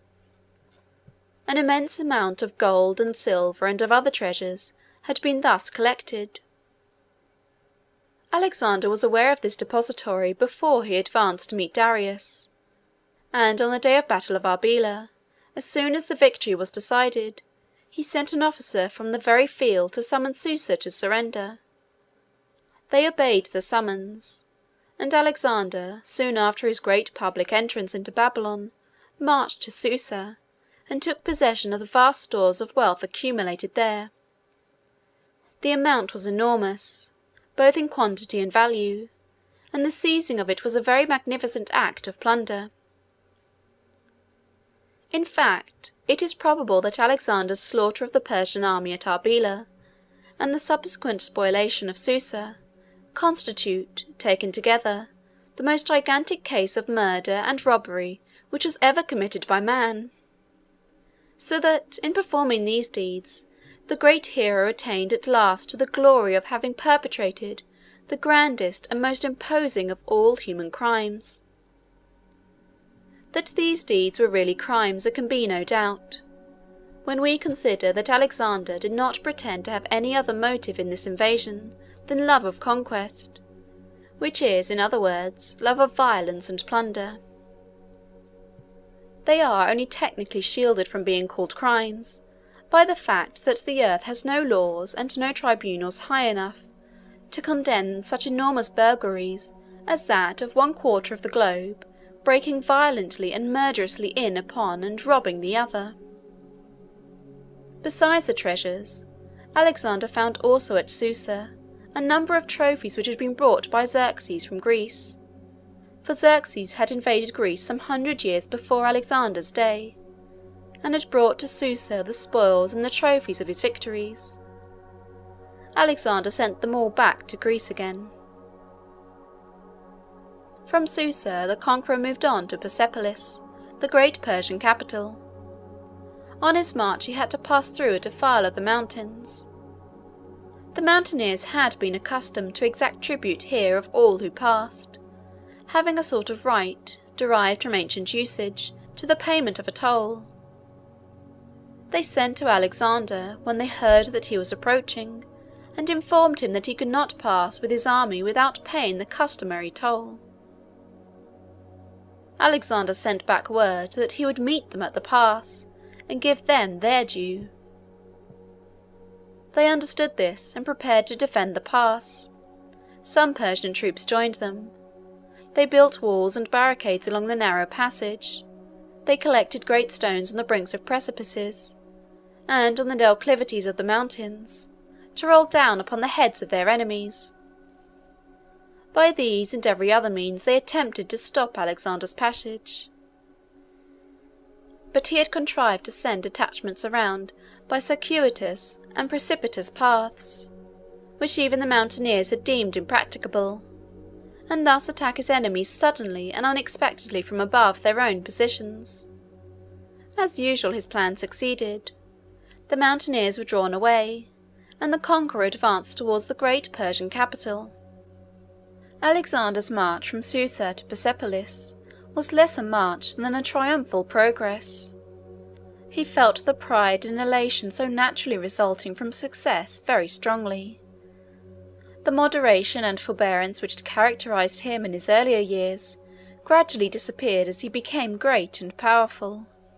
He was intoxicated with his success. He became haughty, vain, capricious, and cruel. As he approached Persepolis, he conceived the idea that, as this city was the capital and centre of the Persian monarchy, and as such, the point from which had emanated all the Persian hostility to Greece, he owed it some signal retribution. Accordingly, although the inhabitants made no opposition to his entrance, he marched in with the phalanx formed, and gave the soldiers liberty to kill and plunder as they pleased. There was another very striking instance in the capricious recklessness now beginning to appear in Alexander's character, which occurred soon after he had taken possession of Persepolis. He was giving a great banquet to his friends, the officers of the army, and to Persians of distinction among those who had submitted to him. There was, among other women at this banquet, a very beautiful and accomplished female named Thasus. Alexander made her his favourite and companion, though she was not his wife. Thais did all in her power to captivate and please Alexander during the feast by her vivacity, her wit, her adroit attentions to him, and the display of her charms. And at length, when he himself, as well as the other guests, were excited with wine, she asked him to allow her to have the pleasure of going herself and setting fire, with her own hands, to the great palace of the Persian kings in the city. Thais was a native of Attica in Greece, a kingdom of which Athens was the capital. Xerxes, who had built the great palace of Persepolis, had formerly invaded Greece and had burned Athens, and now Thais desired to burn his palace in Persepolis to gratify her revenge by making, of its conflagration, an evening spectacle to entertain the Macedonian party after their supper. Alexander agreed to the proposal, and the whole company moved forward. Taking the torches from the banqueting hall, they sallied forth, alarming the city with their shouts, and with the flashing of the lights they bore.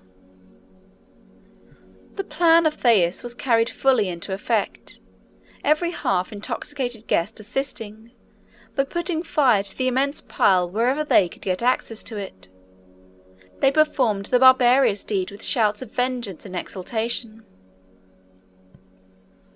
There is, however, something very solemn and awful in a great conflagration at night, and very few incendiaries, can gaze upon the fury of the lurid and frightful flames which they have caused to ascend, without some misgivings and some remorse. Alexander was sobered by the grand and sublime but terrible spectacle. He was awed by it. He repented. He ordered the fire to be extinguished, but it was too late. The palace was destroyed, and one new blot, which has never since been effaced, was cast upon Alexander's character and fame. And yet, notwithstanding these increasing proofs of pride and cruelty which were beginning to be developed, Alexander still preserved some of the early traits of character which had made him so great a favourite in the commencement of his career. He loved his mother, and lent her presents continually from the treasures which were falling all the time into his possession. She was a woman of a proud, imperious, and ungovernable character, and she made Antipater, whom Alexander had left in command in Macedon, infinite trouble. She wanted to exercise the powers of government herself, and was continually urging this. Alexander would not comply with these wishes, but he paid her personally every attention in his power, and bore all her invectives and reproaches with great patience and good humour. At one time he received a long letter from Antipater, full of complaint against her, but Alexander, after reading it, said that they were heavy charges, it was true, but that a single one of his mother's tears would outweigh 10,000 such accusations. Olympias used to write very frequently to Alexander, and in these letters she would criticise and discuss his proceedings, and make comments upon the characters and actions of his generals. Alexander kept these letters very secret, never showing them to anyone. One day, however, when he was reading one of these letters, Hephaestion, the personal friend and companion who has been already several times mentioned, came up half playfully, and began to look over his shoulder. Alexander went on, allowing him to read, and then, when the letter was finished, he took the signet ring from his finger and pressed it upon Hephaestion's lips, a signal for silence and secrecy. Alexander was very kind to Sisygambis, the mother of Darius, and also to Darius's children. He would not give these unhappy captives their liberty, but in every other respect he treated them with the greatest possible kindness and consideration. He called Sisygambis' mother, loaded her with presents, it is true, which he had plundered from her son, but to which it was considered in those days that he had acquired a just and perfect title. When he reached Susa, he established Sisygambis and the children there in great state. This had been their usual residence in most seasons of the year, when not in Persepolis, so that here they were, as it were, at home. Ecbatana was, as has already been mentioned, further north, among the mountains. After the battle of Arbela, while Alexander marched to Babylon and to Susa, Darius had fled to Ecbatana, and was now there, his family being thus at one of the royal palaces under the command of the conqueror, and he himself independent but insecure in the other. He had with him about 40,000 men, who still remained faithful to his fallen fortunes. Among these were several thousand Greeks, whom he had collected in Asia Minor and other Grecian countries, and whom he had attached to his service by means of pay.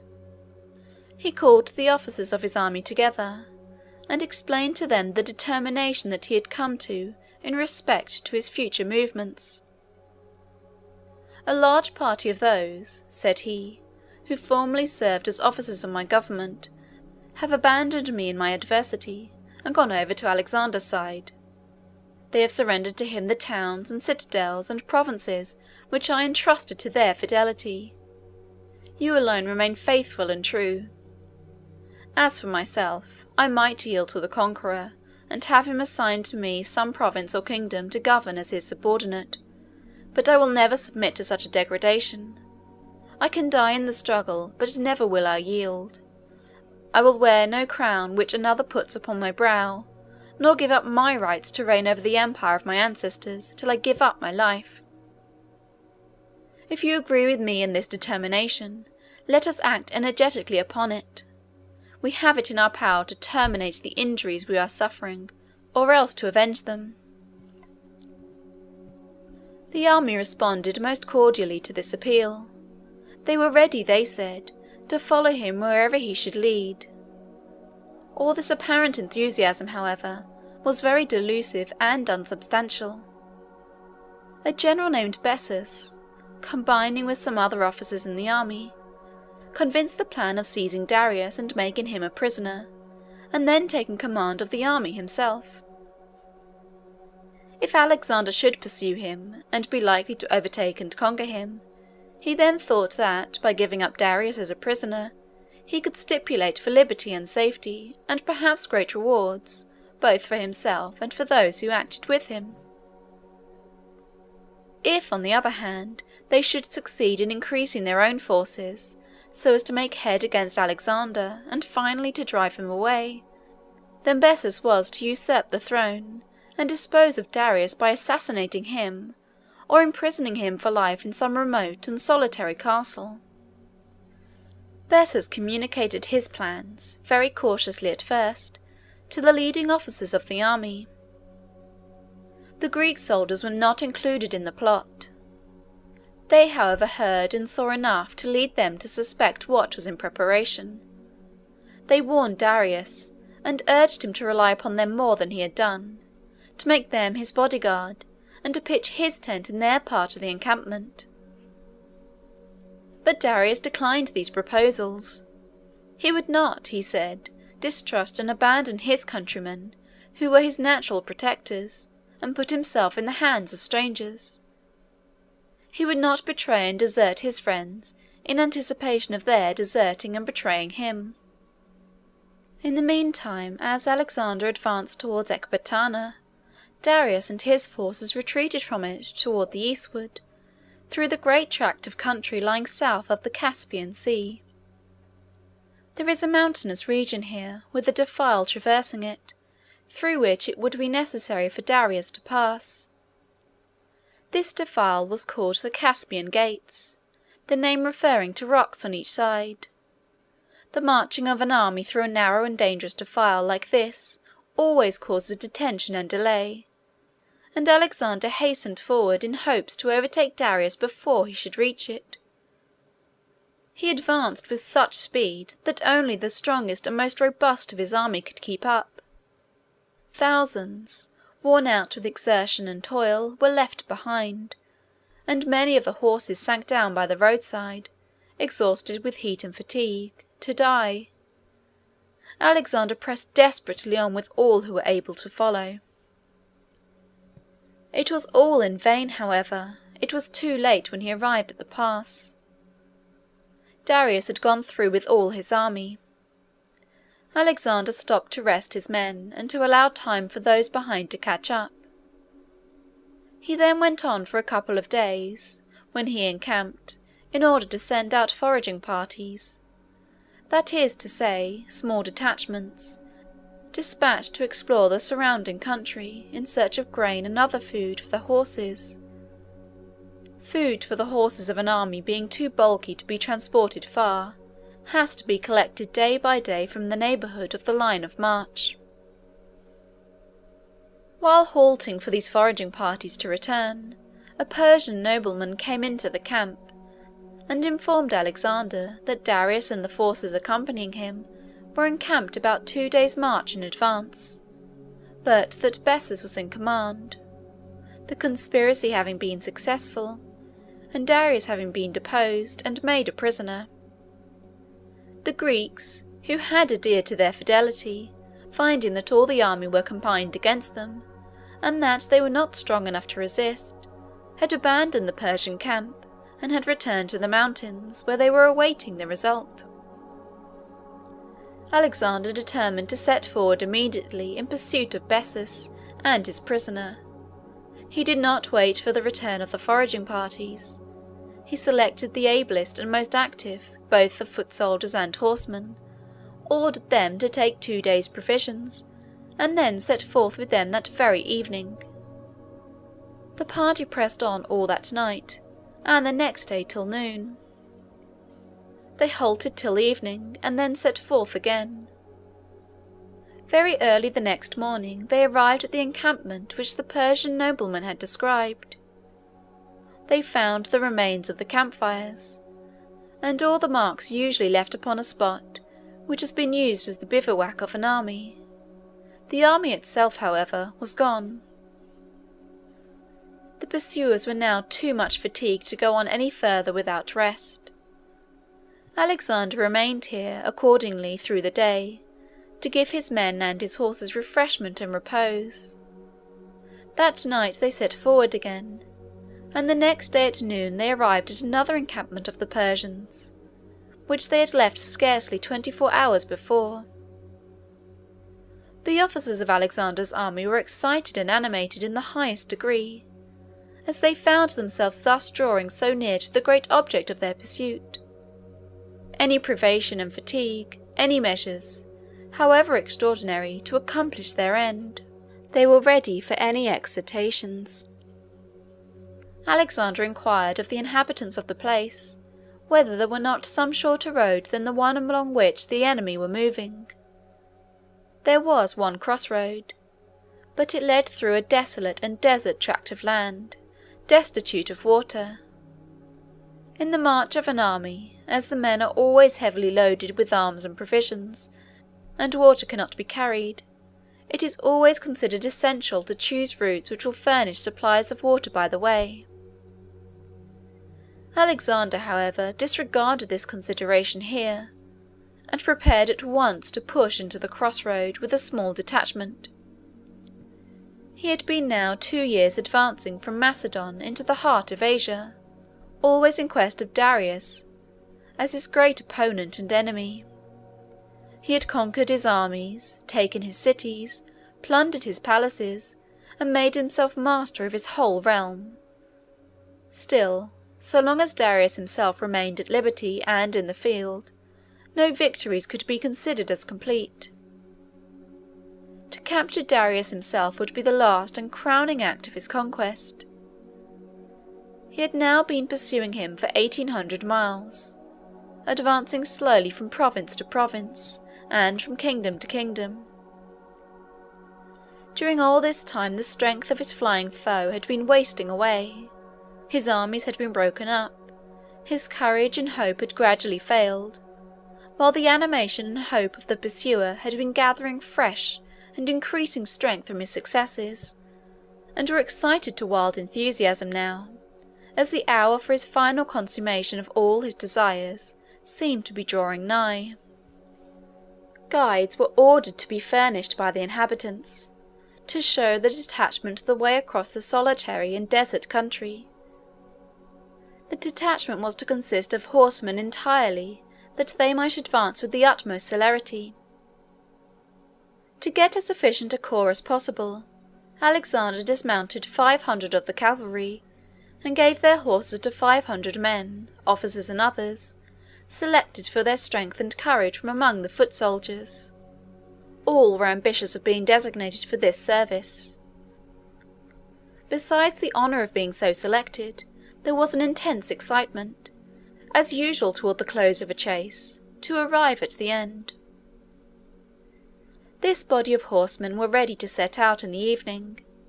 Alexander took the command, and, following the guides, they trotted off in the direction which the guides indicated.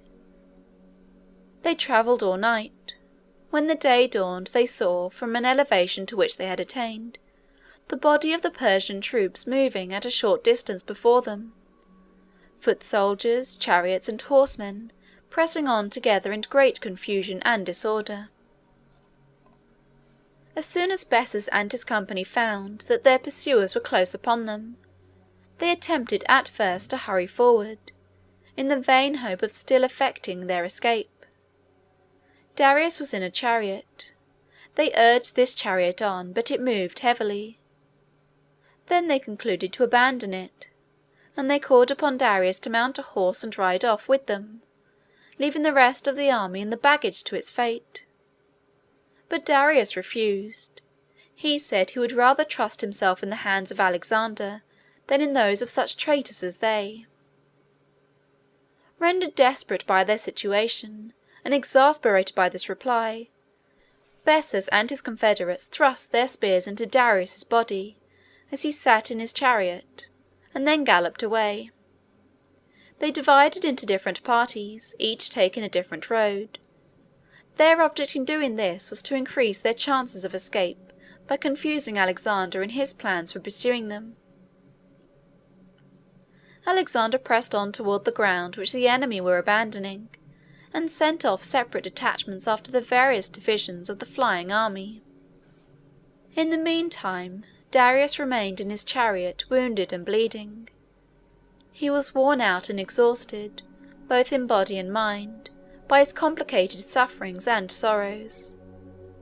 His kingdom lost, his family in captivity, his beloved wife in the grave, where the sorrows and sufferings of separation from her husband had borne her, his cities sacked, his palaces and treasures plundered, and now he himself, in the last hour of his extremity, abandoned and betrayed by all in whom he had placed his confidence and trust.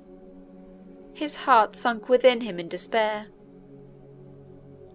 At such a time the soul turns from traitorous friends to an open foe with something like a feeling of confidence and attachment. Darius' exasperation against Bessus was so intense that his hostility to Alexander became a species of friendship in comparison. He felt that Alexander was a sovereign like himself, and would have some sympathy and fellow-feeling for a sovereign's misfortunes. He thought, too, of his mother, his wife, and his children, and the kindness with which Alexander had treated them went to his heart.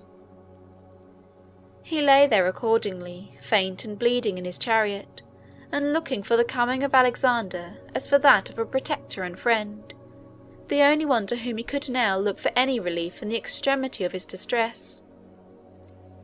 The Macedonians searched about in various places, thinking it possible that in the sudden dispersion of the enemy, Darius might have been left behind. At last the chariot in which he was lying was found. Darius was in it, pierced with spears. The floor of the chariot was covered with blood. They raised him a little, and he spoke. He called for water. Men wounded and dying on the field of battle are tormented always with an insatiable and intolerable thirst, the manifestations of which constitute one of the greatest horrors of the scene. They cry piteously to all who pass to bring them water, or else to kill them. They crawl along the ground to get at the canteens of their dead companions, in hopes to find, remaining in them, some drops to drink. And if there is a little brook meandering through the battlefield, its bed gets filled and choked up with the bodies of those who crawled there, in their agony, to quench their horrible thirst and die. Darius was suffering this thirst.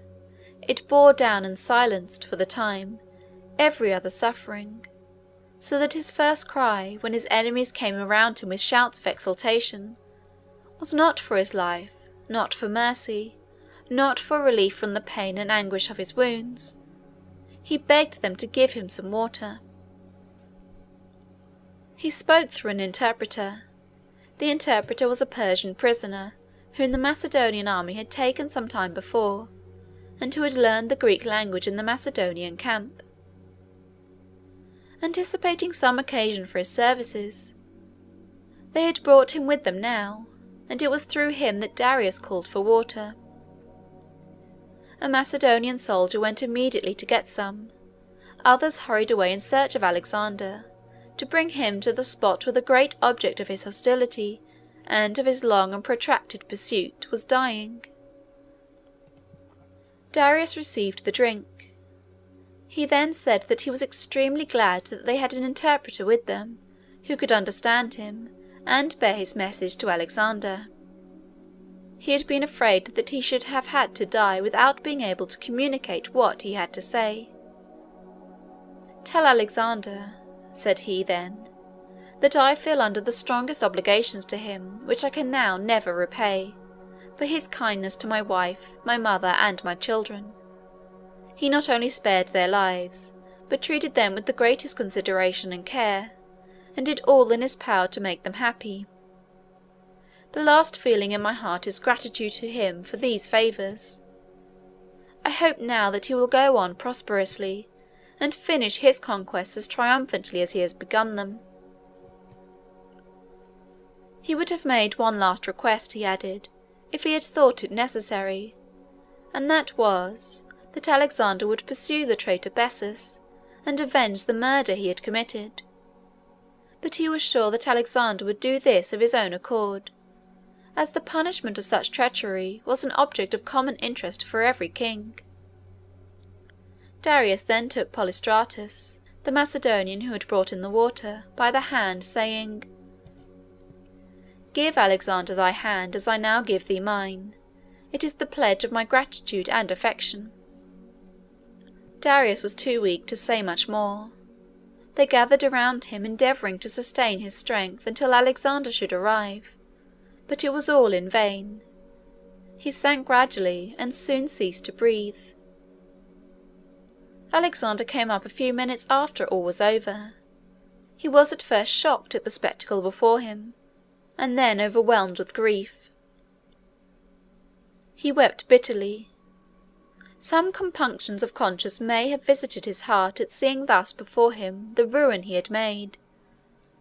Darius had never injured him or done him any wrong, and yet here he lay, hunted to death by a persevering and relentless hostility, for which his conqueror had no excuse but his innate love of dominion over his fellow men.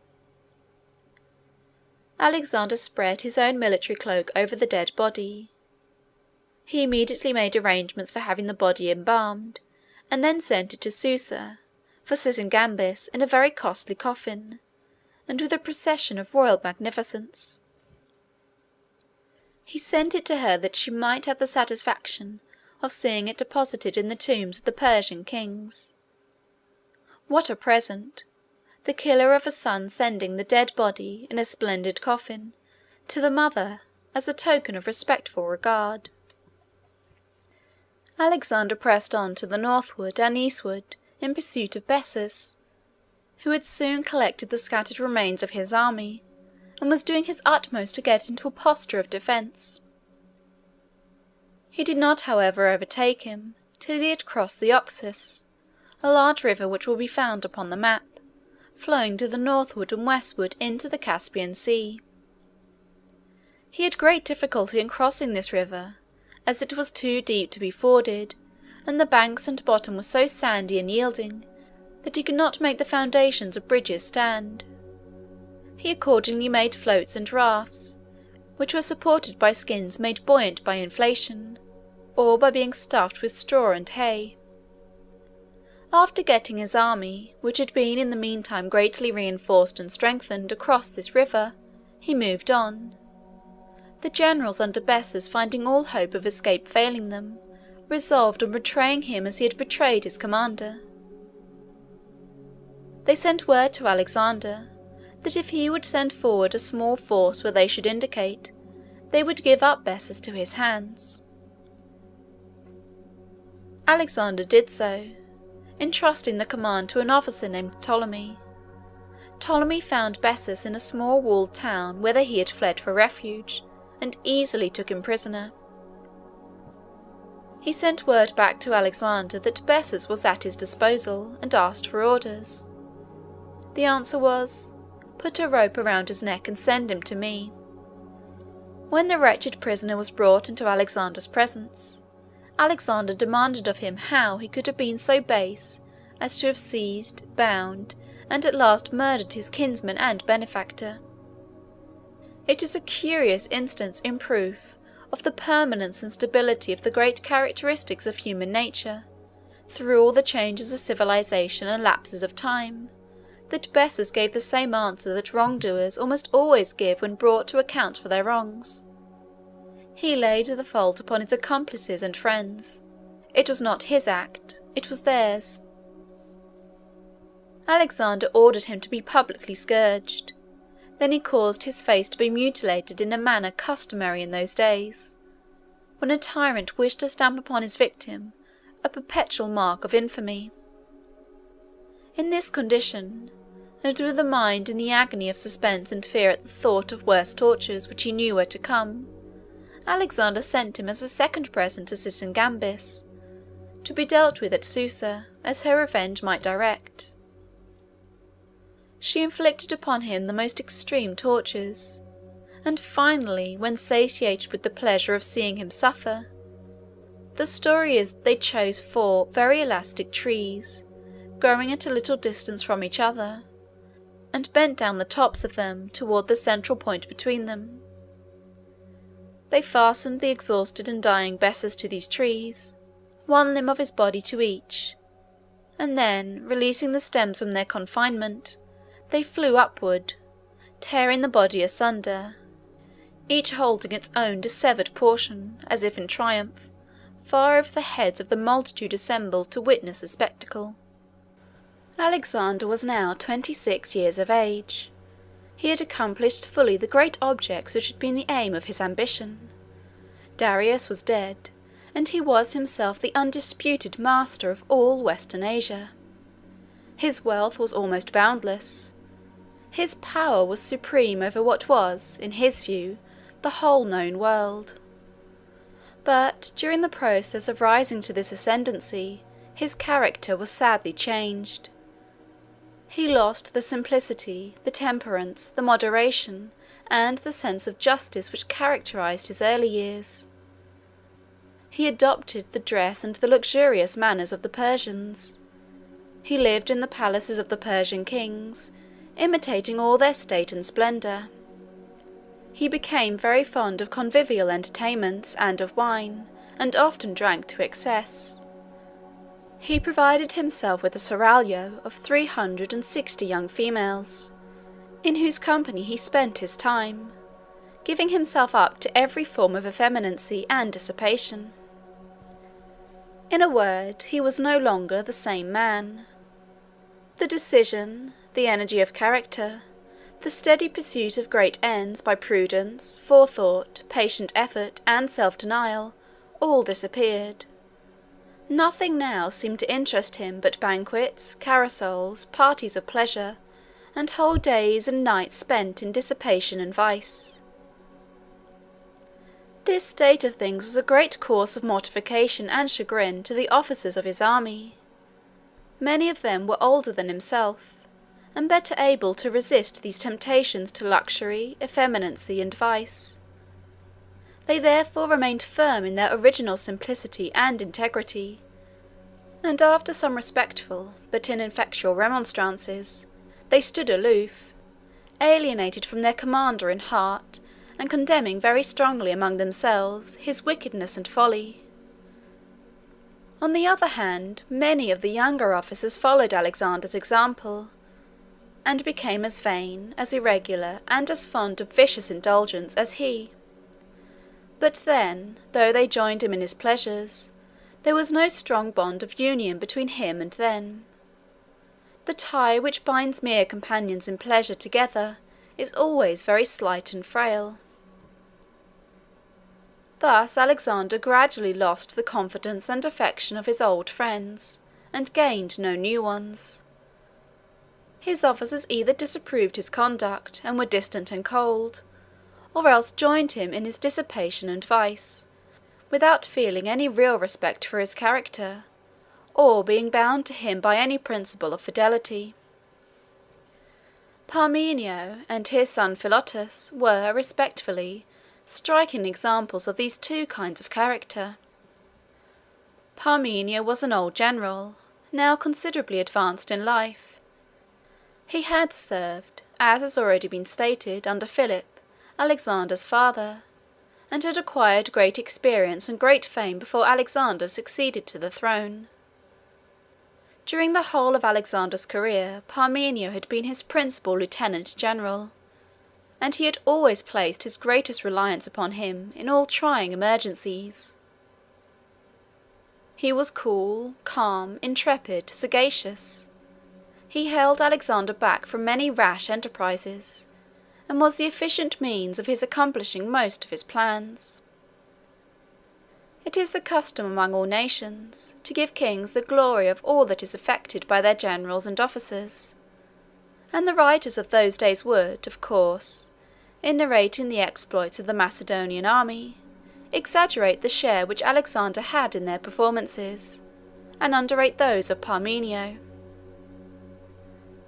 But in modern times, many impartial readers, in reviewing calmly these events, think that there is reason to doubt whether Alexander, if he had set out on his great expedition without Parmenio, would have succeeded at all.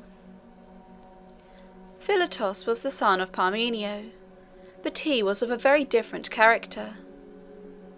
The difference was one which is very often, in all ages of the world, to be observed between those who inherit greatness and those who acquire it for themselves.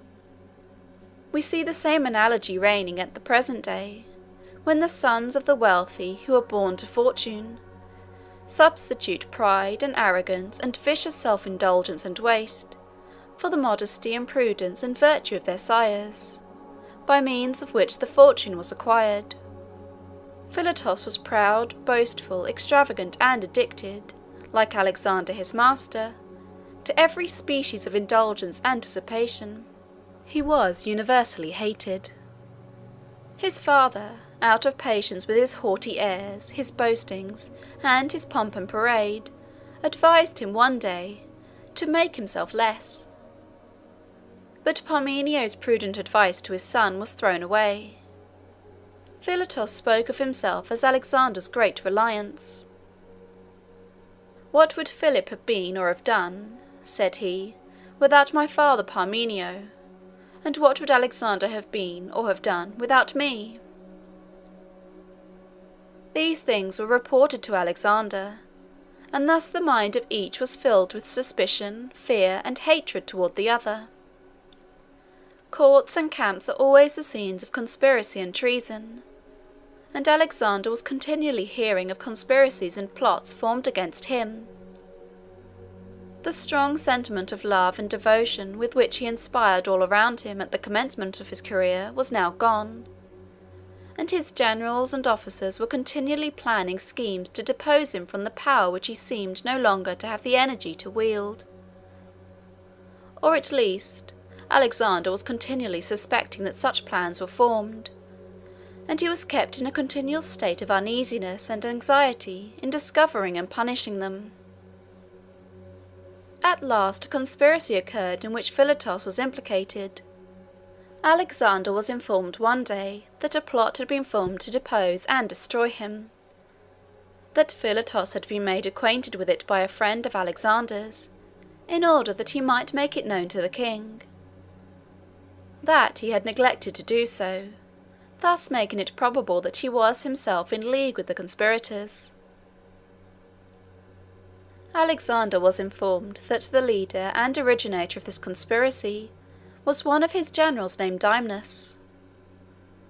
He immediately sent an officer to Dymnus to summon him into his presence.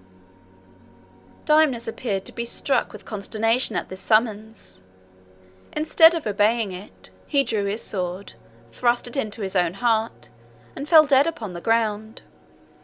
Alexander then sent for Philotas, and asked him if it was indeed true that he had been informed of this conspiracy, and had neglected to make it known.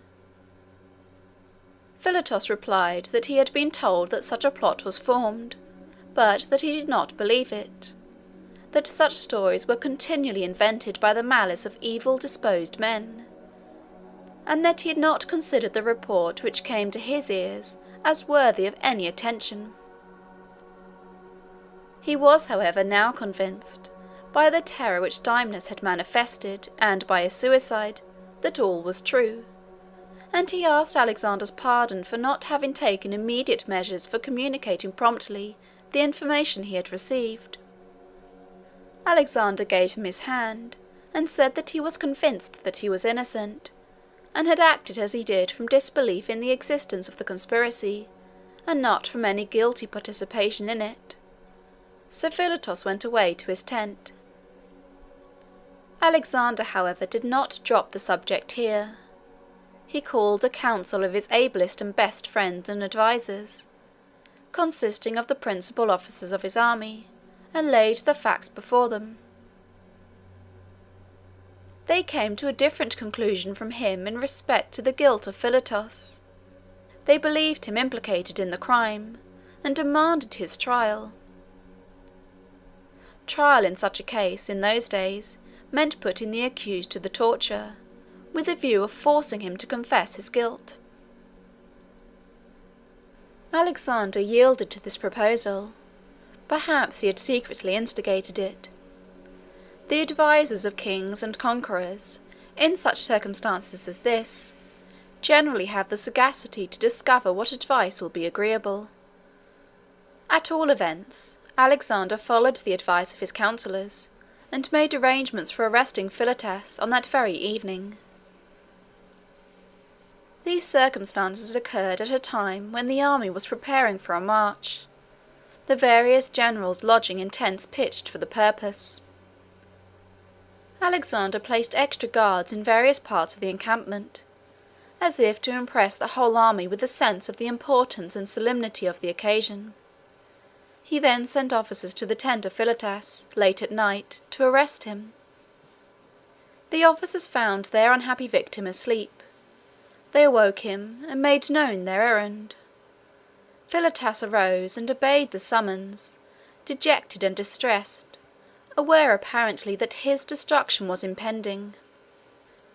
The next morning Alexander called together a large assembly, consisting of the principal and most important portions of the army, to the number of several thousands.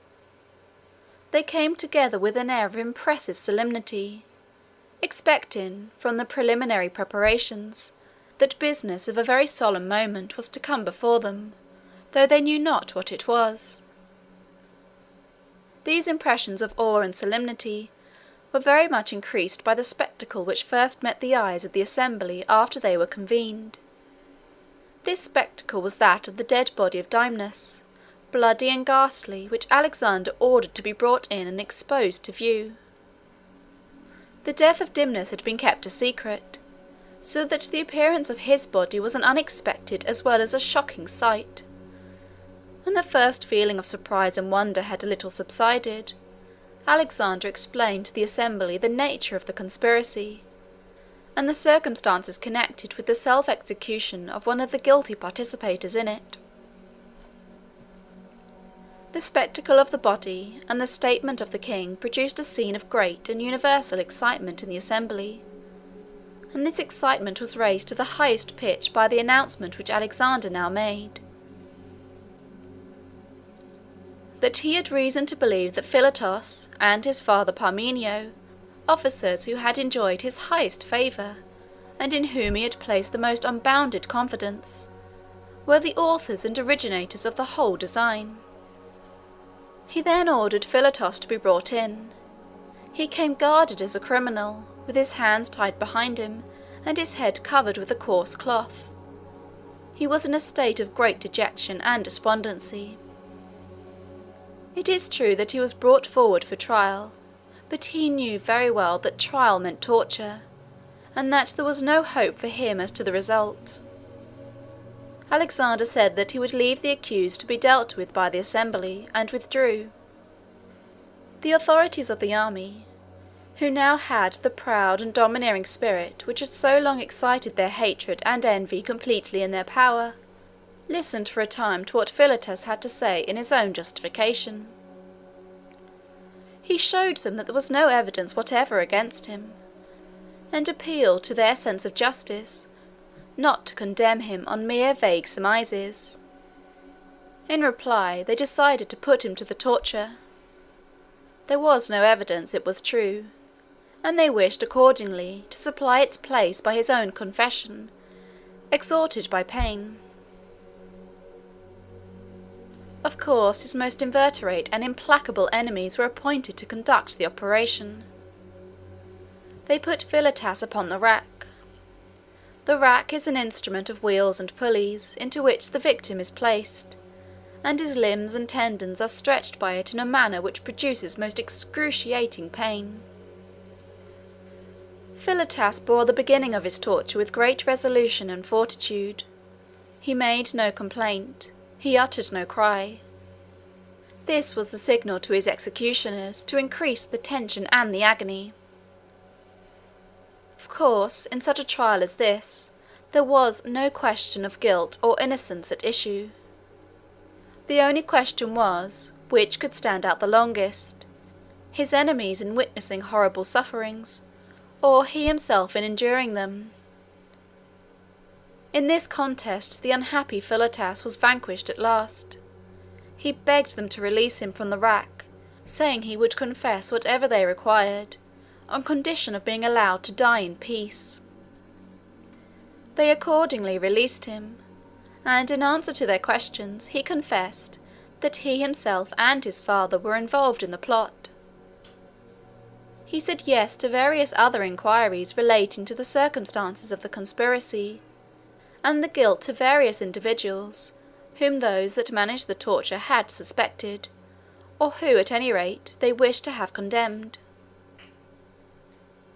The answers of Philotas to all these questions were written down, and he himself was sentenced to be stoned. The sentence was put in execution without any delay. During all this time Parmenio was in Media, in command of a very important part of Alexander's army. It was decreed that he must die, but some careful management was necessary to secure his execution while he was at so great a distance, and at the head of so great a force. The affair had to be conducted with great secrecy, as well as dispatch. The plan adopted was as follows. There was a certain man named Polydamas, who was regarded as Parmenio's particular friend. Polydamas was commissioned to go to Media and see the execution performed. He was selected because it was supposed that if any enemy or a stranger had been sent, Parmenio would have received him with suspicion, or at least with caution, and kept himself on guard. They gave Polydamas several letters to Parmenio, as if from his friends, and to one of them they attached the seal of his son Philotas, the more completely to deceive the unhappy father. Polydamas was 11 days on his journey into Media. He had letters to Cleander, the governor of the province of Media, which contained the king's warrant for Parmenio's execution. He arrived at the house of Cleander in the night. He delivered his letters, and they together concerted the plans of carrying the execution into effect. After having taken all the precautions necessary, Polydamas went, with many attendants accompanying him, to the quarters of Parmenio. The old general, for he was at this time 80 years of age, was walking in his grounds.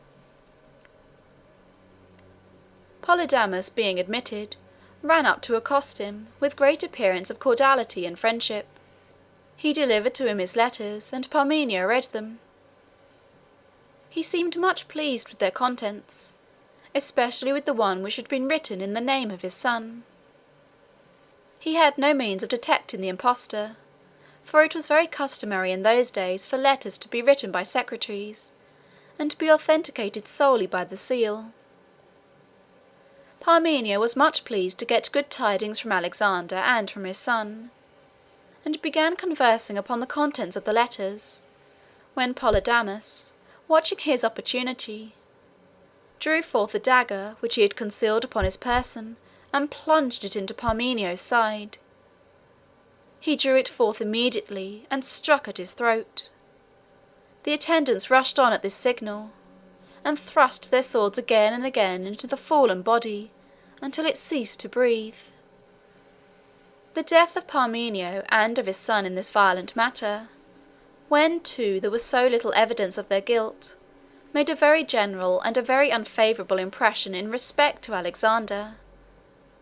And not long afterwards another case occurred, in some respects still more painful, as it evinced still more strikingly that the mind of Alexander, which had been in his earlier days filled with such noble and lofty sentiments of justice and generosity, was gradually getting to be under the supreme dominion of selfish and ungovernable passions.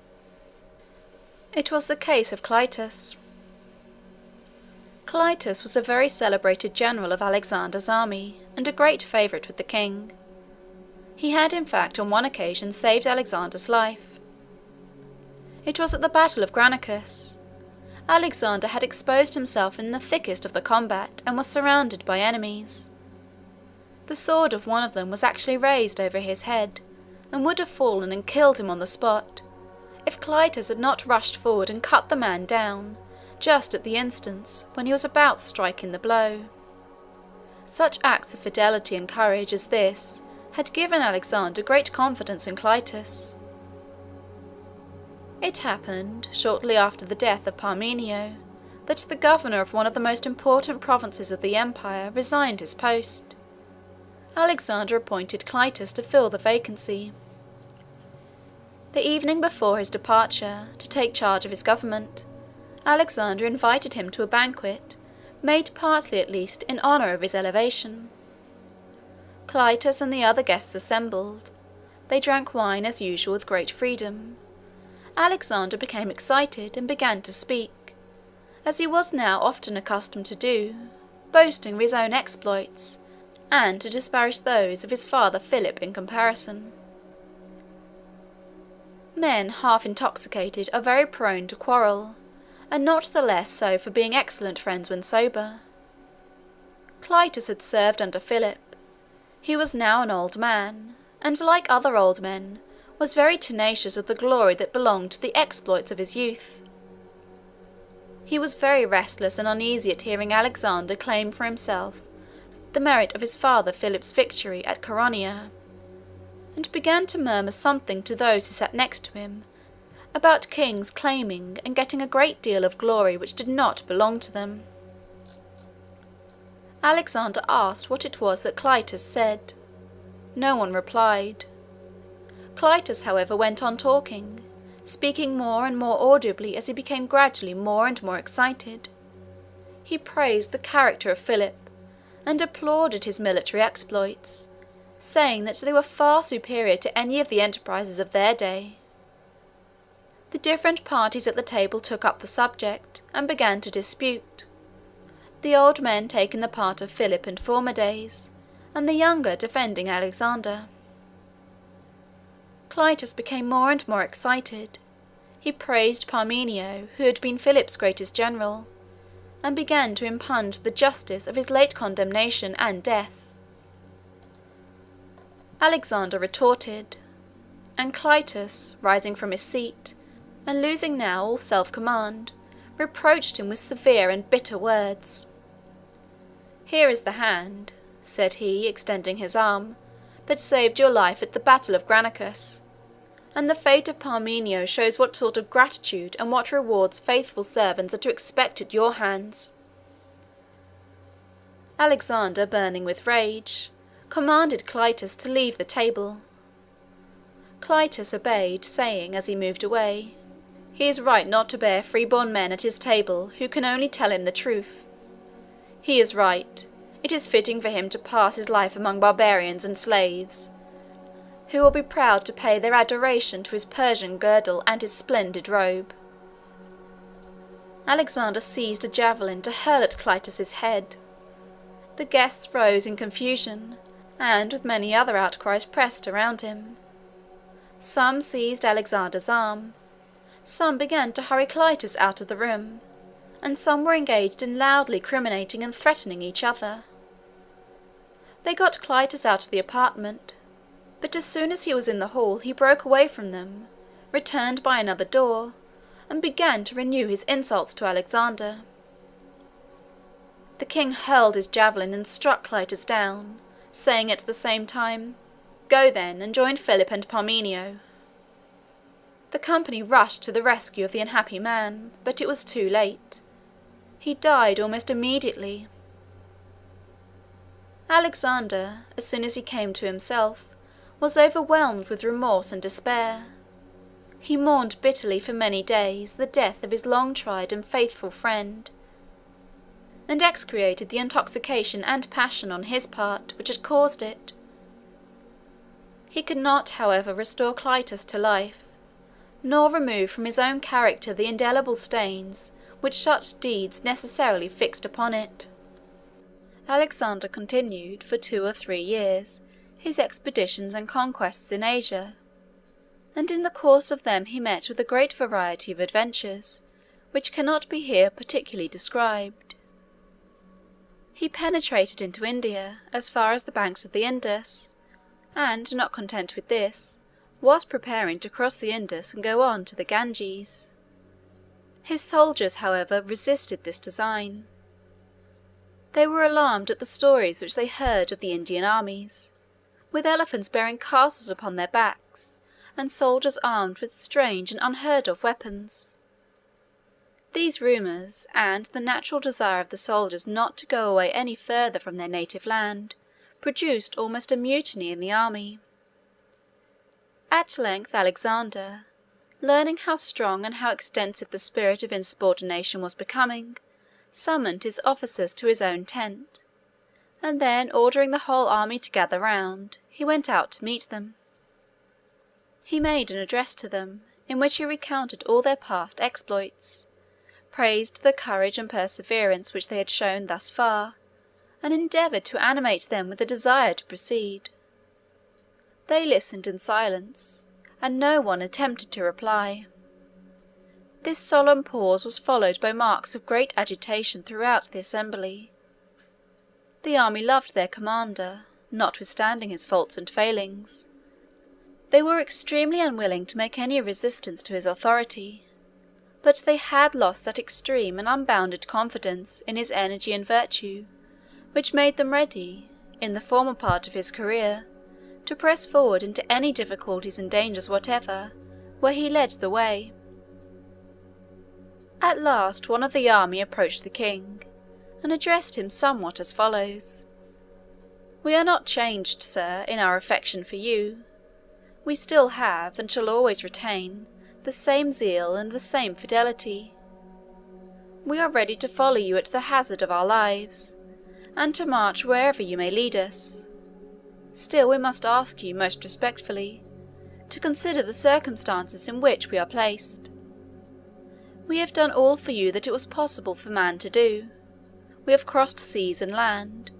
We have marched to the end of the world, and you are now meditating the conquest of another, by going in search of new Indias, unknown to the Indians themselves.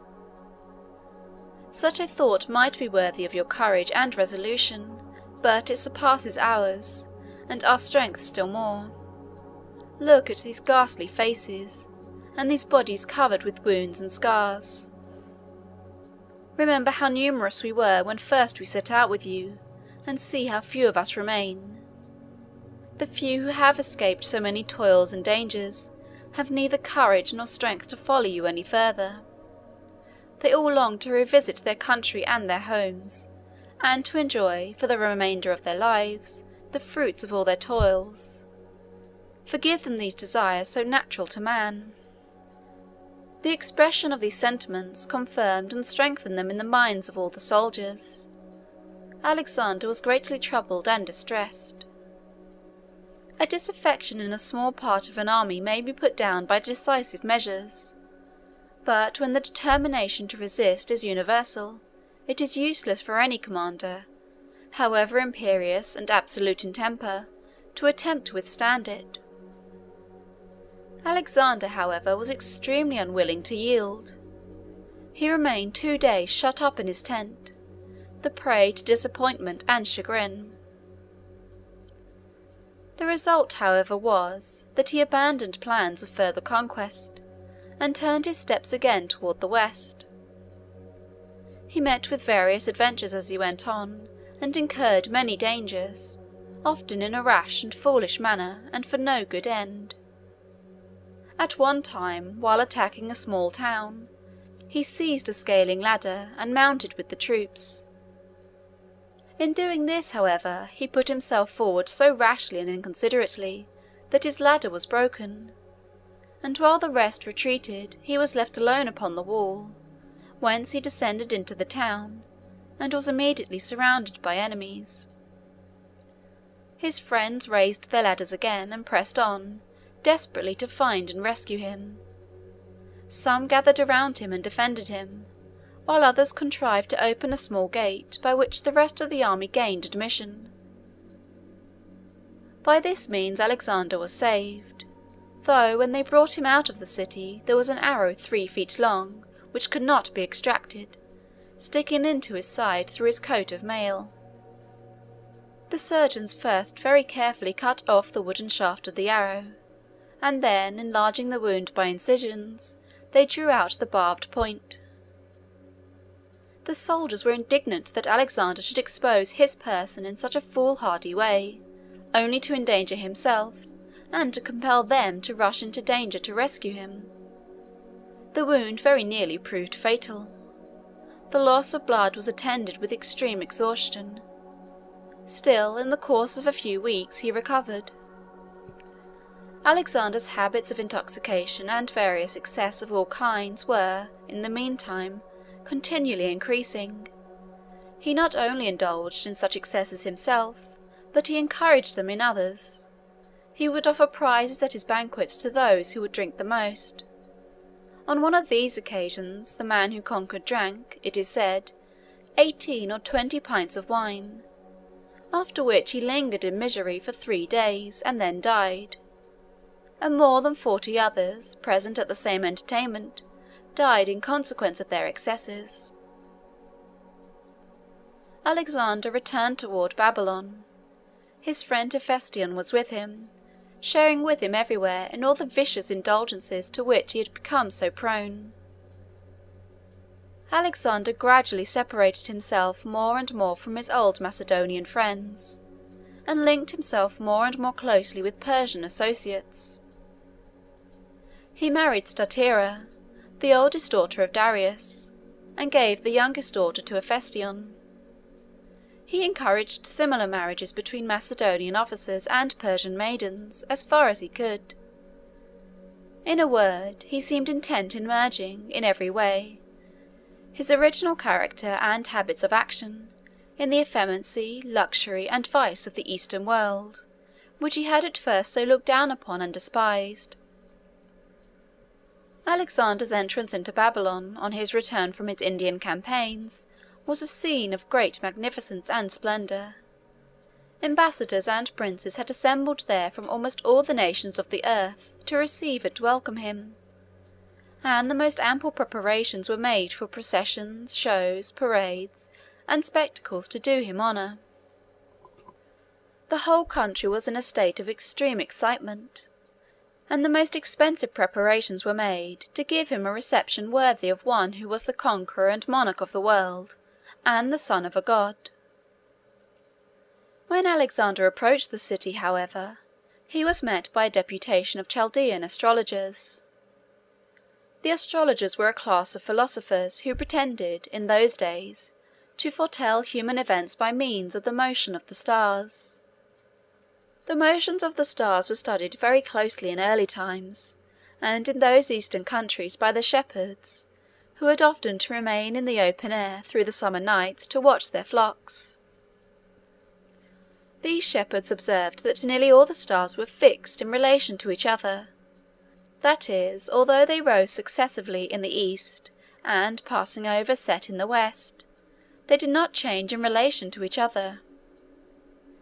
There were, however, a few that wandered about among the rest in an irregular and unaccountable manner.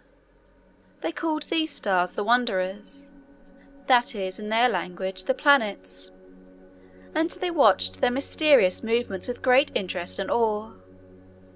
They naturally imagined that these changes had some connection with human affairs, and they endeavoured to prognosticate from them the events, whether prosperous or adverse, which were to befall mankind. Whenever a comet or an eclipse appeared, they thought it portended some terrible calamity. The study of the motions and appearances of the stars, with a view to foretell the course of human affairs, was the science of astrology. The astrologers came, in a very solemn and imposing procession, to meet Alexander on his march. They informed him that they had found indubitable evidence in the stars that, if he came into Babylon, he would hazard his life. They accordingly begged him not to approach any nearer, but to choose some other city for his capital. Alexander was very much perplexed by this announcement. His mind, weakened by effeminacy and dissipation, was very susceptible to suspicious fears. It was not merely by the deliberating influence of vicious indulgences on the nervous constitution that this effect was produced. It was, in part, the moral influence of conscious guilt. Guilt makes men afraid. It not only increases the power of real dangers, but predisposes the mind to all sorts of imaginary fears. Alexander was very much troubled at this announcement of the astrologers. He suspended his march, and began anxiously to consider what to do. At length the Greek philosophers came to him and reasoned with him on the subject, persuading him that the science of astrology was not worthy of any belief. The Greeks had no faith in astrology. They foretold future events by the flight of birds, or by the appearances presented in the dissection of beasts offered in sacrifice. At length, however, Alexander's fears were so far allayed that he concluded to enter the city. He advanced accordingly with his whole army, and made his entry under circumstances of the greatest possible parade and splendour. As soon, however, as the excitement of the first few days had passed away, his mind relapsed again, and he became anxious, troubled, and unhappy. Hephaestion, his great personal friend and companion, had died while he was on the march toward Babylon. He was brought to the grave by diseases produced by dissipation and vice. Alexander was very much moved by his death. It threw him at once into a fit of despondency and gloom. It was some time before he could at all overcome the melancholy reflections and forebodings which this event produced. He determined that, as soon as he arrived in Babylon, he would do all possible honour to Hephaestion's memory by a magnificent funeral. He accordingly sent new orders to all the other cities and kingdoms around, and collected a vast sum for this purpose. He had a part of the city wall pulled down to furnish a site for a monumental edifice. This edifice was constructed of an enormous size and most elaborate architecture.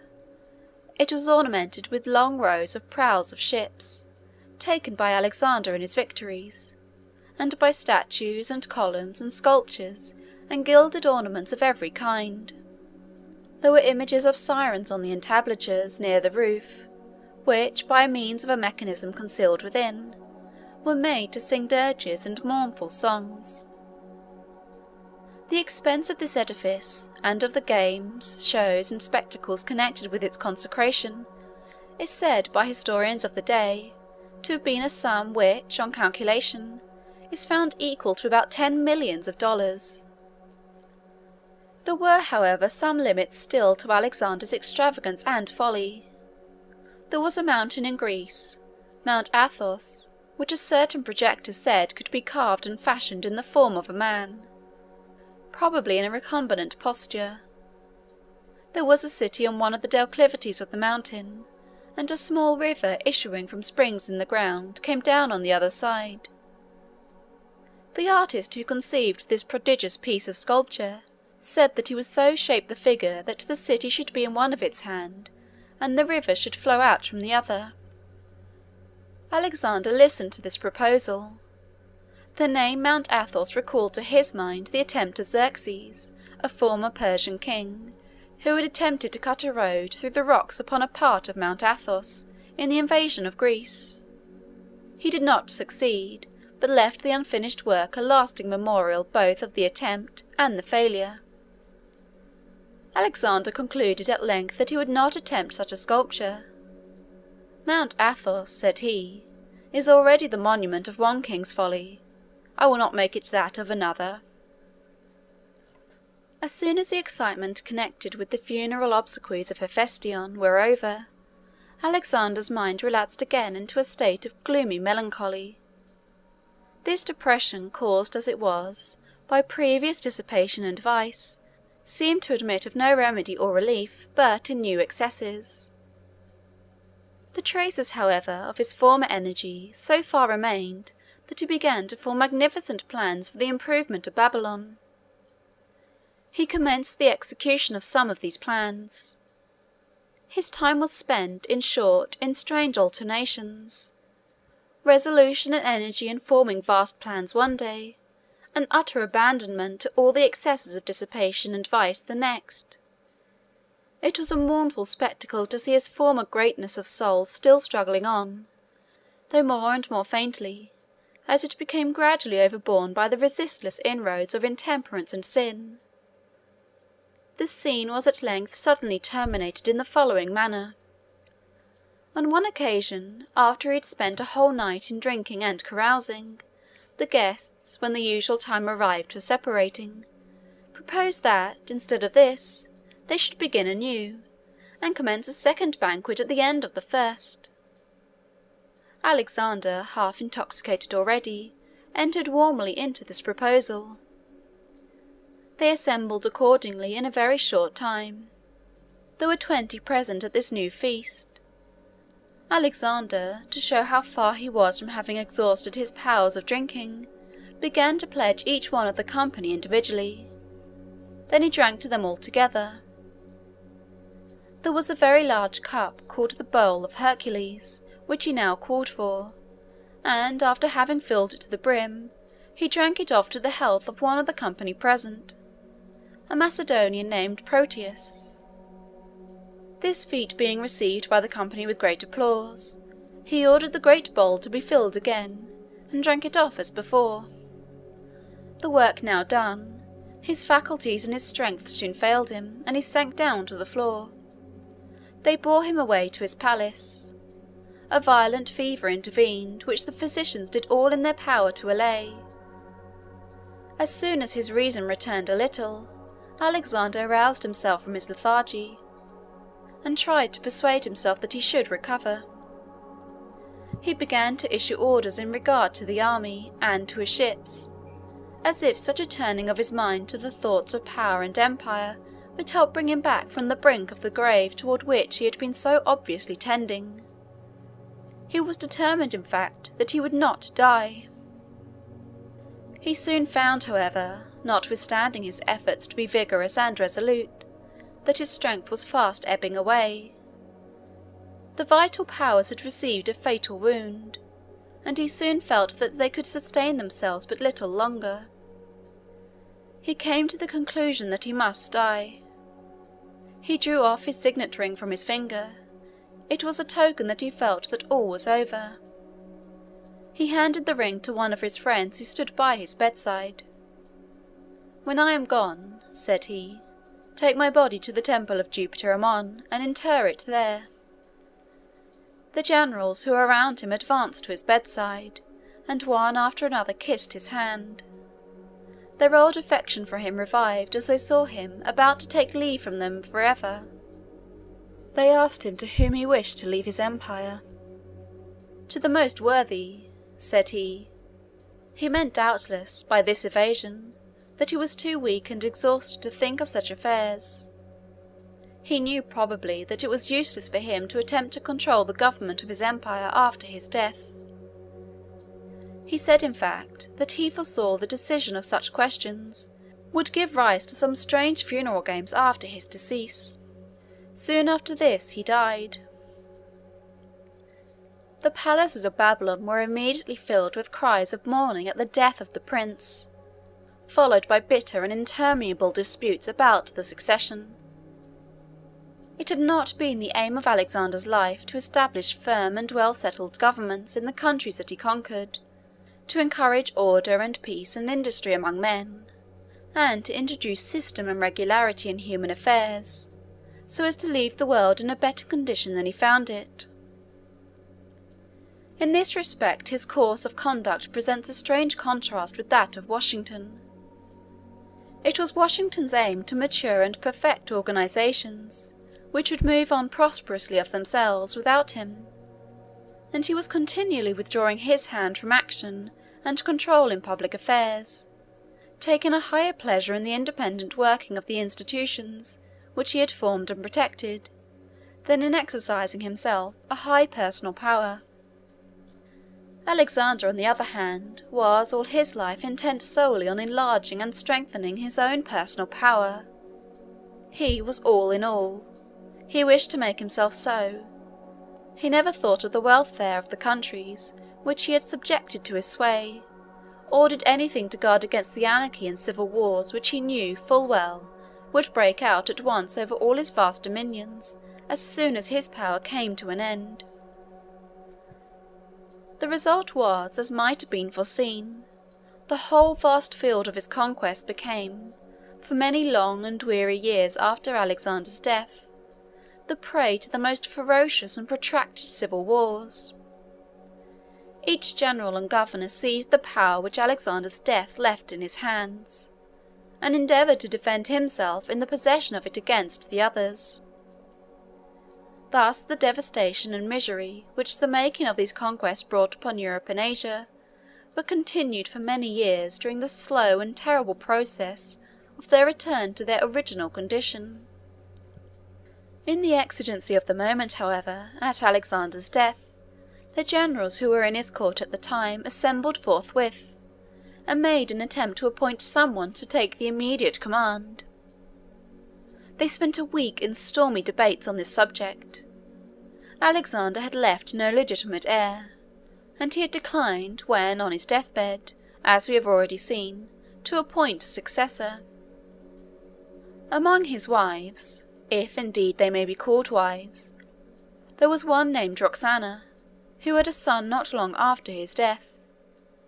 This son was ultimately named his successor, but in the meantime a certain relative named Argead was chosen by the generals to assume the command.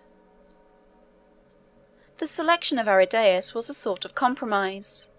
He had no talents or capacity whatever, and was chosen by the rest on that very account, each one thinking that if such an imbecile as Argead was nominally the king, he could himself manage to get possession of the real power. Argead accepted the appointment, but he was never able to make himself king in anything but the name.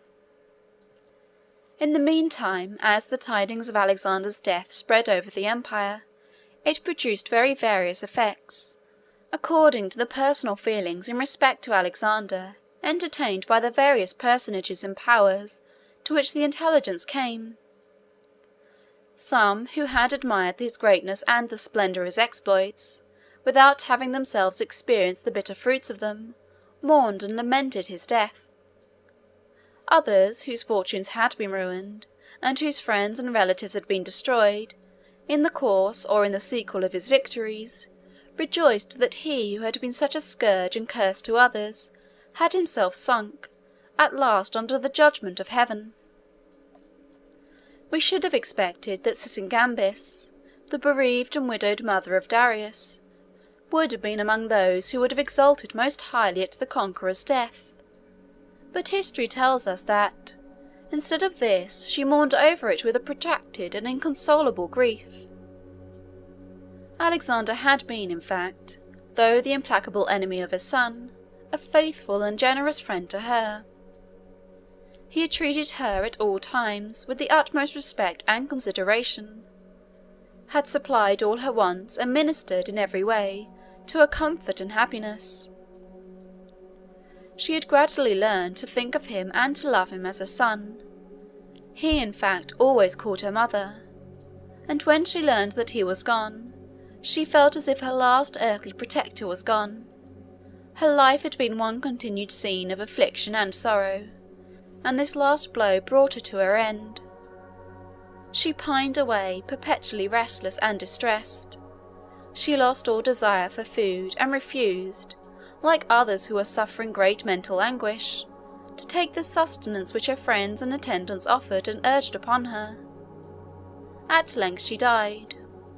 They said she starved herself to death, but it was probably grief and despair at being thus left, in her declining years, so hopelessly friendless and alone, and not hunger that destroyed her. In striking contrast to this mournful scene of sorrow in the palace of Sysigambis, there was an exhibition of the most wild and tumultuous joy in the streets and in all the public places of resort in the city of Athens, when the tidings of the death of the great Macedonian king arrived there. The Athenian Commonwealth, as well as all the other states of southern Greece, had submitted very reluctantly to the Macedonian supremacy. They had resisted Philip, and they had resisted Alexander. Their opposition had been at length suppressed and silenced by Alexander's terrible vengeance upon Thebes, but it was never really subdued. Demosthenes, the orator, who had exerted so powerful an influence against the Macedonian kings, had been sent into banishment, and all outward expressions of discontent were restrained. The discontent and hostility existed still, however, as inveterate as ever, and was ready to break out anew with redoubled violence, the moment that the terrible energy of Alexander himself was no longer to be feared. When therefore the rumour arrived at Athens, for at first it was mere rumour, that Alexander was dead in Babylon, the whole city was thrown into a state of the most tumultuous joy. The citizens assembled in the public places, and congratulated and harangued each other with expressions of the greatest exultation. They were for proclaiming their independence and declaring war against Macedon on the spot. Some of the older and more sagacious of their councillors were, however, more composed and calm. They recommended a little delay, in order to see whether the news was really true. Phocion, in particular, who was one of the prominent statesmen of the city, endeavoured to quiet the excitement of the people. "Do not let us be so precipitate," said he. "There is time enough. If Alexander is really dead today, he will be dead tomorrow and the next day, so that there will be time enough for us to act with deliberation and discretion." Just and true as this view of the subject was, there was too much of rebuke and satire in it to have much influence with those to whom it was addressed. The people were resolved on war. They sent commissioners into all states of the Peloponnesus to organize a league, offensive and defensive, against Macedon. They recalled Demosthenes from his banishment, and adopted all the necessary military measures for establishing and maintaining their freedom. The consequences of all this would doubtless have been very serious if the rumour of Alexander's death had proved false. But fortunately for Demosthenes and the Athenians, it was soon abundantly confirmed. The return of Demosthenes to the city was like the triumphal entry of a conqueror. At the time of his recall he was at the island of Aegina, which is about 40 miles southwest of Athens, in one of the gulfs of the Aegean Sea. They sent a public galley to receive him and to bring him to the land. It was a galley of 3 banks of oars, and was fitted up in a style to do honour to a public guest. Athens is situated some distance back from the sea, and has a small port called the Piraeus at the shore, a long straight avenue leading from the port to the city. The galley by which Demosthenes was conveyed landed at the Piraeus. All the civil and religious authorities of the city went down to the port in a grand procession to receive and welcome the exile on his arrival, and a large portion of the population followed in the train, to witness the spectacle, and to swell by their acclamations the general expression of joy. In the meantime the preparations for Alexander's funeral had been going on, upon a great scale of magnificence and splendour. It was 2 years before they were complete. The body had been given, first to be embalmed, according to the Egyptian and Chaldean art, and then had been placed in a sort of sarcophagus, in which it was to be conveyed to its long home. Alexander, it will be remembered, had given directions that it should be taken to the temple of Jupiter Ammon, in the Egyptian oasis, where he had been proclaimed the son of a god. It would seem incredible that such a mind as his could really admit such an absurd superstition as the story of his divine origin, and we must therefore suppose that he gave this direction in order that the place of his interment might confirm the idea of his superhuman nature in the general opinion of mankind. At all events, such were his orders, and the authorities who were left in power at Babylon after his death prepared to execute them. It was a long journey. To convey a body by a regular funeral procession, formed as soon after the death as the arrangements could be made, from Babylon to the eastern frontiers of Egypt, a distance of 1,000 miles, was perhaps as grand a plan of interment as was ever formed. It has something like a parallel in the removal of Napoleon's body from St. Helena to Paris. There was not really an interment but a transfer. Alexander's was a simple burial procession, going from the palace where he died to the proper cemetery, a march of 1,000 miles, it is true, but all within his own dominions. The greatness of it resulted simply from the magnitude of the scale on which everything pertaining to the mighty here was performed, for it was nothing but a simple passage from the dwelling to the burial ground in his own estates after all.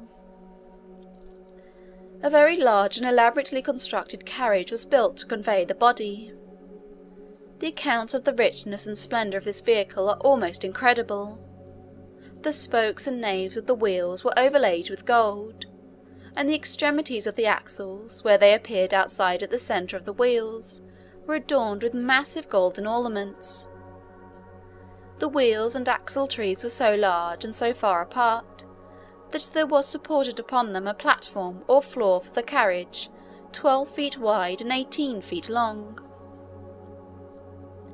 Upon this platform there was erected a magnificent pavilion, supported by Ionic columns, and profusely ornamented, both within and without, with purple and gold. The interior constituted an apartment, more or less open at the sides, and resplendent within with gems and precious stones. The space of 12 feet by 18 forms a chamber of no inconsiderable size, and there was thus ample room for what was required within. There was a throne, raised some steps, and placed back upon the platform, profusely carved and gilded. It was empty, but crowns representing the various nations over whom Alexander had reigned were hung upon it. At the foot of the throne was the coffin, made, it is said, of solid gold, and containing besides the body a large quantity of the most costly spices and aromatic perfumes, which filled the air with their odour. The arms which Alexander wore were laid out in view, also between the coffin and the throne. On the 4 sides of the carriage were bas-relievos, that is, sculptured figures raised from the surface, representing Alexander himself, with various military concomitants. There were Macedonian columns, and Persian squadrons, and elephants of India, and troops of horse, and various other emblems of the departed hero's greatness and power. Around the pavilion, too, there was a fringe or network of golden lace, to the pendants of which were attached bells which tolled continually, with a mournful sound as the carriage moved along. A long column of mules, 64 in number, arranged in sets of 4, drew this ponderous car. These mules were all selected for their great size and strength, and were splendidly caparisoned. They had collars and harnesses mounted with gold, and enriched with precious stones. Before the procession set out from Babylon, an army of pioneers and workmen went forward to repair the roads, strengthen the bridges, and remove the obstacles along the whole line of route over which the train was to pass. At length, when all was ready, the solemn procession began to move, and passed out through the gates of Babylon. No pen can describe the enormous throngs of spectators that assembled to witness its departure, and that gathered along the route, as it passed slowly on from city to city, in its long and weary way. Notwithstanding all this pomp and parade, however, the body never reached its intended destination. Ptolemy, the officer to whom Egypt fell in the division of Alexander's empire, came forth with a grand escort of troops to meet the funeral procession as it came into Egypt. He preferred, for some reason or other, that the body should be interred in the city of Alexandria. It was accordingly deposited there, and a great monument was erected over the spot. This monument is said to have remained standing for 1,500 years, but all vestiges of it have now disappeared. The city of Alexandria itself, however, is the conqueror's real monument, the greatest and best perhaps that any conqueror ever left behind. It is a monument, too, that time will not destroy. Its position and character, as Alexander foresaw, by bringing it a continued renovation, secured its perpetuity. Alexander earned well the name and reputation of the Great. He was truly great in all those powers and capacities which can elevate one man above his fellows. We cannot help applauding the extraordinary energy of his genius, though we condemn the selfish and cruel ends to which his life was devoted. He was simply a robber, but yet a robber on so vast a scale that mankind, in contemplating his career, have generally lost sight of the wickedness of his crimes, in their admiration of the enormous magnitude of the scale on which they were perpetrated. This is released for the sake of education. This is a brief key insight about all the concepts of the book. We provide free audiobooks, key insights, summaries, and brief study notes on the concepts of the books. So make sure to subscribe and become a part of our family.